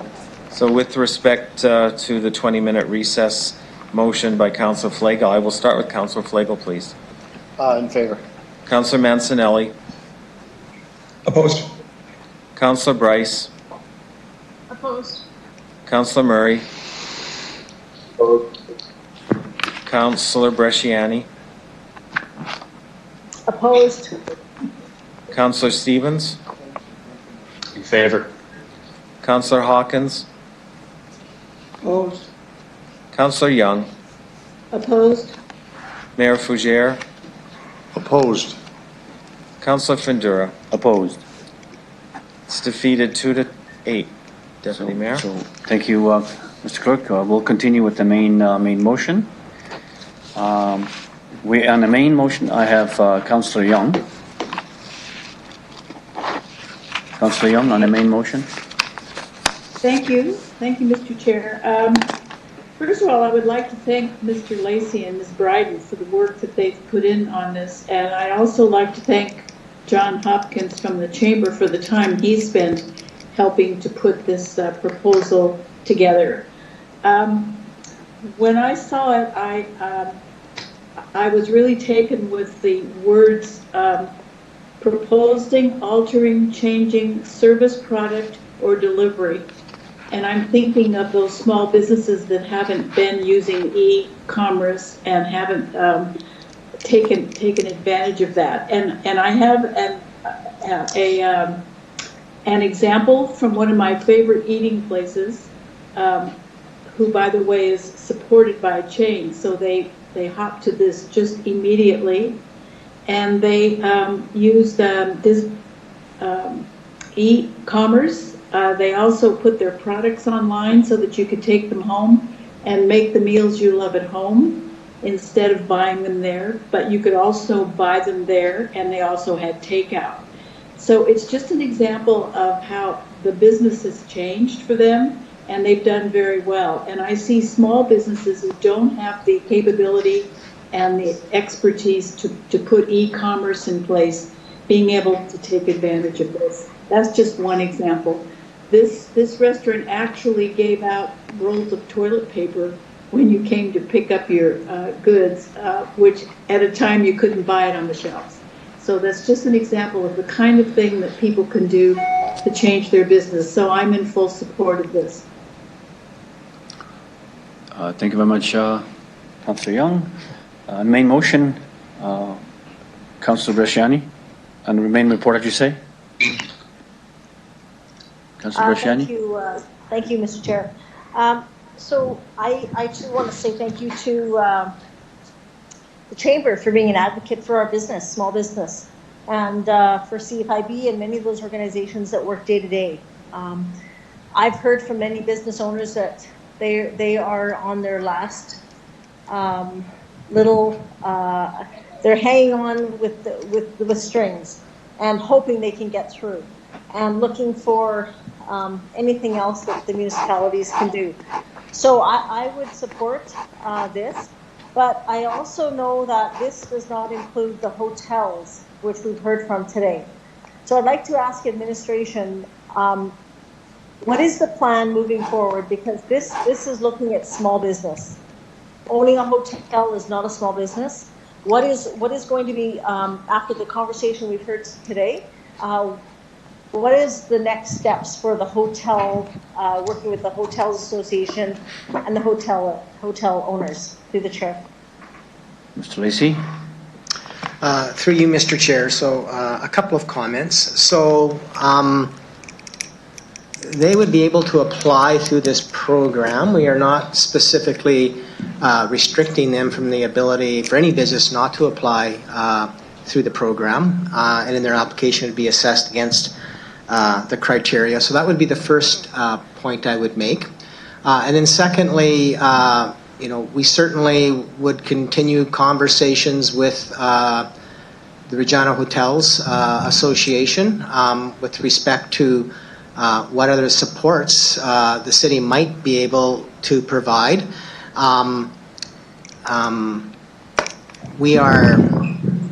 We didn't provide any option here with respect to any type of property tax forgiveness in this piece, or are targeted from that perspective. I think working through the tax system can be complex and challenging, but certainly we would continue a dialogue with the Hotels Association.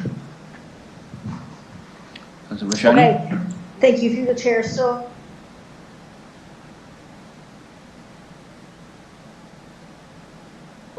this is small business, small mom and pop shops. Not Hotels Association would not be part of this. I just need clarity in that. Councillor Bresciani, we lost you for like a second or two. Can you start from beginning, please? Sorry. When Mr. Hopkins spoke, he indicated that this would be not for hotels. This was more geared to small business. So through you, Mr. Chair, any business or other non-residential nonprofit, etc., could apply through this program. So that does not preclude hotels from applying. The program is capped, however, at $2 million. And so should there be more applications that come in, as an example, than funding available, it will be based on those most in need. And so I would suggest that likely larger businesses who have more financial flexibility in that scenario, without speaking in generality, in that scenario then would be less likely to be receiving a grant under this program. So I think it would be fair to say that yes, by and large it's smaller businesses that likely would have the largest benefit and benefit the most by this program, but this program is not intended to restrict those that might wish to apply that believe meet the eligibility criteria. Ms. Yani?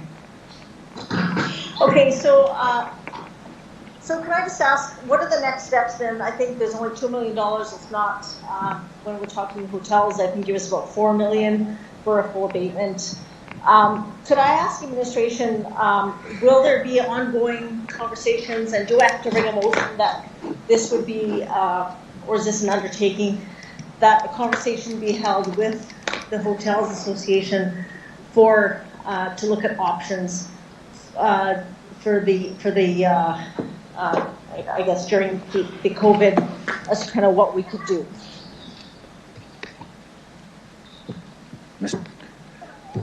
Okay, we'll get you.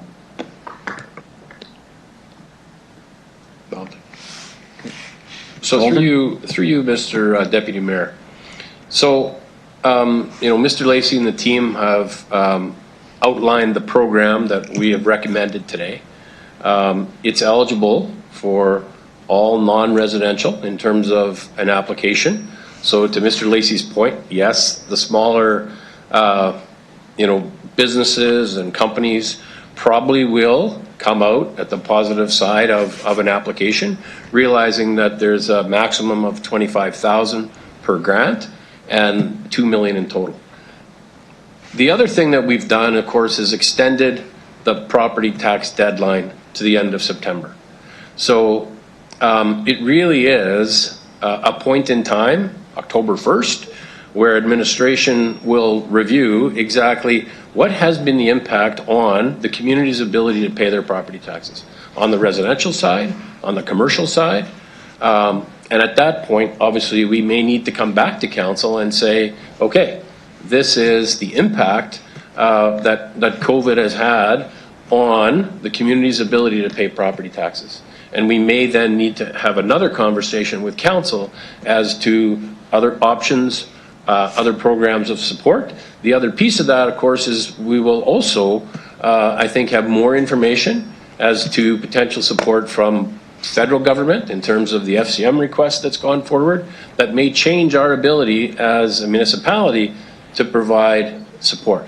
So I would suggest that as of today, we don't need additional motions as to how we would deal with hotels or how we would deal with larger business or residential for that matter. I think we do need to wait and see exactly the impact and the ability of people to pay their property taxes at the end of September. Thank you, Mr. Holden. Okay, so thank you, but I do have a concern because we've heard from the Hotels Association that they've asked for a full abatement. I mean, that's not chump change, that's $4 million. Even if it's a half, it's $2 million. Again, I think it's worth the conversation. I don't think we should wait. I think it's worth the conversation to see what else we can do. And if that's looking at options of funding from federal government or other things, but I do think that there is worth a conversation to be had with the Hotels Association. So can I just ask that as an undertaking that be done? Mr. Holden? So through you, Deputy Mayor, we'll continue to have the conversations. We're in conversations with Tracy Fallman and the RHA. We'll continue to have those conversations. We're always open to listening to people's requests. So, whether it's the Hotel Association or another organization or association, if they have proposals and they have requests, then obviously if they bring them to the administration, then we're going to channel those through to council at some point through the next several months. Mr. Mashani? Okay, I'll leave it there. If that's the process that administration is going to be communicating with the Hotel Association, because I do believe that the $2 million, when we look at our small business and that money, I mean, I think that it's going to go fast. We've got many businesses that are under stress, and so when you add the Hotels Association in there, that adds a lot more dollars.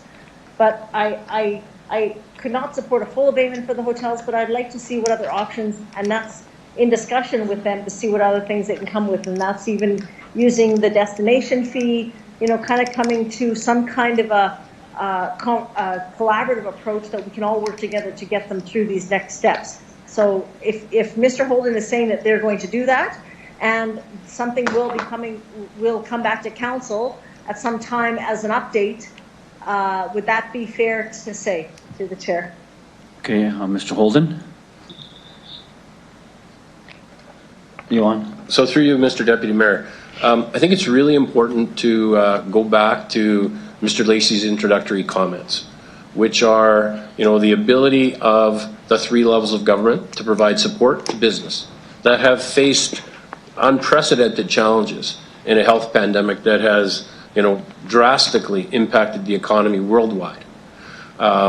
So what we've put in front of you today is a program that will help those businesses that have experienced, challenge, and they are at the brink of potentially losing their business. So those that are at greatest risk, those that are most vulnerable in terms of, their economic situation. The city is somewhat limited in terms of the amount of support that we can give across the board. At the end of the day, $260 million is what we collect through property taxes, both residential and commercial. So when you start looking at levels of support, if you said you wanted to help people out to the tune of 10%, you're looking at $26 million. And then it becomes a matter of who needs help, who needs assistance. So it goes back to, who are we helping and who are we saving? And, to Mr. Hopkins' point, I don't believe it's the municipality's responsibility to save a business. So, the challenge for us as administration is obviously, the city of Regina operates on taxes through mill rate collection. That is well over 50% of our revenue as an organization. So our approach will be, yes, we'll continue to have conversations, but we are not going to come to council with proposals and options with each request. I think the prudent approach is to wait and see what happens in September and who it was able to pay their taxes and who wasn't. And then we may have options and discussions that we need to have as an organization, because we're now challenged from a financial point of view ourselves, because we simply have not collected the revenue that we need to be able to deliver programs and services to citizens in our community. So we're alive to the concern, and we'll continue to have as many conversations as we need to have, but we won't be back in front of council with a new proposal or a new option until after that September 30th property tax deadline. Shani? Okay, thank you for that. What I would like to ask, though, is that we actually, Mr. Holden said they're going to engage with the hotels. The question I have is, with this $2 million, with the criteria that's laid out, it's about employees, how many employees you're going to hire. A lot of that money would get eaten up by hotels. So how much left would be left for small business? Through the chair. Lacey? So through you, Mr. Chair. So we've contemplated this program being in 2 phases. So the first phase would be 40% of the $2 million, which is $800,000. And those initial grants would be targeted those initial grants would be between $1,000 and $2,500. So the hotels certainly would not eat up all of that funding. Under phase 2, for the remainder 60%, the grant amounts we're proposing would range between $5,000 and $25,000.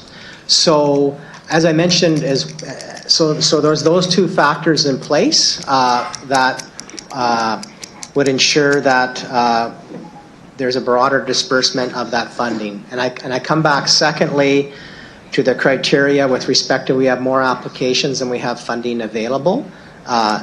The actual money, because the program's capped, would go out based on those most in need, based on how they've rated pursuant to the criteria and the applications that they've submitted.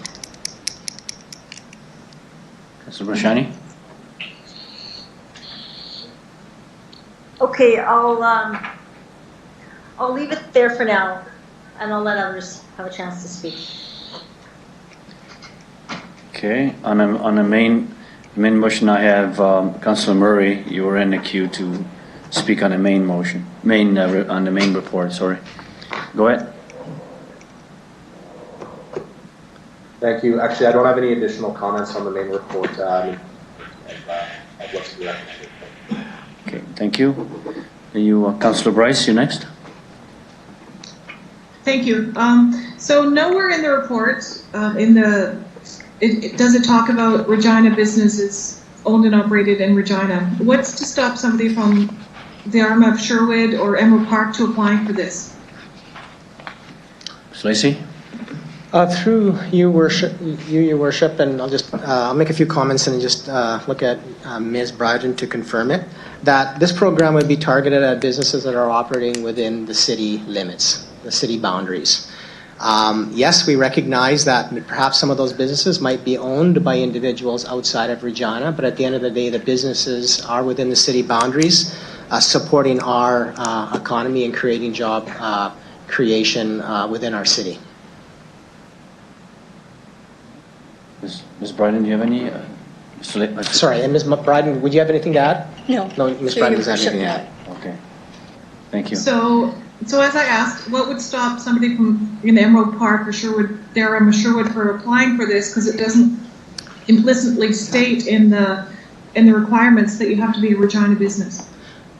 So thank you through your worship. So when we develop the criteria in the application form, we will ensure that it is very specific. You're only eligible for the grant if your business is located within the city. Thank you. I don't want, sorry, excuse me. I don't want Regina tax dollars going to businesses outside of the city. I want to make sure it's focused within our city limits. Thank you. Okay. Thank you, Councilor Bryce. Your worship, you're next. Thank you, Mr. Chair. I want to thank the Chamber and the administration for developing a program that I hope that we can get the criteria down that actually has some meaning for the business community. And I think we do have an obligation to assist as we can, not by duplicating other programs by the province or federal government, obviously, but providing some very targeted, meaningful support.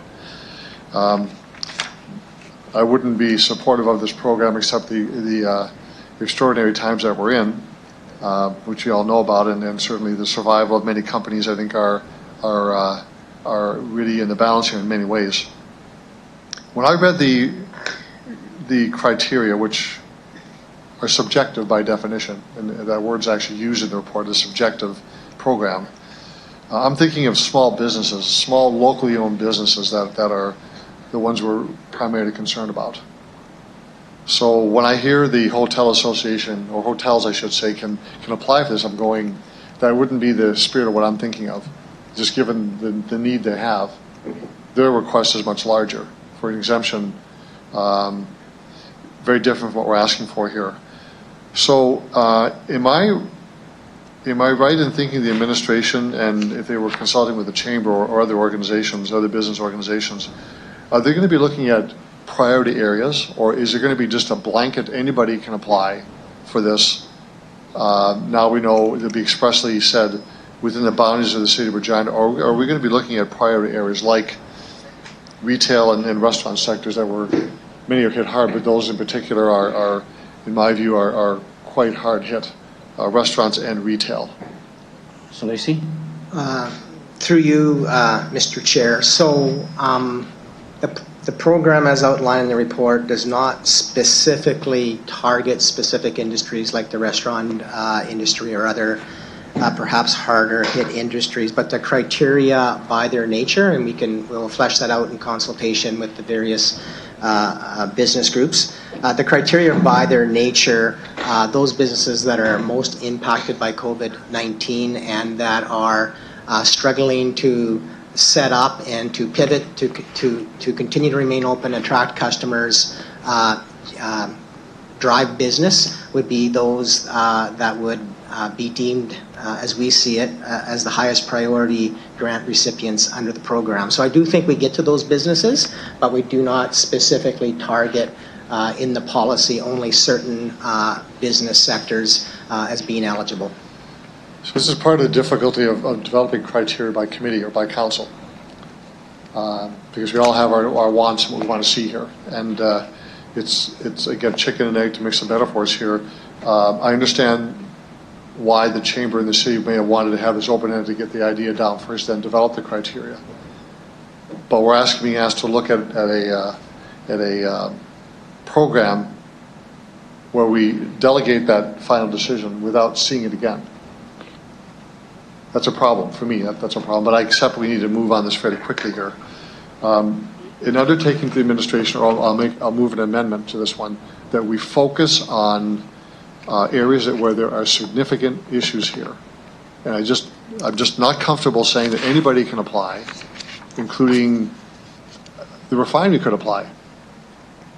It just, to me, the amount of money we're putting in here is so minuscule to have an effect on the economy, $2 million, when we're looking at tens of millions of dollars otherwise. We need to target our support in ways that are significant, that are important, by advice from those we're consulting with,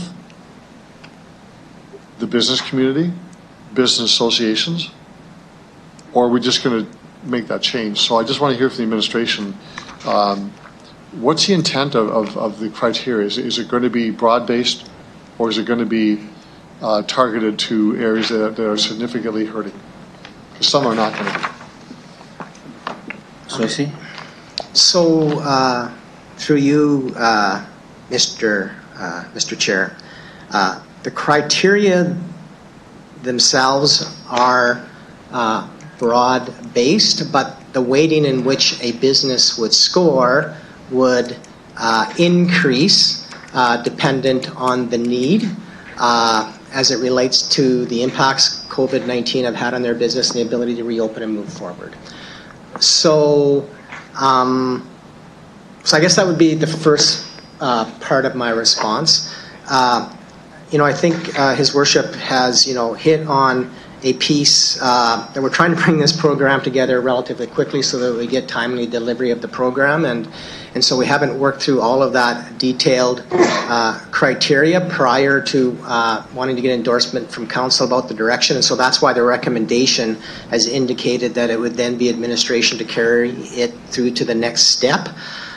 If there was a desire on the part of council, based on comments we've heard here today, for us to bring back a supplemental report at the end of the month that perhaps can provide more clarity and further conversation with the business community, I think with that as administration we would try to endeavor to do that, to perhaps provide a higher level of description and sense of the criteria and the types of businesses that would most likely be successful.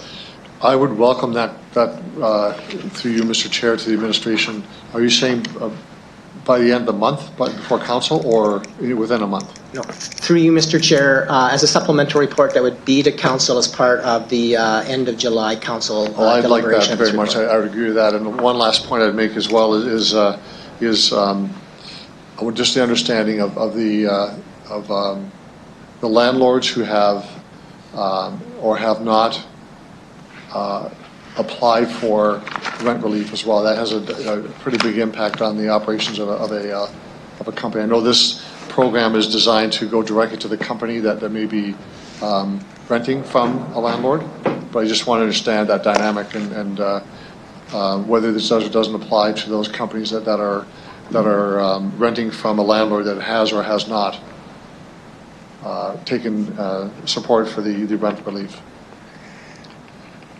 So I'm cautiously optimistic of this, Mr. Chair. For me, starting a business is incredibly risky right now. Continuing a business is risky. And I just think we need a target. And there's criteria that will come back at the end of this month for council to look at what those sectors would be. That's really important to have that for me.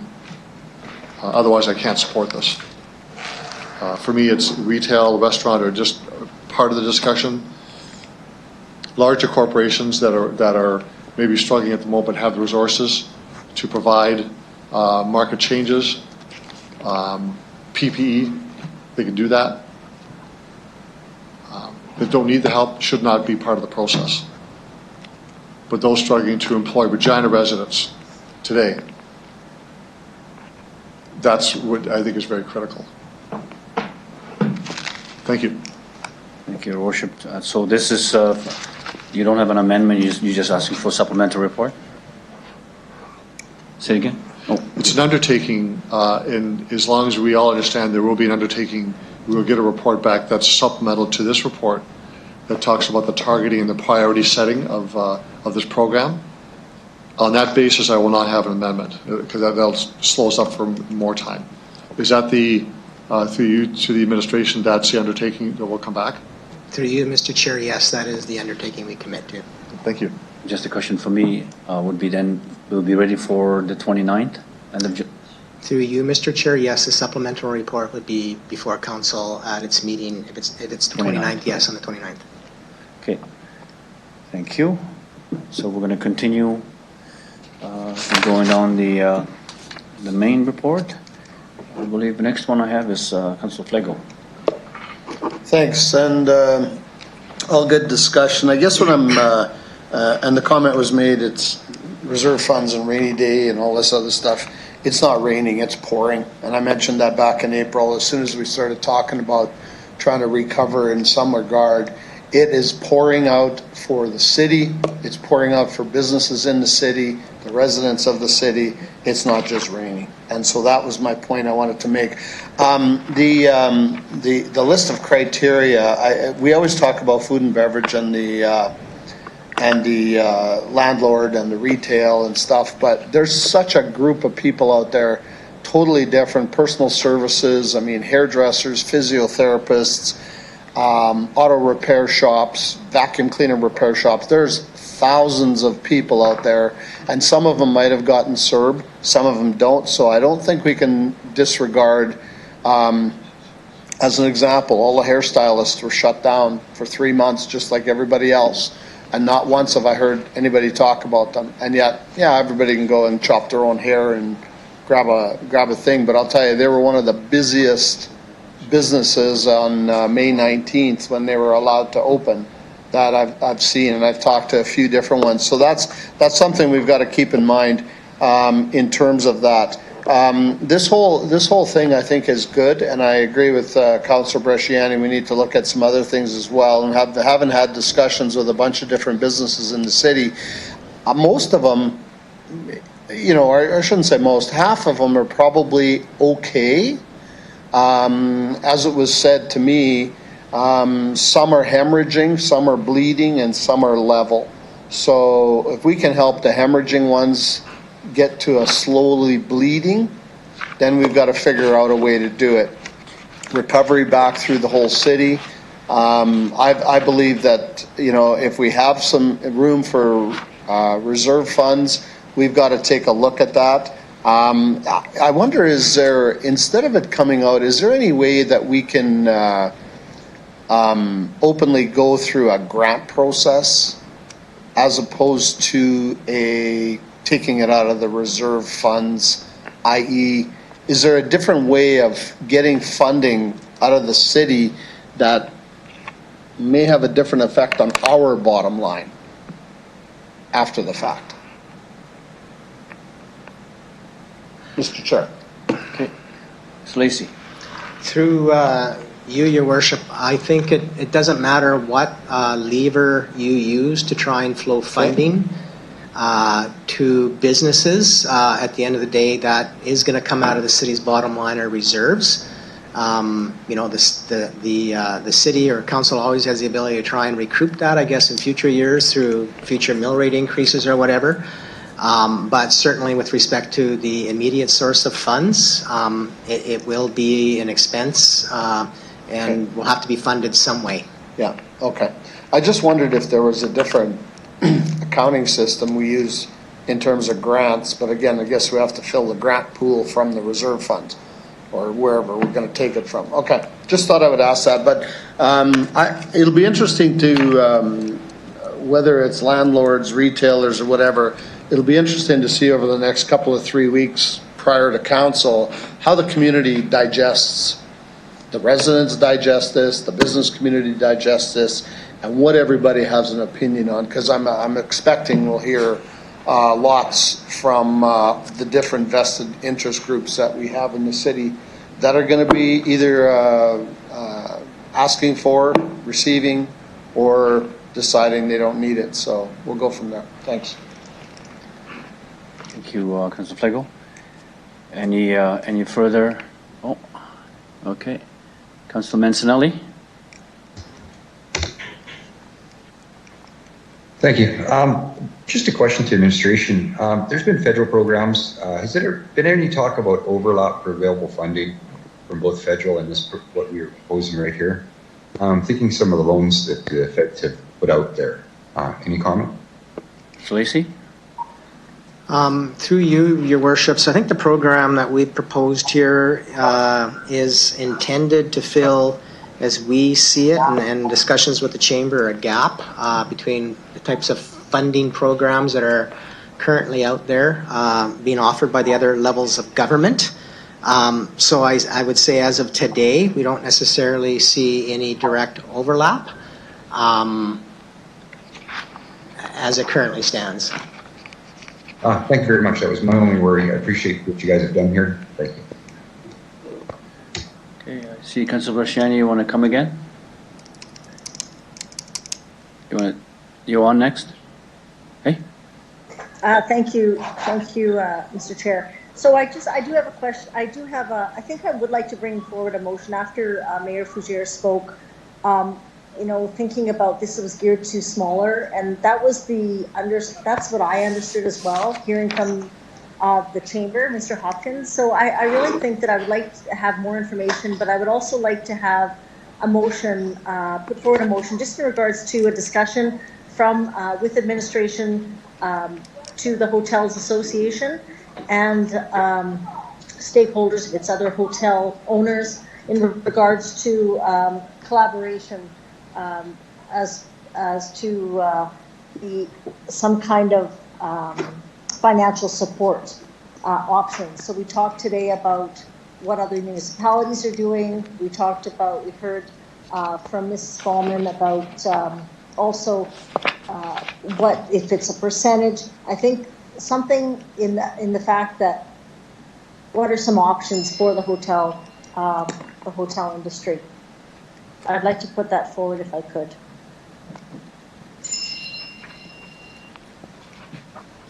Okay, just hang on. We're going to put it on the screen.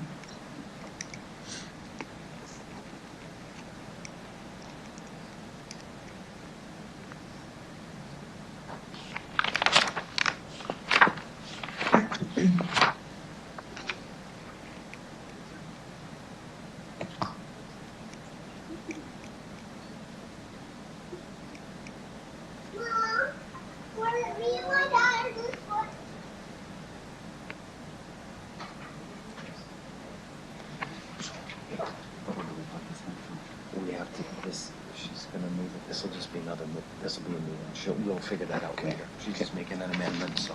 Okay. Okay, just hang tight and we'll put it on the screen.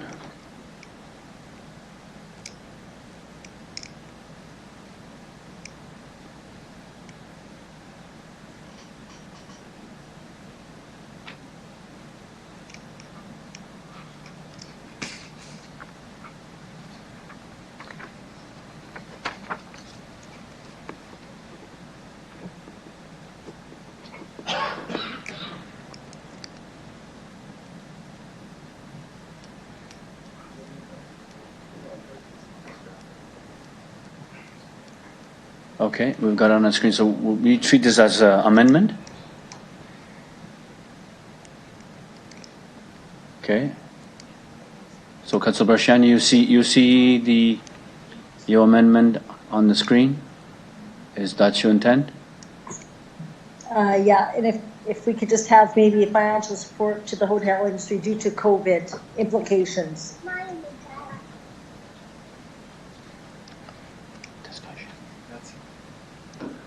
Okay.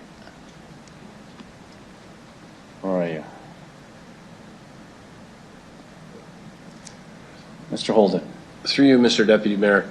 Obviously, I don't want to enter into the debate, and it's council's discussion to have. The program that we put in front of you today, the reason that it does not have limitations in terms of targeted areas is that anyone can apply. If we start to look at, let's support the hotel industry, let's support the cinema industry, all of a sudden we will have, and we are getting a number of requests because COVID has impacted every business in our community. So just want to, make council aware that as soon as we do this for the hotel industry, we can expect, I think, a significant lineup of requests from organizations in the community, and they're all warranted and they're all valid. We're trying to take a comprehensive approach to who we're able to support and how we're able to support them and to what extent, which is, the comment about we really do need to understand the supports that may come in the coming months around the other orders of government and, of course, the extent to which people are impacted in their ability to pay their property taxes. Thank you, Mr. Holden. So on the, on the amendment, any speakers?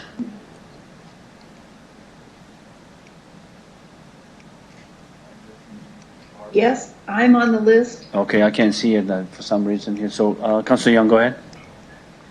Well, I just want to say that I understand the issue, and I've heard the city manager say and Mr. Lacey say they're speaking with the Hotel Association.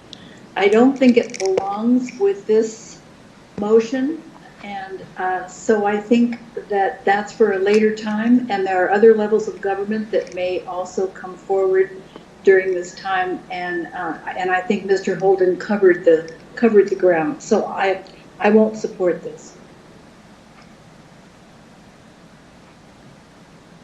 Okay, we've got Councilor Stevens.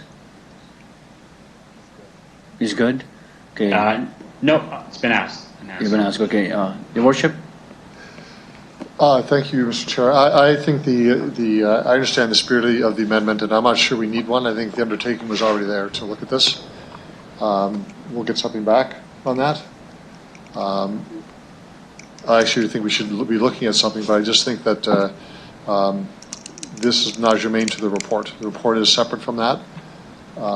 This report, if we did anything at all, would be separate and distinct from this program that's being developed today. So I agree with what Councilor Barshani wants to do, but I just don't think an amendment's appropriate.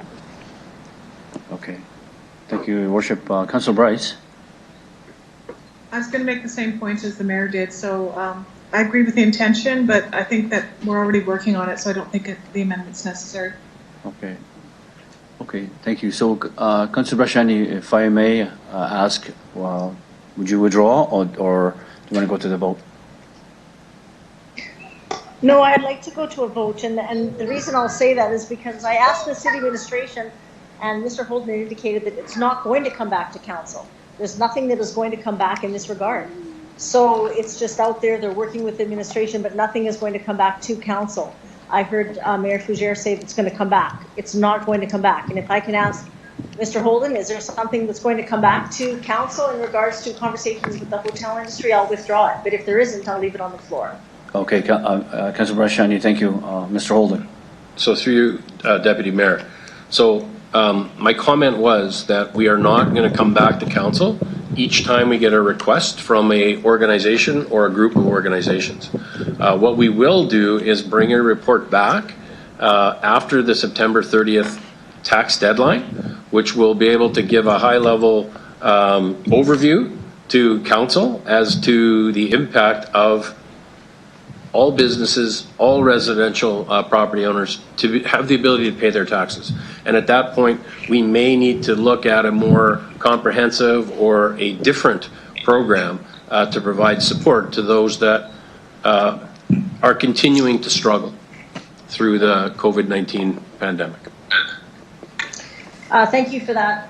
Through the chair, then I'll let my motion stand because the Hotels Association has already come forward and said that they can't.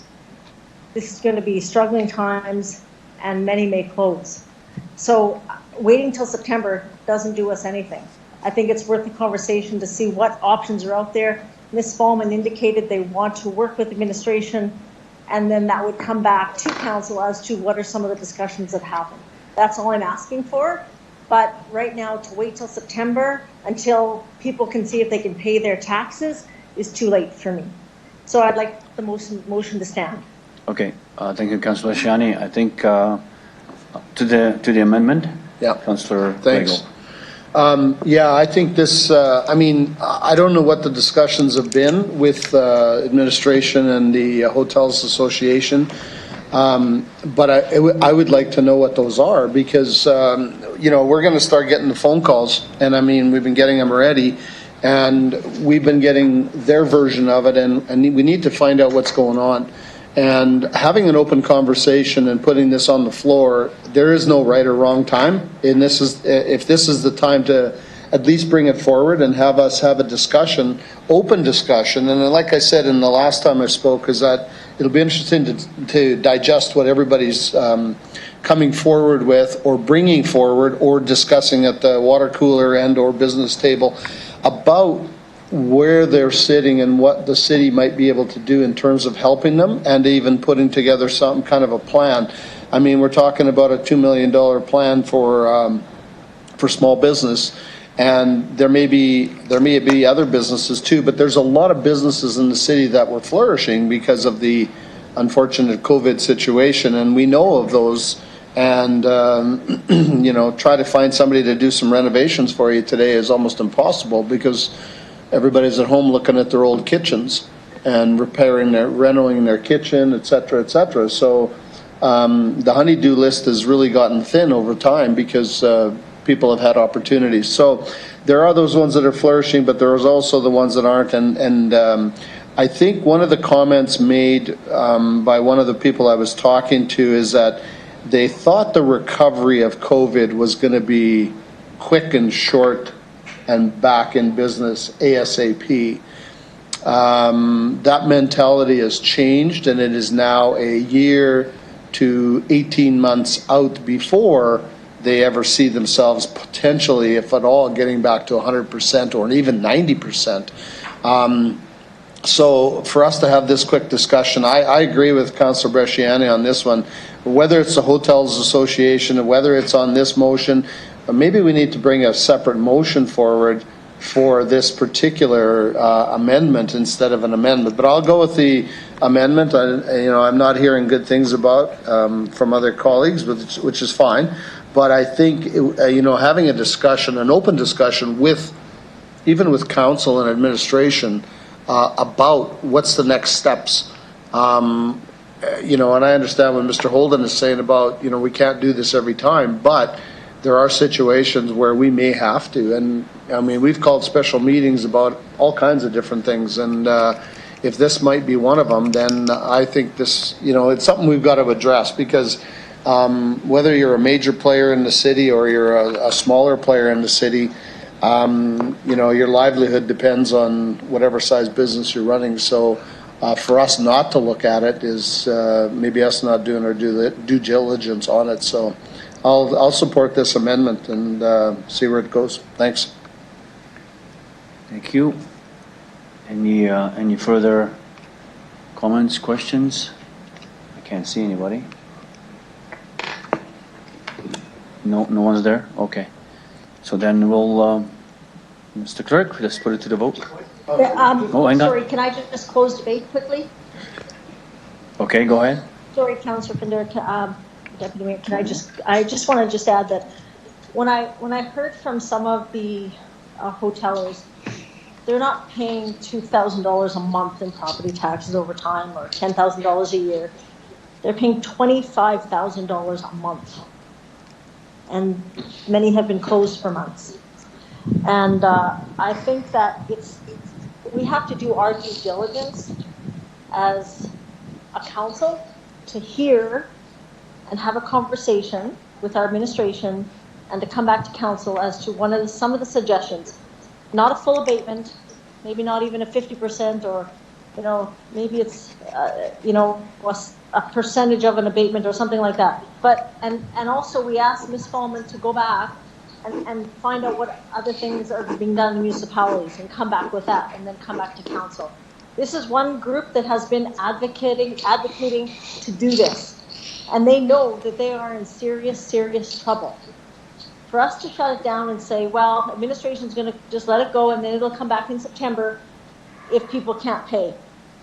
To me, I'm sorry, that we as a council, I don't believe have done our due diligence, because they have asked us to look at this and consider this because they are in trouble.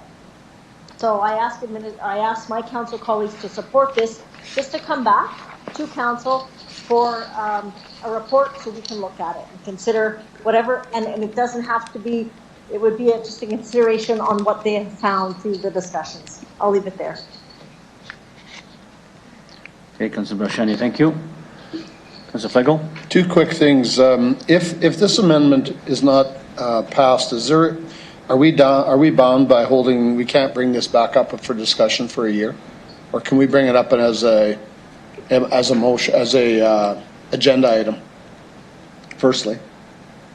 Okay, Mr. Holden. Go ahead. Through you, Deputy Mayor. Whether or not this motion or this amendment is supported or not, we would still look at coming back to council with an update in terms of the tax implications that our community has experienced. Okay. And we would include hotels in that conversation. Okay, thanks. The other thing is that we also have to remember that these businesses are a driver in terms of the Destination Marketing Fund that support a lot of events and a lot of community events that the city sponsors, i.e. the Briars, the Grey Cups, all the different events that happen throughout the city. The Regina Hotels Association, through its membership and through this Destination Marketing Fund, put a lot of money back into the community, and it's millions. And I mean, we can't forget that. So this is part of the reason why, if there's a way that if there's some other conversation we can have on a shorter, quicker basis to bring this forward, if it speeds up having the businesses get back on track, it only helps the city in terms of tourism. As the old saying was, heads in beds. It books concerts. It helps with all kinds of different things across the board, and not just sporting events. So I'll keep that in mind. Thanks. Thank you, Councillor Flego. Okay. Okay, Your Worship. Well, since everybody's getting a second crack at the speaking on an amendment, I'll add to this. There's no question the importance of the Hotel Association to our economy. It's a reflection of our tourism industry, or our tourism, what we do here, our events planning, all those things are critical. That's not the question here. The question we're talking about is, what is the mechanism that we can use to provide what support we can or can't do? Firstly, in this report about the business community being able to adapt to COVID-19. That's the first thing. The second thing is, and this is part of the problem of the original report. The original report was asked to comment on the Chamber's proposal. In the meantime, we got another proposal from CFIB, and then we have the Hotel Association coming in too. So we blended different issues all together into a report that's causing this debate right now. It ought to have been a separate discussion on the ask of the Hotel Association And if you said to the Chamber's report we couldn't do that, which they did, we would have had a cleaner discussion. Now, we're going back and forth about this. I don't think anybody would debate whether we should be looking at, can we support the Hotel Association or not? The report itself actually said, no, we can't, because of the Cities Act. In fact, that's wrong. In fact, we can talk about that, what the support should be. So the report that went out for public discussion was incorrect, unfortunately. So we can do that.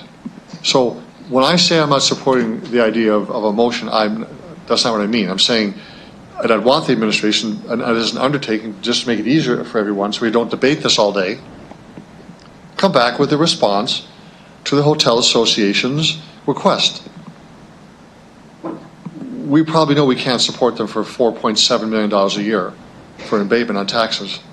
And I think the industry knows that. But because of the way the report is written, we can't do it because of Section 144 of the Cities Act. Well, actually, we can do that. And so I think we have an obligation to give a response back to the Hotel Association. Now, there's a mechanism to do this, a motion or not. I think it would be much easier just to do an undertaking. We'll bring a separate report back and give some thought as to what we can and can't do. So now we're tied up in a procedural discussion about a friendly amendment or an amendment. In fact, the report clouded the issue to begin with, inadvertently did that. So I would hope that members of council would say, we have an obligation to the Hotel Association to give them a response. Because the response in this report we're considering was wrong. We can respond to them. We can actually do this. And we don't need to wait until notice of the motion go out on assessment to do that. So I think we should just decide this and move on.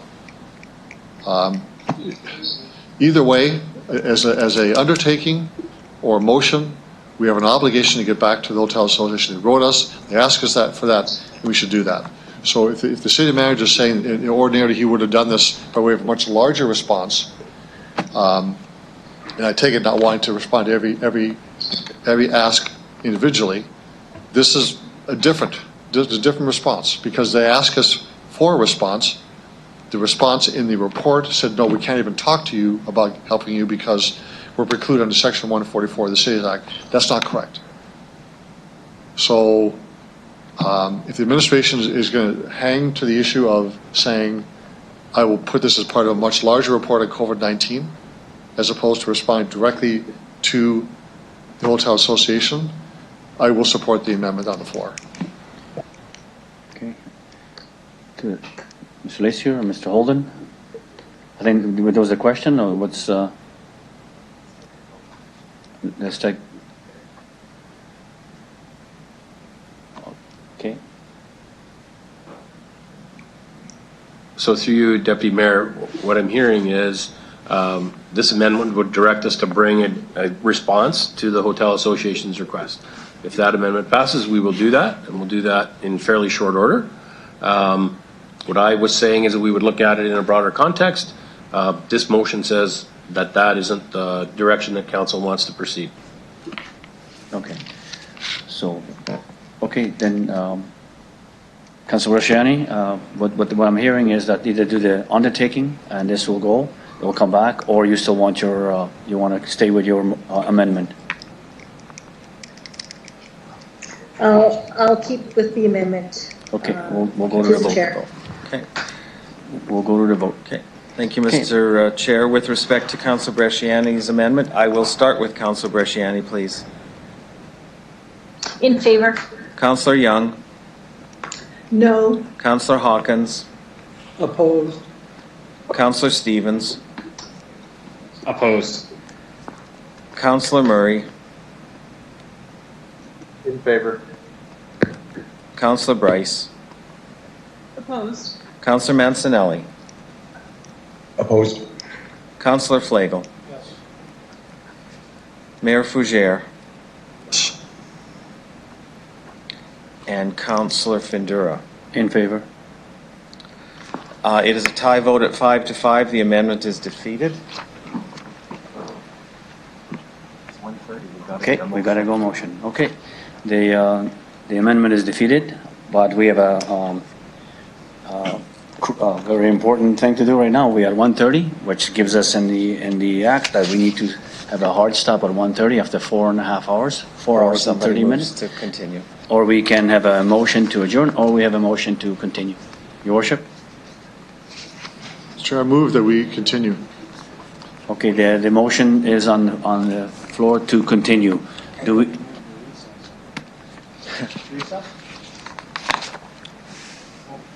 Okay. Anyone opposes to the motion made by His Worship that we continue? Anyone opposes?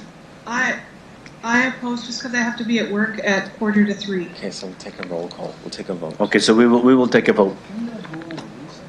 He's got his motion first. No, we have to do the. Okay. Go ahead. Can I suggest that we vote on this report, get this off the table, finish the job on this report, and then we can vote whether we want to continue on after that. I just think we need to finish this. I don't want to adjourn. I want to continue on with this. At the very least, finish this report. Okay. Thank you, Worship. Mr. Clerk. I understand that, Mr. Mayor, but we need a motion to continue this past 1:30, regardless of whether the intention, because that's what the procedure bylaw said. Yes. So with respect to continuing the meeting, Mayor Fougere has voted that we continue, and I will continue on with the voting. Councillor Young? What am I voting on to? To continue the meeting. Yes. Councillor Hawkins? Continue, but I'll bring a motion to adjourn after this matter is dealt with. So you're agreeing to continue at this point in time? At this juncture, continue. Councillor Stevens? Yeah, we can continue. Councillor Bresciani? In favor.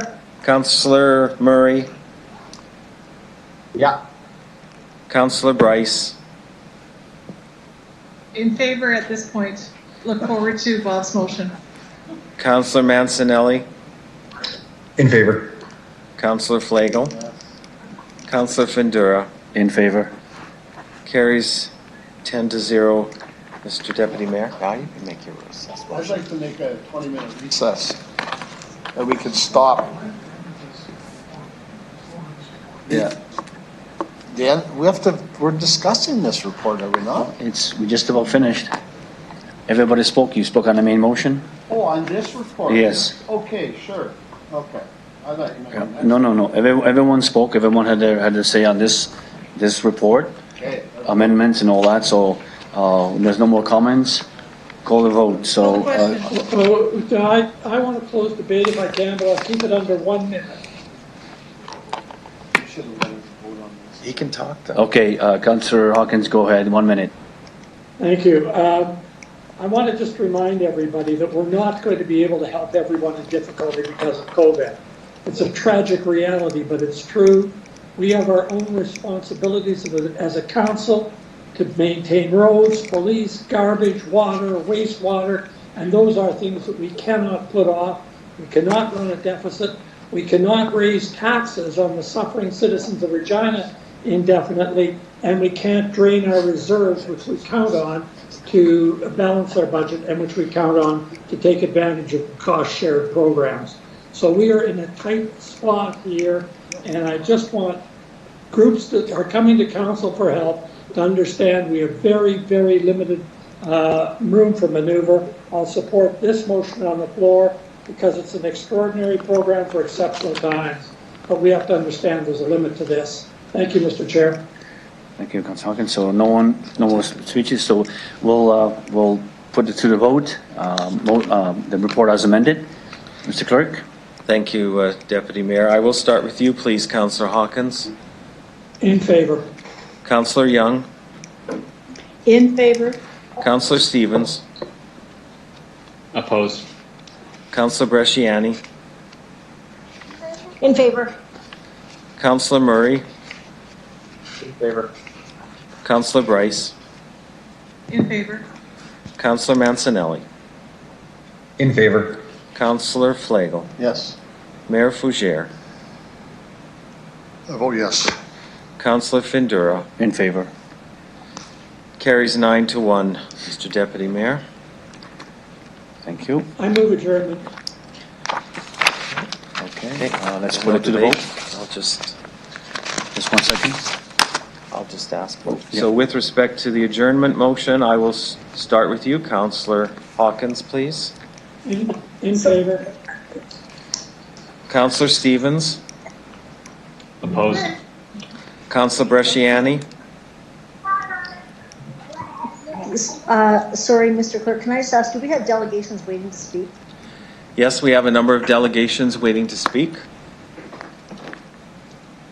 Okay, opposed. Councillor Murray. Opposed. Councillor Bryce. In favor. Councillor Mancinelli. Opposed. Councillor Flagel. Opposed. Mayor Fougere. Opposed. Councillor Young. Opposed. Councillor Findura. Opposed. The motion is defeated 2-8. Now you make your recess. Now I would like to make a motion for a 15-minute recess. For lunch. For the 18 people in the council chambers. Anyone oppose this? I'm opposed. Okay, well, let me do that. Okay, so we'll do that. So with respect to the recess motion, Councillor Flagel. Yes. Councillor Mancinelli. In favor. Councillor Bryce. Opposed. Councillor Murray. In favor. Councillor Bresciani. Opposed. Councillor Stevens. Opposed. Councillor Hawkins. Opposed. Councillor Young. Councillor Young. Mayor Fougere. Councillor Findura. In favor. Councillor Young, I will ask again. No. The recess carries 5-4 for those voting. 15-minute recess. We'll be back here at 5 minutes to an hour, so 5 to 2.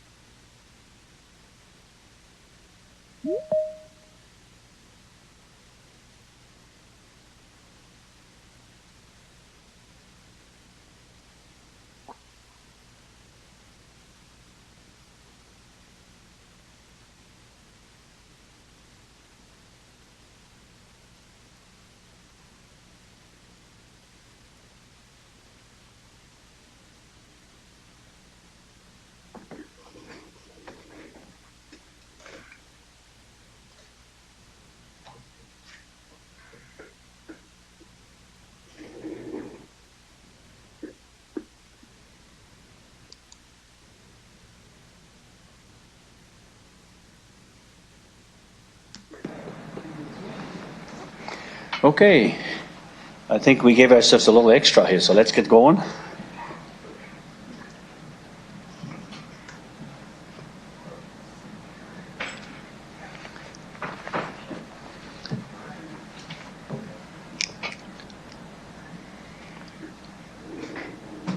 Hello, Barbara.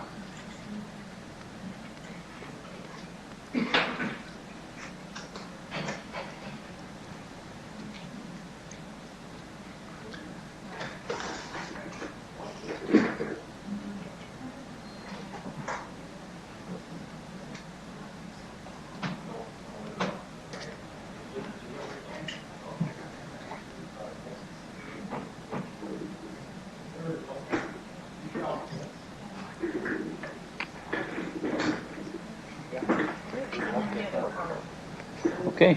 So you just should remind members that as we're calling this back, that we will be looking to include as much business as we can prior to By 3. By 3? 3:30. 3:30, okay. Because of RPC. Okay. Okay. So, are we live? Get us back.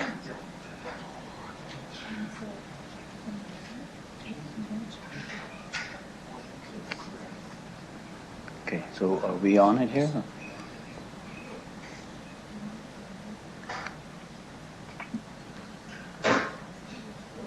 Okay, let's. Is there feedback there?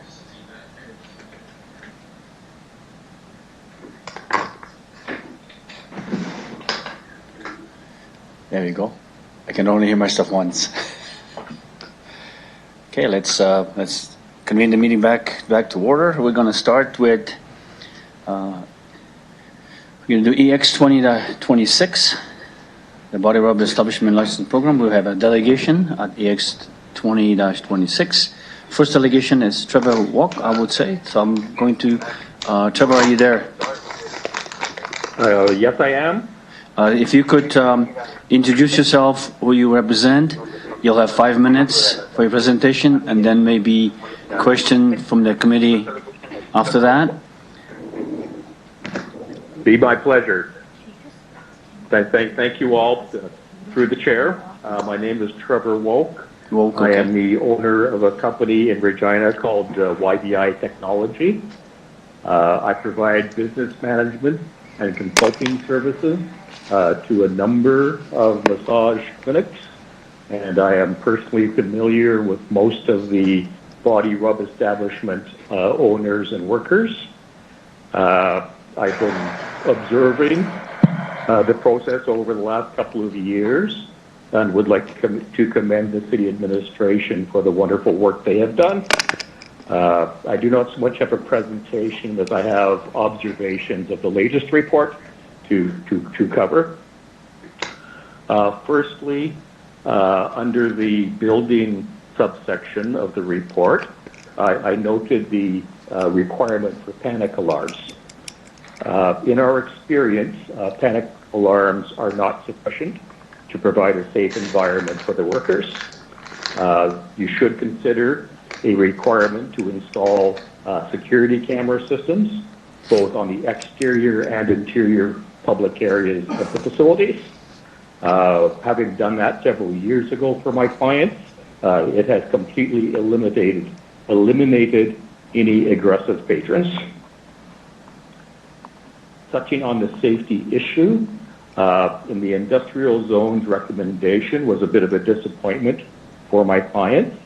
They have actually lost now a number, pretty much all the workers, as the workers feel the industrial area is unsafe and refuse to work there.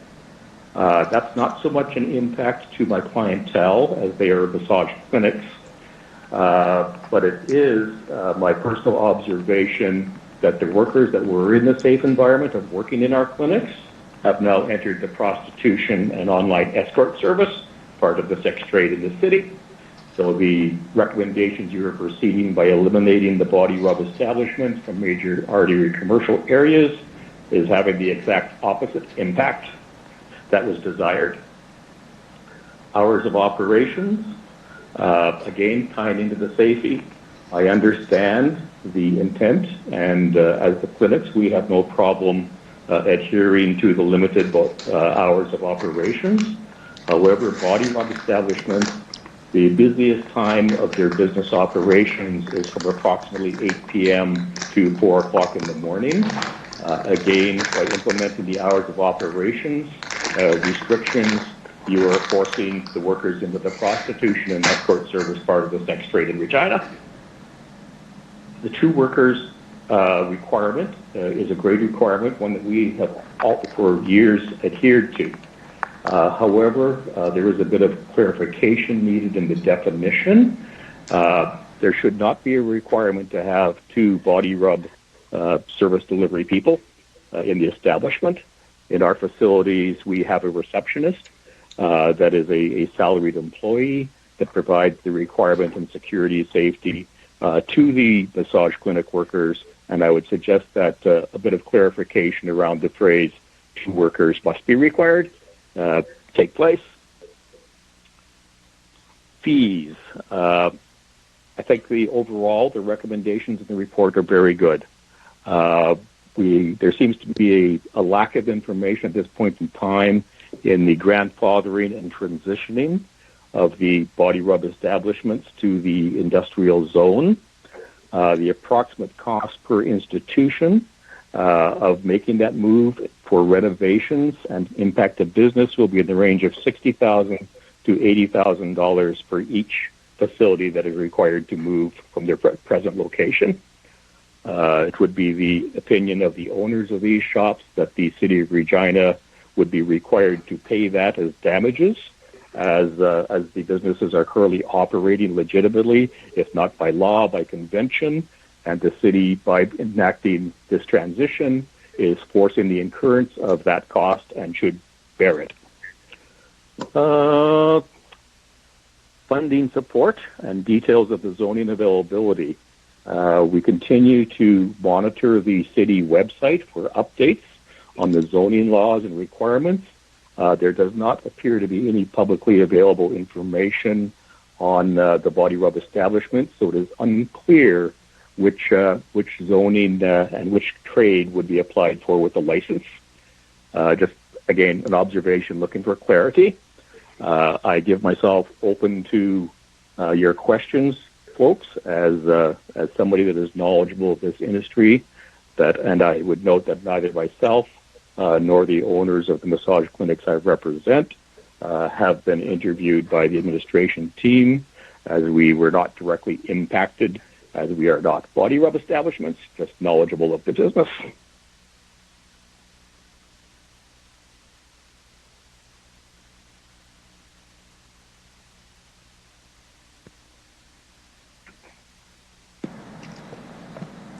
Okay, thank you very much, Ms. Mook. Are there any questions of the delegation? What do we have here? Looks like we've got Councilor Bresciani. Thank you to the chair. Thank you for coming forward. So if you've indicated that the ones that you represent are not body rub, they are true massage parlors. Is that accurate? That's accurate, yes. Okay, great. Thank you for that. Can I ask in regards to cameras? You've said that you think that it would be good to have cameras both at the entrance and inside. Is that accurate? Did I hear that correctly through the chair? Yes, you heard that correct.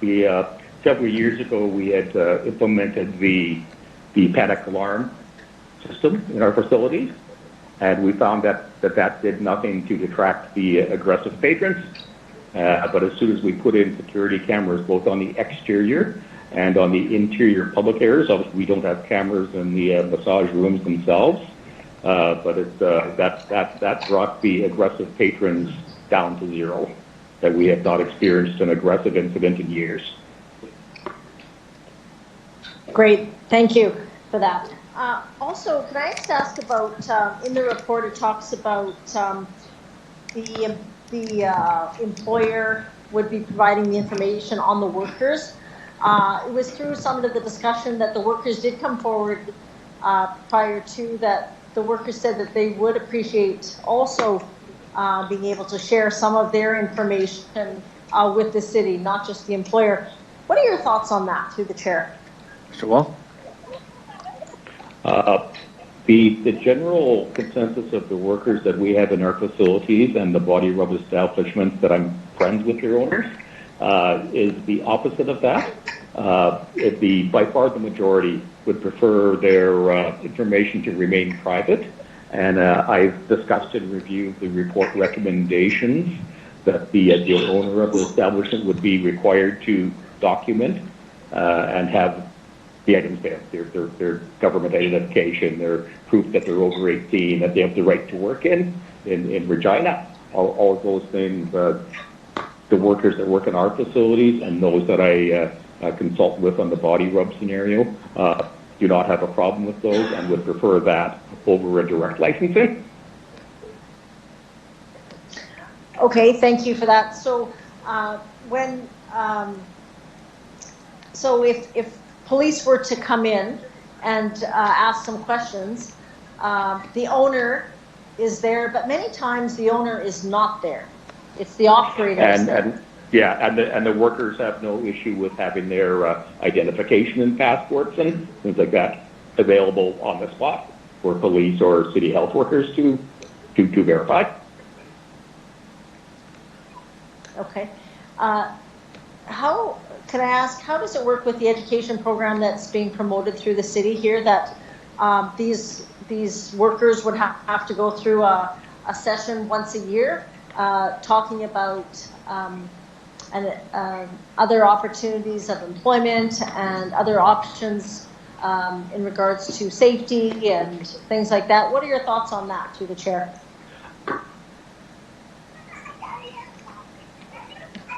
My view is, this is a personal view I'm going to express first and then express the view of my clientele. My personal view is it's a very good idea.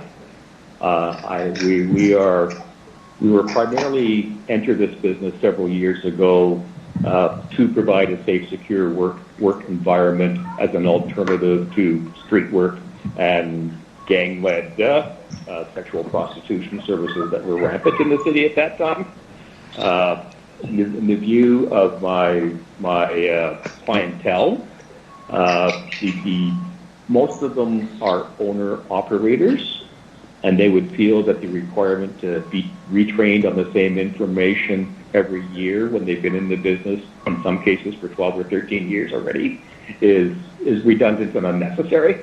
Having a new worker trained and taking these safety and health courses is actually of value to our business. That helps with our hygiene protocols and our health regulation conformance, fully backing.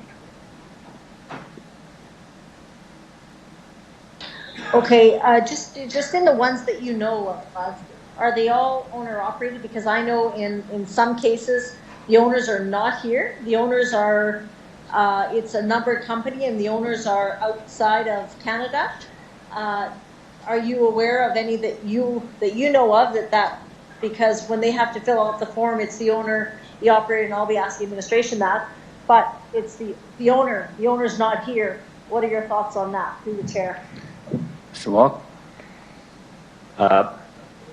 I read the verbiage around having the owner show up in person for the license applications for the body rub establishment.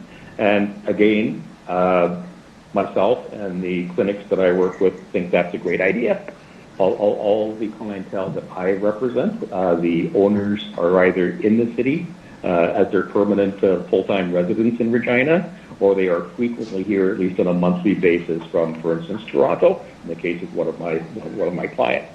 The minority owners in his business are here in Regina full-time.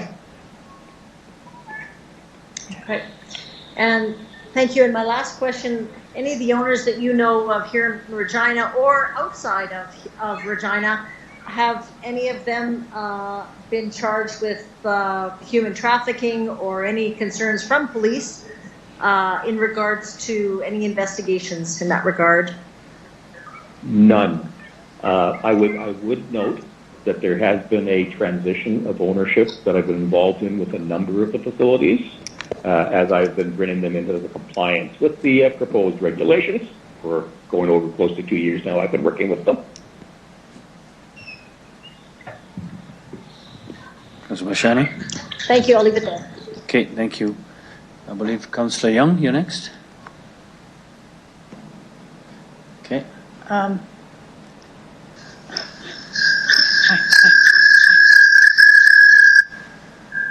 So how do I get my microphone on without that happening? It's on. Okay, thank you. So my question to you, Mr. Walk, is you don't refer to your clients as body rub parlors. You refer to them as massage parlors or clinics. Yes. Okay. So do you see that this licensing that we're talking about is going to apply to you as well as it does to body rub parlors?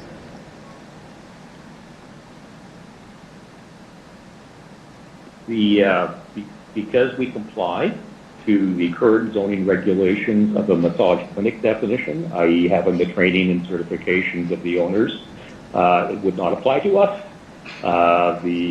So therefore, and this is primarily the reason I became involved a couple of years ago as this was bubbling up. And I'm just going to slide this in here right now. And I've been sitting on the call and in a meeting since 9 a.m. this morning. So thank you all for doing the diligence around the COVID aspects of it. And frankly, when it comes to the body rub licensing, I think one of the fine councillors should pass a motion to postpone this entire body rub regulation until after the COVID crisis is over in the September-October time frame at a minimum. And I'm going to touch on that in a little bit. Councillor Young, if you just repeat the question. Yes, you do not put yourself in the same category as a body rub parlor. You are representing people who work in clinics that call themselves massage parlors, correct? That is correct. Are sexual acts performed within these clinics, similar to body rub? No, and that is why I became involved 2 years ago, because when the City of Regina published their suspected body rub shop list of enterprises, four of the facilities I work in are in that list. So the first year and a half, I was asked to keep tabs on the evolution of the regulations to ensure that our businesses, which are conforming to zoning and trading requirements and health requirements, were not impacted and forced into a classification of a body rub establishment. So your direct question is, are sexual activities performed in our facilities? From a business operations standpoint, absolutely not. They are forbidden by our workers, and they would be risking their certifications as certified massologists and registrations with the massage entities that have been approved for compliance as a clinic in Regina, if we had any of that type of activities going on in our facilities. So you are representing massage parlors that have licensed physiotherapists working in them, or massage therapists? Correct. Generally registered with the Naturopath Association of Canada, or registrations with the World Naturopath Society, of which the Naturopath Society of Canada is a sub-member. Okay, so your workers are part of the naturopath massage therapist? Yeah. Okay. Correct. They're trained in Asian Tui-Na, in Japanese massage deep tissue techniques, and they have diplomas too, and certificates hanging on the wall in all of our facilities. Now, it's my recommendation to them that they start complying now and have these certificates hanging on the wall, so if a police officer or a health inspector comes in, they can see the diplomas are right there hanging on the wall. Okay, so it is my understanding, Mr. Walk, that the Naturopathic Association will not be recognized by the City of Regina as registered massage therapists, but I'll ask the administration that question when it comes time. Thank you for coming forward. And that, you're welcome. And just as in closing there, I would say it would be really helpful within the regulations. There was that little phrase added to that section of the 3 that are allowed right now, or equivalent. And again, this is just a recommendation. We have gone through our registrations to make sure our owners are registered with one of the 3 that are approved at this point in time. But as associations change their names and amalgamate and evolve over time, if you added the word or equivalent there, it would account for those name changes in the registration associations. So you are here today to ask us to include the Naturopathic Association along with all the other ones? That's why you're here? No, I'm here simply as a resource to answer any questions you may have based on my intimate experience over the years in this business segment. Okay, thank you. Okay, I see no further questions, and thank you very much, Ms. Walk, for presenting. You can disconnect now, or we'll continue. Thank you. I can take that off. Okay, I'm looking for Luisa Spacek. Are you with us? Are you online?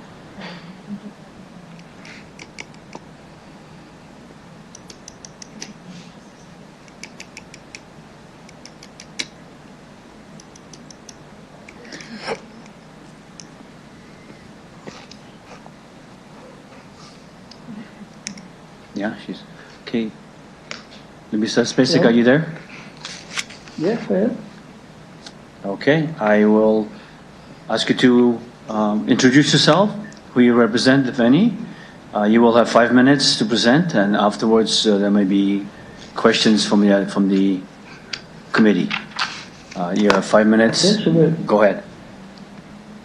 Should we start now? Okay, my name is Luisa Spasic, and I do not represent anyone. I'm here to express a concern regarding the body wrap establishment on 1338 Victoria Avenue, just across the street from my home, and its effects on my family, my property, and my neighborhood.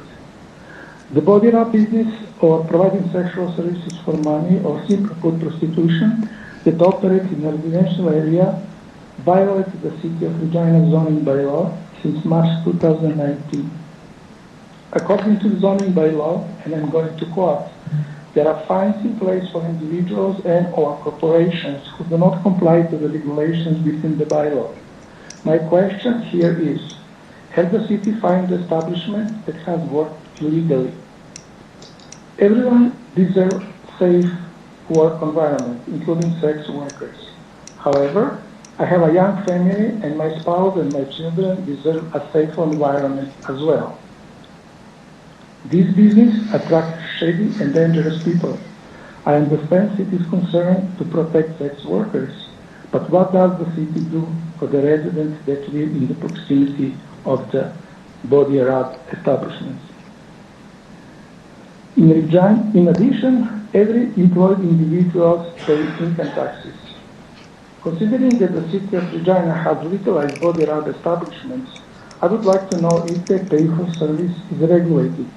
My concern is, based on my limited knowledge, that the PRE plans pay cash for service, and this could be a problem. In the body wrap establishment licensing program report, Appendix A, under Building section, Toronto, Windsor, Calgary, and Saskatoon make a regulation that the dwelling cannot be used as a PRE. My understanding is that PRE is allowed to be run in dwelling in Regina under the condition to be at least 1 city block away from schools, churches, and daycares. My question is, why do we have different building requirements policy than Saskatoon and other cities? The body wrap establishment across my home significantly diminishes the character of the neighborhood and the value of mine and other neighbors' properties. Yet we pay the same property taxes. As long as this business on 1338 Victoria Avenue operates, the city should allow neighbors to be tax exempt until this illegal PRE relocates to the designated area. For your information, I built my home in this area in 2010 because city planned to revitalize the heritage neighborhoods. With this business in place, the city is not keeping its promise. This is not revitalization. I have exchanged several emails and pictures regarding the appearance of this particular PRE on 1338 Victoria Avenue with one of your senior city planners. The red lights and Christmas lights this PRE uses is unsightly, negatively affects the character of the neighborhood, and make people angry. When I refer to Community Standards Bylaw number 2016-2 that states, no person shall cause permit, or suffer a nuisance to exist on any property. No person shall suffer, cause, or permit any land, building, structure, or yard to become untidy or unsightly due to serious disregard for general maintenance or upkeep. Shining an outdoor light directly to the living or sleeping area of adjacent houses is not permitted. The senior city planner said that he would forward this information to the city's bylaw enforcement branch. That was on June 23rd. No news, nor action from city's bylaw enforcement branch so far. Please drive around this house after 10 p.m. and see for yourself. Or maybe you have in front of you pictures that are just emailed. This BRE put a private parking sign on the other side entrance on Ottawa Street, even though they have a two-car garage and had only one vehicle. I submitted a request to the city to express concern over this, and it has been a week, and I haven't been contacted yet. Is body wrap client parking availability more important than parking availability for our general hospital staff? Especially you have 30 seconds. You have 30 seconds left on your 5 minutes. To summarize, I would like the Executive Committee to consider the following. The BRE on 1338 Victoria Avenue should turn off the red and Christmas lights immediately. The BRE on 1338 Avenue should be relocated to designated zones because in the same block with two churches, community club, and block from elementary school beside sensitive lots. Mayor Fougere even said that the body wrap business currently outside of acceptable zones will have to relocate or shut down. It is difficult for me to comprehend that prostitution is so vital in our society and in our city that we have to regulate it, even allow it in the residential area, close to schools and churches. Is that something we want and need as a society? Okay. Mr. Messenger, I'm going to have to stop you. You've over your 5 minutes. If there's any further thing you need to ask, the committee might ask a question. So I have 5 minutes. I might have to stop you. Sorry. Any questions? No, I'm done. Thank you. Any questions or comments from the committee?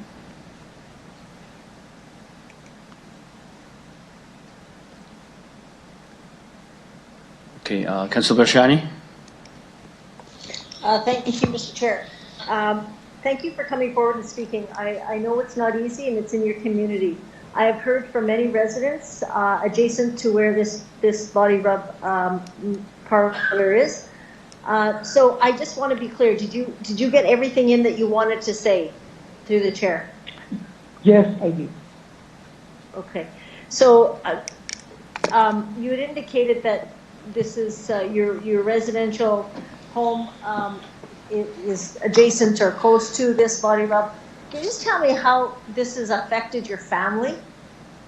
Through the chair? Well, it's affected. Okay. Personally, I'm affected because I have to, during the night, close my curtains because I don't want to see these lights they're using as a signage for their business. Okay, this is the first thing. It just drives me crazy to see that something like this exists in front of my doors. Okay. The second, since this business attracts shady people, I don't allow my 8 years old son to go out by himself. So when he wants to go to ride the bike on a parking lot behind the church and this house, I have to go with him because I'm not sure. I just simply feel not safe. Second, my wife was thinking about selling the house and moving to another area. And I said, with these lights on and what's going on, there is no way we can sell the place. Okay? I mean, it's just not right to have this type of business in a residential area. I understand maybe the need for the business, but there is areas, like I was in Calgary recently, and I saw tiny little sign about massage, but it was kind of strip mall. It was not residential dwelling. And in the report that I just mentioned, Calgary, Toronto, Saskatoon doesn't allow this type of business in dwellings. Why we do? Councilor Bashani? Thank you for that. I guess I just want to be clear on what your ask is as to why they're still in the residential zones and why they're not moved out to the industrial zones as of yet. Is that accurate, through the chair? Well, this is one of the questions. I mean, I mentioned several questions in my presentation right now. This is definitely one. I mean, there is a fine if you operate the business in the area which is not allowed. It's about 2,000. It is in your bylaw. They operate the business illegally for a year. Did they get the fine? No. Why?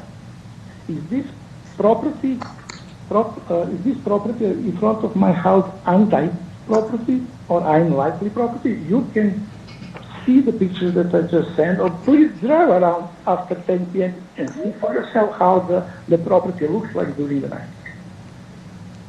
Yes. I mean, yeah. No, I agree. Yeah.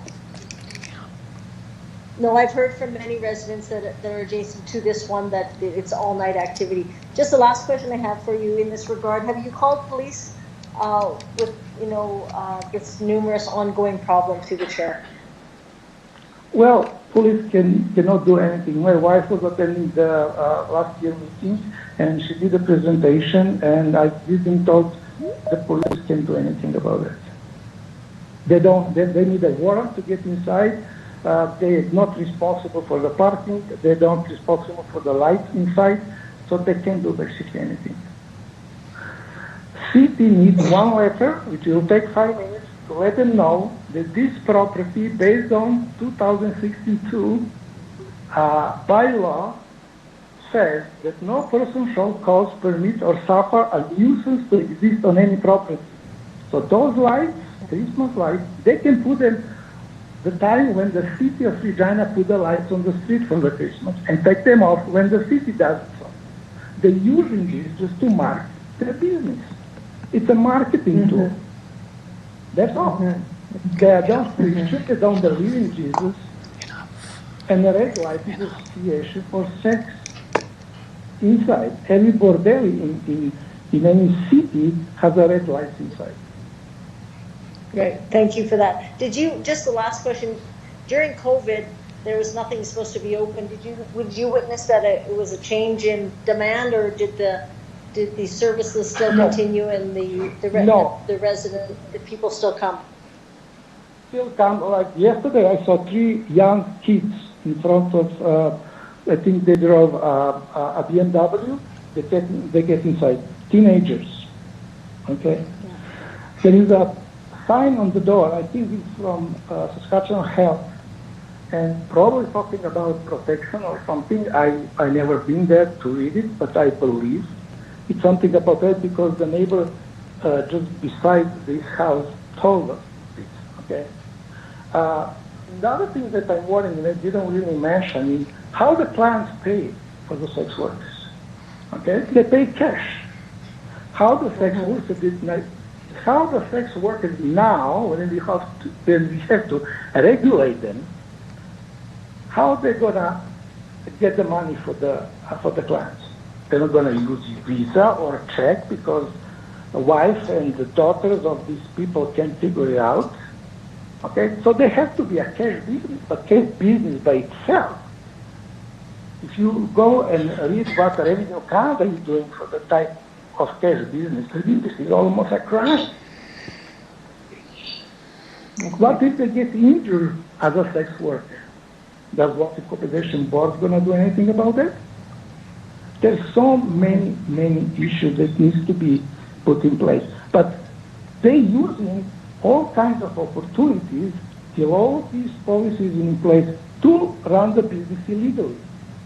They're supposed to be closed, and when the policy is in place, they should open. This is how it needs to be done. When I cross the red light, I got a ticket immediately, or put a car in the wrong parking spot. I mean, during the work days, now it's a little bit less. In Ottawa Street, all the workers from downtown, and especially from Hospital Regina Park in front of my house. Now there is a sign in the side door on Ottawa Street, because this is a corner lot, private parking. And they have only one car, 2 cars garage, and driveway. So basically, they save these spots for their clients to come. So I just ask questions. So what is it? Who gives them the right to do so? I send the request to City of Regina about it. Nobody gets an answer to me. And it says on the website 2 business days. It's more than 7 now. Okay, thank you very much. That's all I have. Thank you, Councilor Brasciani. Any further questions? I see none. Thank you very much for presenting. You can disconnect. We'll continue. Thank you. Thank you. Now looking for Devon Hill. Devon, are you online?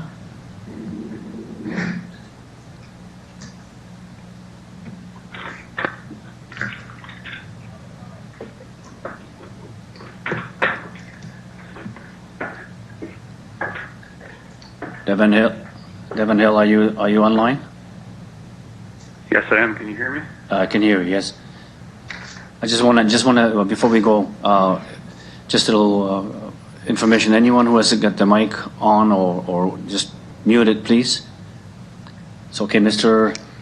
Hill. Go ahead. You have introduce yourself. Who you represent, if any. You will have 5 minutes for presentation. There may be a question from the committee. Go ahead. Okay.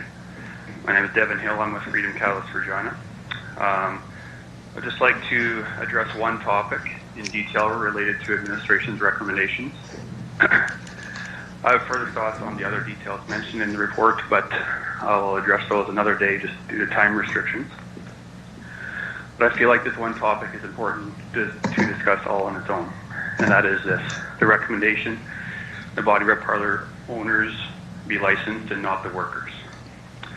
I've said this before, but I'd like to reiterate it again, that this is illegal. What is being recommended here is licensing and therefore sanctioning something that is against the law. There are federal laws called PSEPA in place that state it is illegal for an owner to be involved in a body rep parlor. For example, there's a good fact sheet put out by the Government of Canada Department of Justice for PSEPA, and it says the following.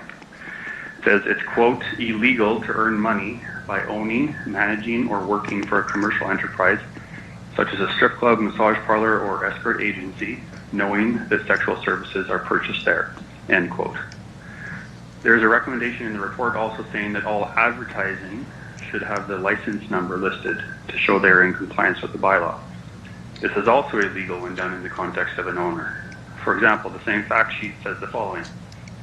PSEPA, quote, criminalizes advertising, the sale of sexual services for the first time in Canadian criminal law. This new offense applies to individuals who advertise the sale of another person's sexual services, including in print media, on websites, or in locations that offer sexual services for sale, such as erotic massage parlors or strip clubs. The offense also applies to publishers or website administrators if they know the advertisement exists and then that is in fact for the sale of sexual services, end quote. As much as some people may not like or agree with these laws, they are indeed the laws in place in our country, and they should be both honored and enforced. During past discussions, it was mentioned that through any bylaws that are enacted, it can't be seen as trying to change the Criminal Code of Canada. This was said in the context of why they believe they couldn't ban body rub parlors. If that is the case, should not apply for this scenario as well. Some people may argue that if you don't license the owners, you'll just promote non-compliance to the bylaw. But is that really the logical road we want to go down? Is it logical to sanction an illegal activity just because we're concerned that if we don't license it, they will then perform the illegal activity without our knowledge? What other illegal activity would we ever give the same green light to in our society? There isn't any. This is the only illegal activity I know of in our country that is allowed to operate like this in other cities, and I do readily admit that other cities have this in their bylaws too. But should Regina do the same? Or should we be leaders in our nation and stop turning the blind eye to this and not allow it? There are very good reasons why it's illegal for owners to be involved in prostitution. It is based on the exploitative nature of what occurs, and the possibility of human trafficking being involved, etc. To look at it in another way, what if we had licensing bylaw where the higher level drug traffickers had to apply to sell drugs out of the drug house?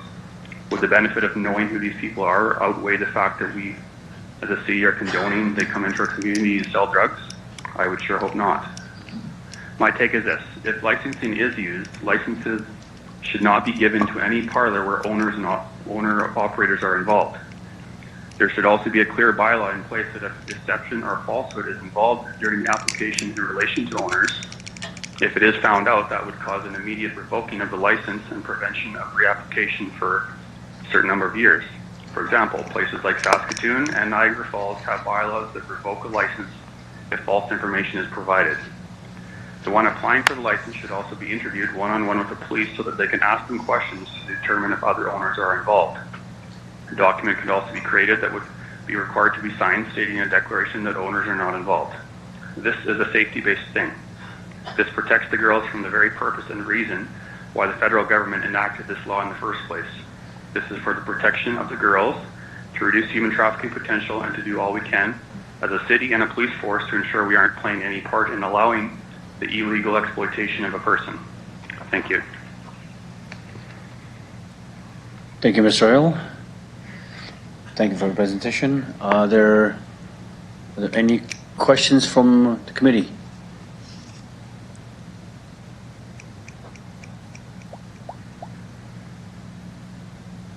Looks like I've got one. Councillor Brasciani. Thank you, through the chair. Thank you, Mr. Hill, for being always providing any information you can through this long journey of body rub parlors. I want to just go back to what you've indicated here regarding the. Did you say that does Saskatoon? Do they revoke a license? But do you know? Did you say that they actually are the workers licensed? Through the chair. Mr. Hill? Yes, yes. Workers are licensed in Saskatoon. The majority of cities license workers, and that is stated in administration's report as well, and I'm in agreement with that. The only ones that I'm aware of, and that's also in administration's report, is London, Ontario, and Vancouver. Vancouver's licensing bylaws are, I would say, not the greatest. They're one of the worst, I would say, in Canada, in my opinion. But yes, the majority license workers, and for good reason. Okay. We heard from one of the delegations previously that indicated that he knows the industry in body rub parlors and would recommend and support cameras both in the front and inside. What are your thoughts on that? I did not hear it. Can you say that again? Sorry, the first delegation that did speak, he indicated that the ones that he represents are massage parlors, but does know and does communicate with body rub parlors, and he would support and thinks that they would support cameras. I think we gave ourselves a little extra, so let's get going. Inside the premises of entryway and that kind of thing. What are your thoughts on that regarding, rather than kind of using an alarm system, which is in the report? Well, I didn't hear his speech because there's a delay, so I couldn't hear anything. It's still a break on the live feed, so I didn't hear his speech. But from a general perspective, I would say that the majority of massage parlors do have cameras already on the outside, and that's for their personal protection or to see who's at the door and stuff like that. In terms of whether their cameras are on the inside, there are bylaws that state that there cannot be cameras in there. I'm not 100% sure the logic or reasoning behind that. I've never talked to some of the municipalities that have that to figure out why. The only thing I can possibly think of is that it, provides video footage in case the girls are something bad is happening to them, right? So I think that's a good thing, but I mean the panic button is not something that is common in bylaws, but I think it's a great idea, and I think it was maybe London or whoever it was that is the only one that has that, that was in the administration's report. But that is something that we've talked about for a while now, is having this concept of panic buttons. And I can't speak for the police, but I believe they're on board with that too, as far as I understand from talking to them. Mr. Hill, Mr. Hill, if I can interrupt you, Councillor Bashani, we're getting a feedback. I'm not sure, Mr. Hill, do you have anything on another device that you? I do not. Okay, someone is interfering with that. So go ahead. Sorry, Councillor Bashani, go ahead. Just the last question. In regards to, Devin, you had talked a little bit about the owner, the operators involved with the owner-operators relationship. Convene the meeting back to order. We're going to start with Saskatoon has something that where you do EX 20 revoke a license with false information. Can you just, the body rubber establishment program. We have a delegation EX 20-26. Yeah, okay. so First delegation is Trevor Wall, I would say. So I'm going to Mr. Hill. Just 1 second. We've got a Mr. Hill. Can you just hang on a second? If you could introduce yourself, who you represent. You'll have 5 minutes for your presentation, and then maybe a question from the committee after that. Mr. Hill, just hang on. We're getting some problem here. We're getting a feedback.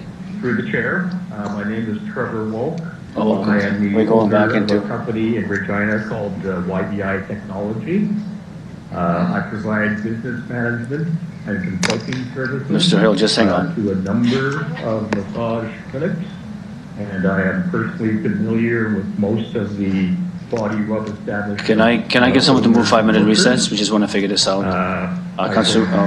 Your Worship, any opposition? No one opposes? I don't hear anything. Okay. Thank you. For the wonderful work they have done.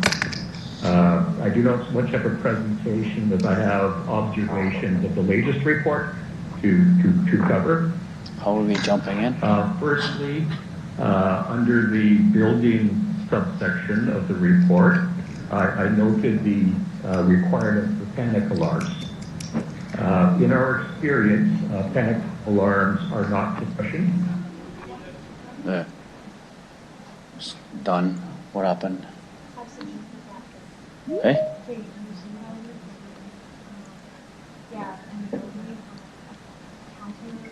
So, Mr. Hill, are you there? Environment for the workers. We'll go again. You should consider a requirement to install Someone's recording.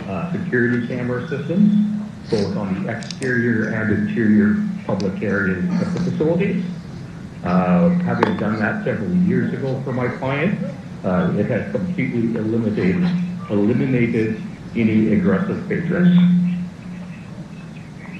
Touching on the safety issue, in the industrial zone recommendation was a bit of a disappointment for my client. No, it's somebody in the background. They have actually lost now a number, pretty much all the workers, as the workers feel the industrial area is unsafe and refuse to work there. That's not so much an impact to my clientele as they are massage clinics, but it is my personal observation that the workers that were in the safe environment of working in our clinics have now entered the prostitution and online escort service, part of the sex trade in the city. So the recommendations you are receiving by eliminating the body rub establishment from major artery commercial areas is having. So I'm not sure if anybody can hear me out there. Someone's got their device on recording. Hours of operation. Somebody has their device on recording, and it's just feeding into our feed here. And as a clinic, we have no. Someone is playing a lot. Adhering to the limited hours of operation. However, the busiest. Someone has the speaker on their iPad, so anybody who's out there, please check your stuff. Anybody who's listening, you are playing back your recording.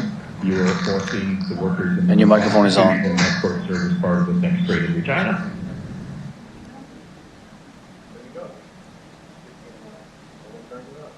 Someone turn it off.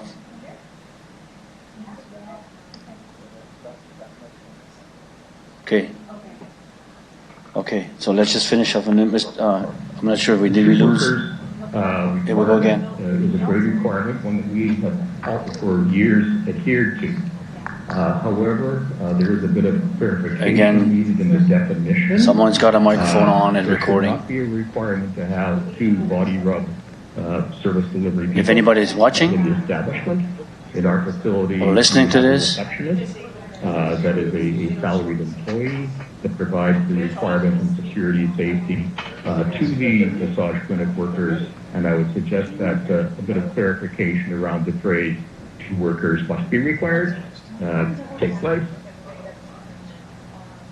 Fees. I think the recommendations in the report are very good.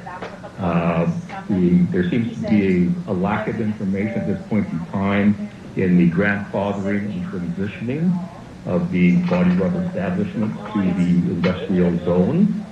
The approximate cost per institution of making that move for renovations and impact of business will be in the range of $60,000 to $80,000 for each facility that is required to move from their present location. It would be the opinion of the owners of these shops that the City of Regina would be required to pay that as damages, as the businesses are currently operating legitimately, if not by law, by convention, and the city, by enacting this transition, is forcing the incurrence of that cost and should bear it.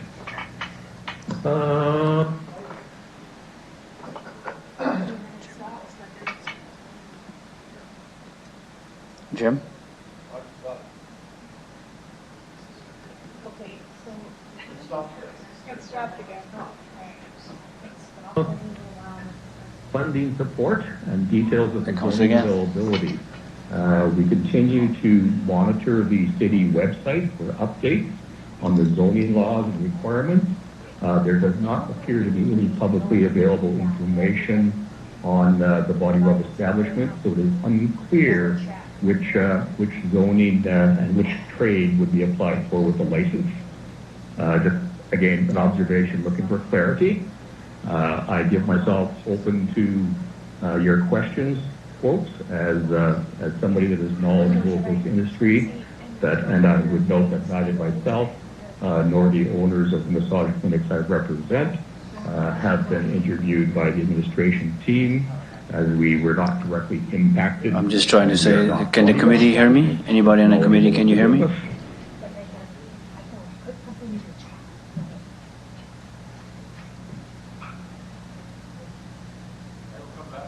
Can the committee hear me? Anyone? Councillor Hawkins, can you hear me? Thank you very much, Ms. Walk. Are there any questions of the delegation? What do we have here? So we've got Councillor Bresciani. Thank you to the chair. Thank So you we might as well for just moving close. forward. So in your It just keeps repeating itself. The ones that you represent are not body rub, they are true massage parlors. Is that accurate? That's accurate, yeah. Okay, great. Thank you for that. Can I ask in regards to camp?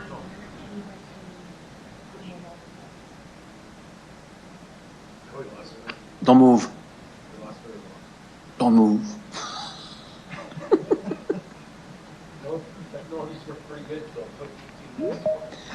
Cameras, you said There we go again. You think that it would be good to have cameras both at the entrance and inside? Is that accurate? Did I hear that correctly through the chair? Yes, you heard that correct. Several years ago, we had implemented the panic alarm system in our facility, and we found that did nothing to attract the aggressive patrons. But as soon as we put in security cameras both on the exterior and on the interior public areas, we don't have cameras in the massage rooms themselves. That brought the aggressive patrons down to zero. That we have not experienced an aggressive incident in years. Well, Great. So Thank we you have one for more that. if we can get this done. Also, can I just ask about, in the report, it talks about the employer would be providing information on the workers. Yes. It was through some of the discussions. But no one can hear me. I'm trying to reach out to the colleagues. Prior to that, the workers Yeah. said that they would appreciate also. So just shut it down and we can send messages to our. Information with the city, not just the employer. What are your thoughts on that, through the chair?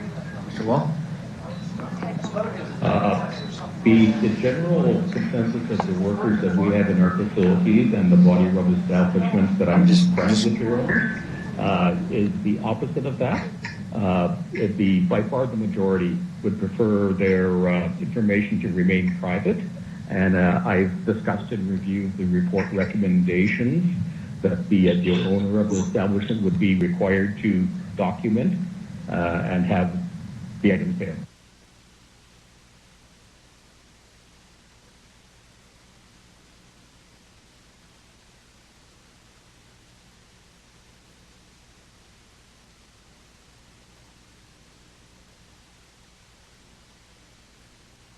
Their government identification, their proof that they're over 18, that they have the right to work in Regina. All of those things, the workers that work in our facilities and those that I consult with on the body rub scenario do not have a problem with those and would prefer that over a direct licensing.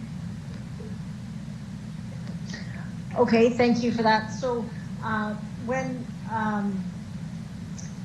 if police were to come in and ask some questions, the owner is there, but many times the owner is not there. It's the operator. And the workers have no issue with having their identification and passports and things like that available on the spot for police or city health workers to verify. Okay. Can I ask, how does it work with the education program that's being promoted through the city here, that these workers would have to go through a session once a year talking about other opportunities of employment and other options in regards to safety and things like that? What are your thoughts on that, through the chair?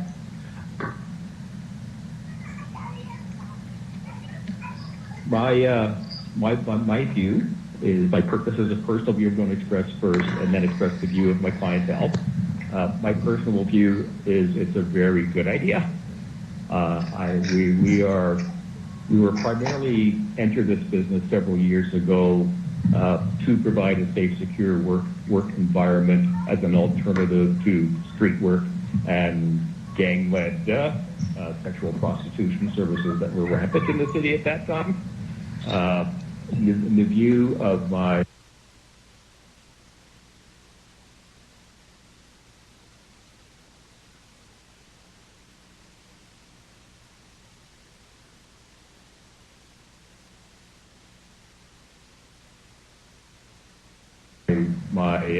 clientele, most of them are owner-operators, and they would feel that the requirement to be retrained on the same information every year when they've been in the business, in some cases for 12 or 13 years already, is redundant and unnecessary. Having a new worker trained and taking these safety and health courses is actually of value to our business.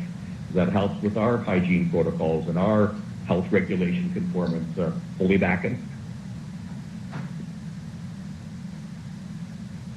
Okay, just in the ones that you know of, are they all owner-operated? Because I know in some cases, the owners are not here. The owners are, it's a numbered company and the owners are outside of Canada. Are you aware of any that you know of that because when they have to fill out the form, it's the owner, the operator, and I'll be asking administration that, but it's the owner's not here. What are your thoughts on that, through the chair? Mr. Wong?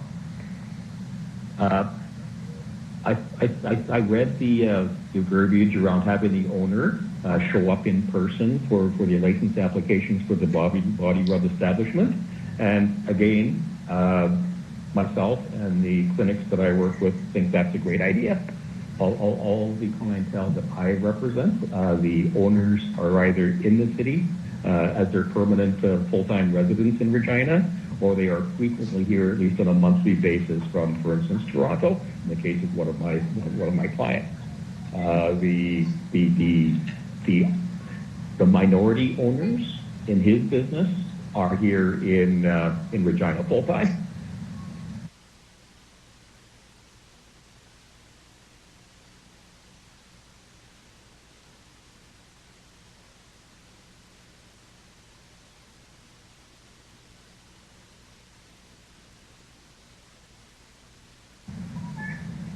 Okay. And thank you. And my last question, any of the owners that you know of here in Regina or outside of Regina, have any of them been charged with human trafficking or any concerns from police in regards to any investigations in that regard? None. I would note that there has been a transition of ownership that I've been involved in with a number of the facilities, as I've been bringing them into the compliance with the proposed regulations. For going over close to 2 years now, I've been working with them. Councilor Bashani? Thank you. I'll leave it there. Okay, thank you. I believe Councilor Young, you're next. Okay.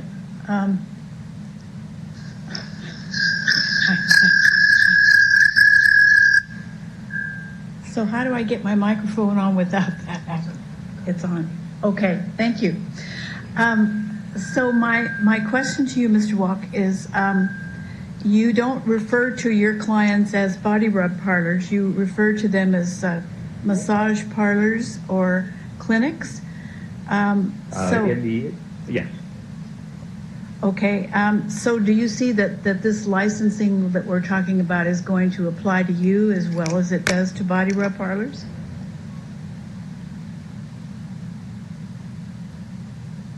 Because we comply to the current zoning regulations of the massage clinic definition, i.e. having the training and certifications of the owners, it would not apply to us.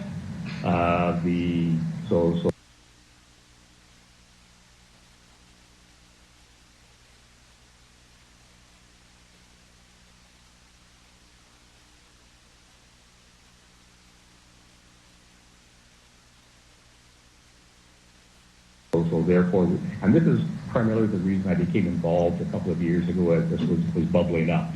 And I'm just going to slide this in here right now. And I've been sitting on the call and in a meeting since 9 a.m. this morning. So thank you all for doing the diligence around the COVID aspects of it. And frankly, when it comes to the body rub licensing, I think one of the fine councilors should pass a motion to postpone this entire body rub regulation until after.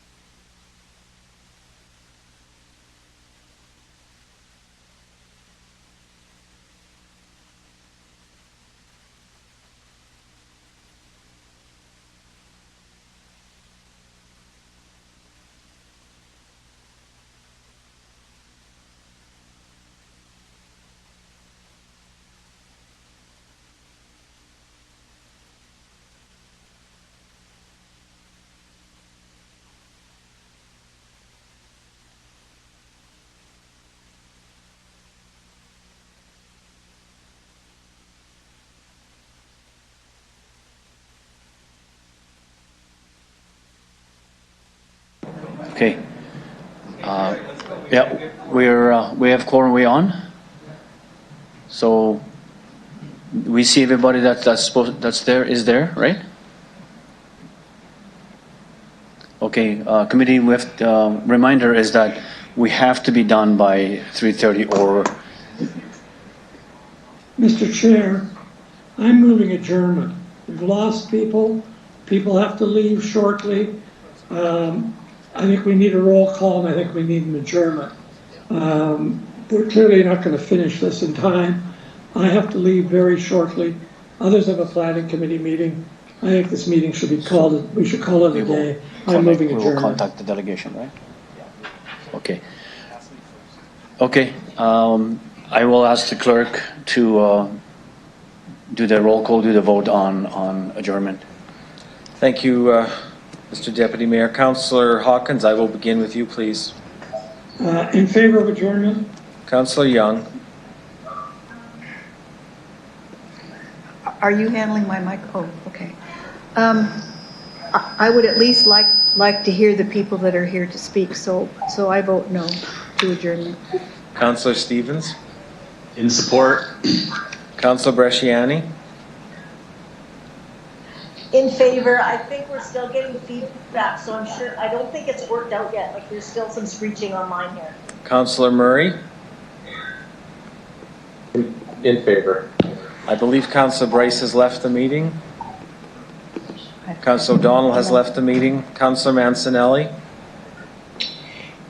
I would like to at least finish the delegation that was midway through, so I have to vote against. Councillor Flagle. Against. Mayor Fougere. I would like to hear the delegations then adjourn. We have time. We have 20 minutes yet, so I vote against the motion.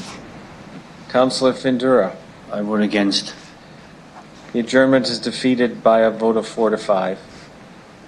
So. I get 5 to 4. Can you clarify that? I'm sorry, Councillor Hawkins. My fault. I read it the wrong way, backwards. You are in fact correct. The adjournment passes 5 to 4. Meeting is adjourned. Thank you very much. Have a good afternoon. See you, Bob. See you later. Good day, everybody.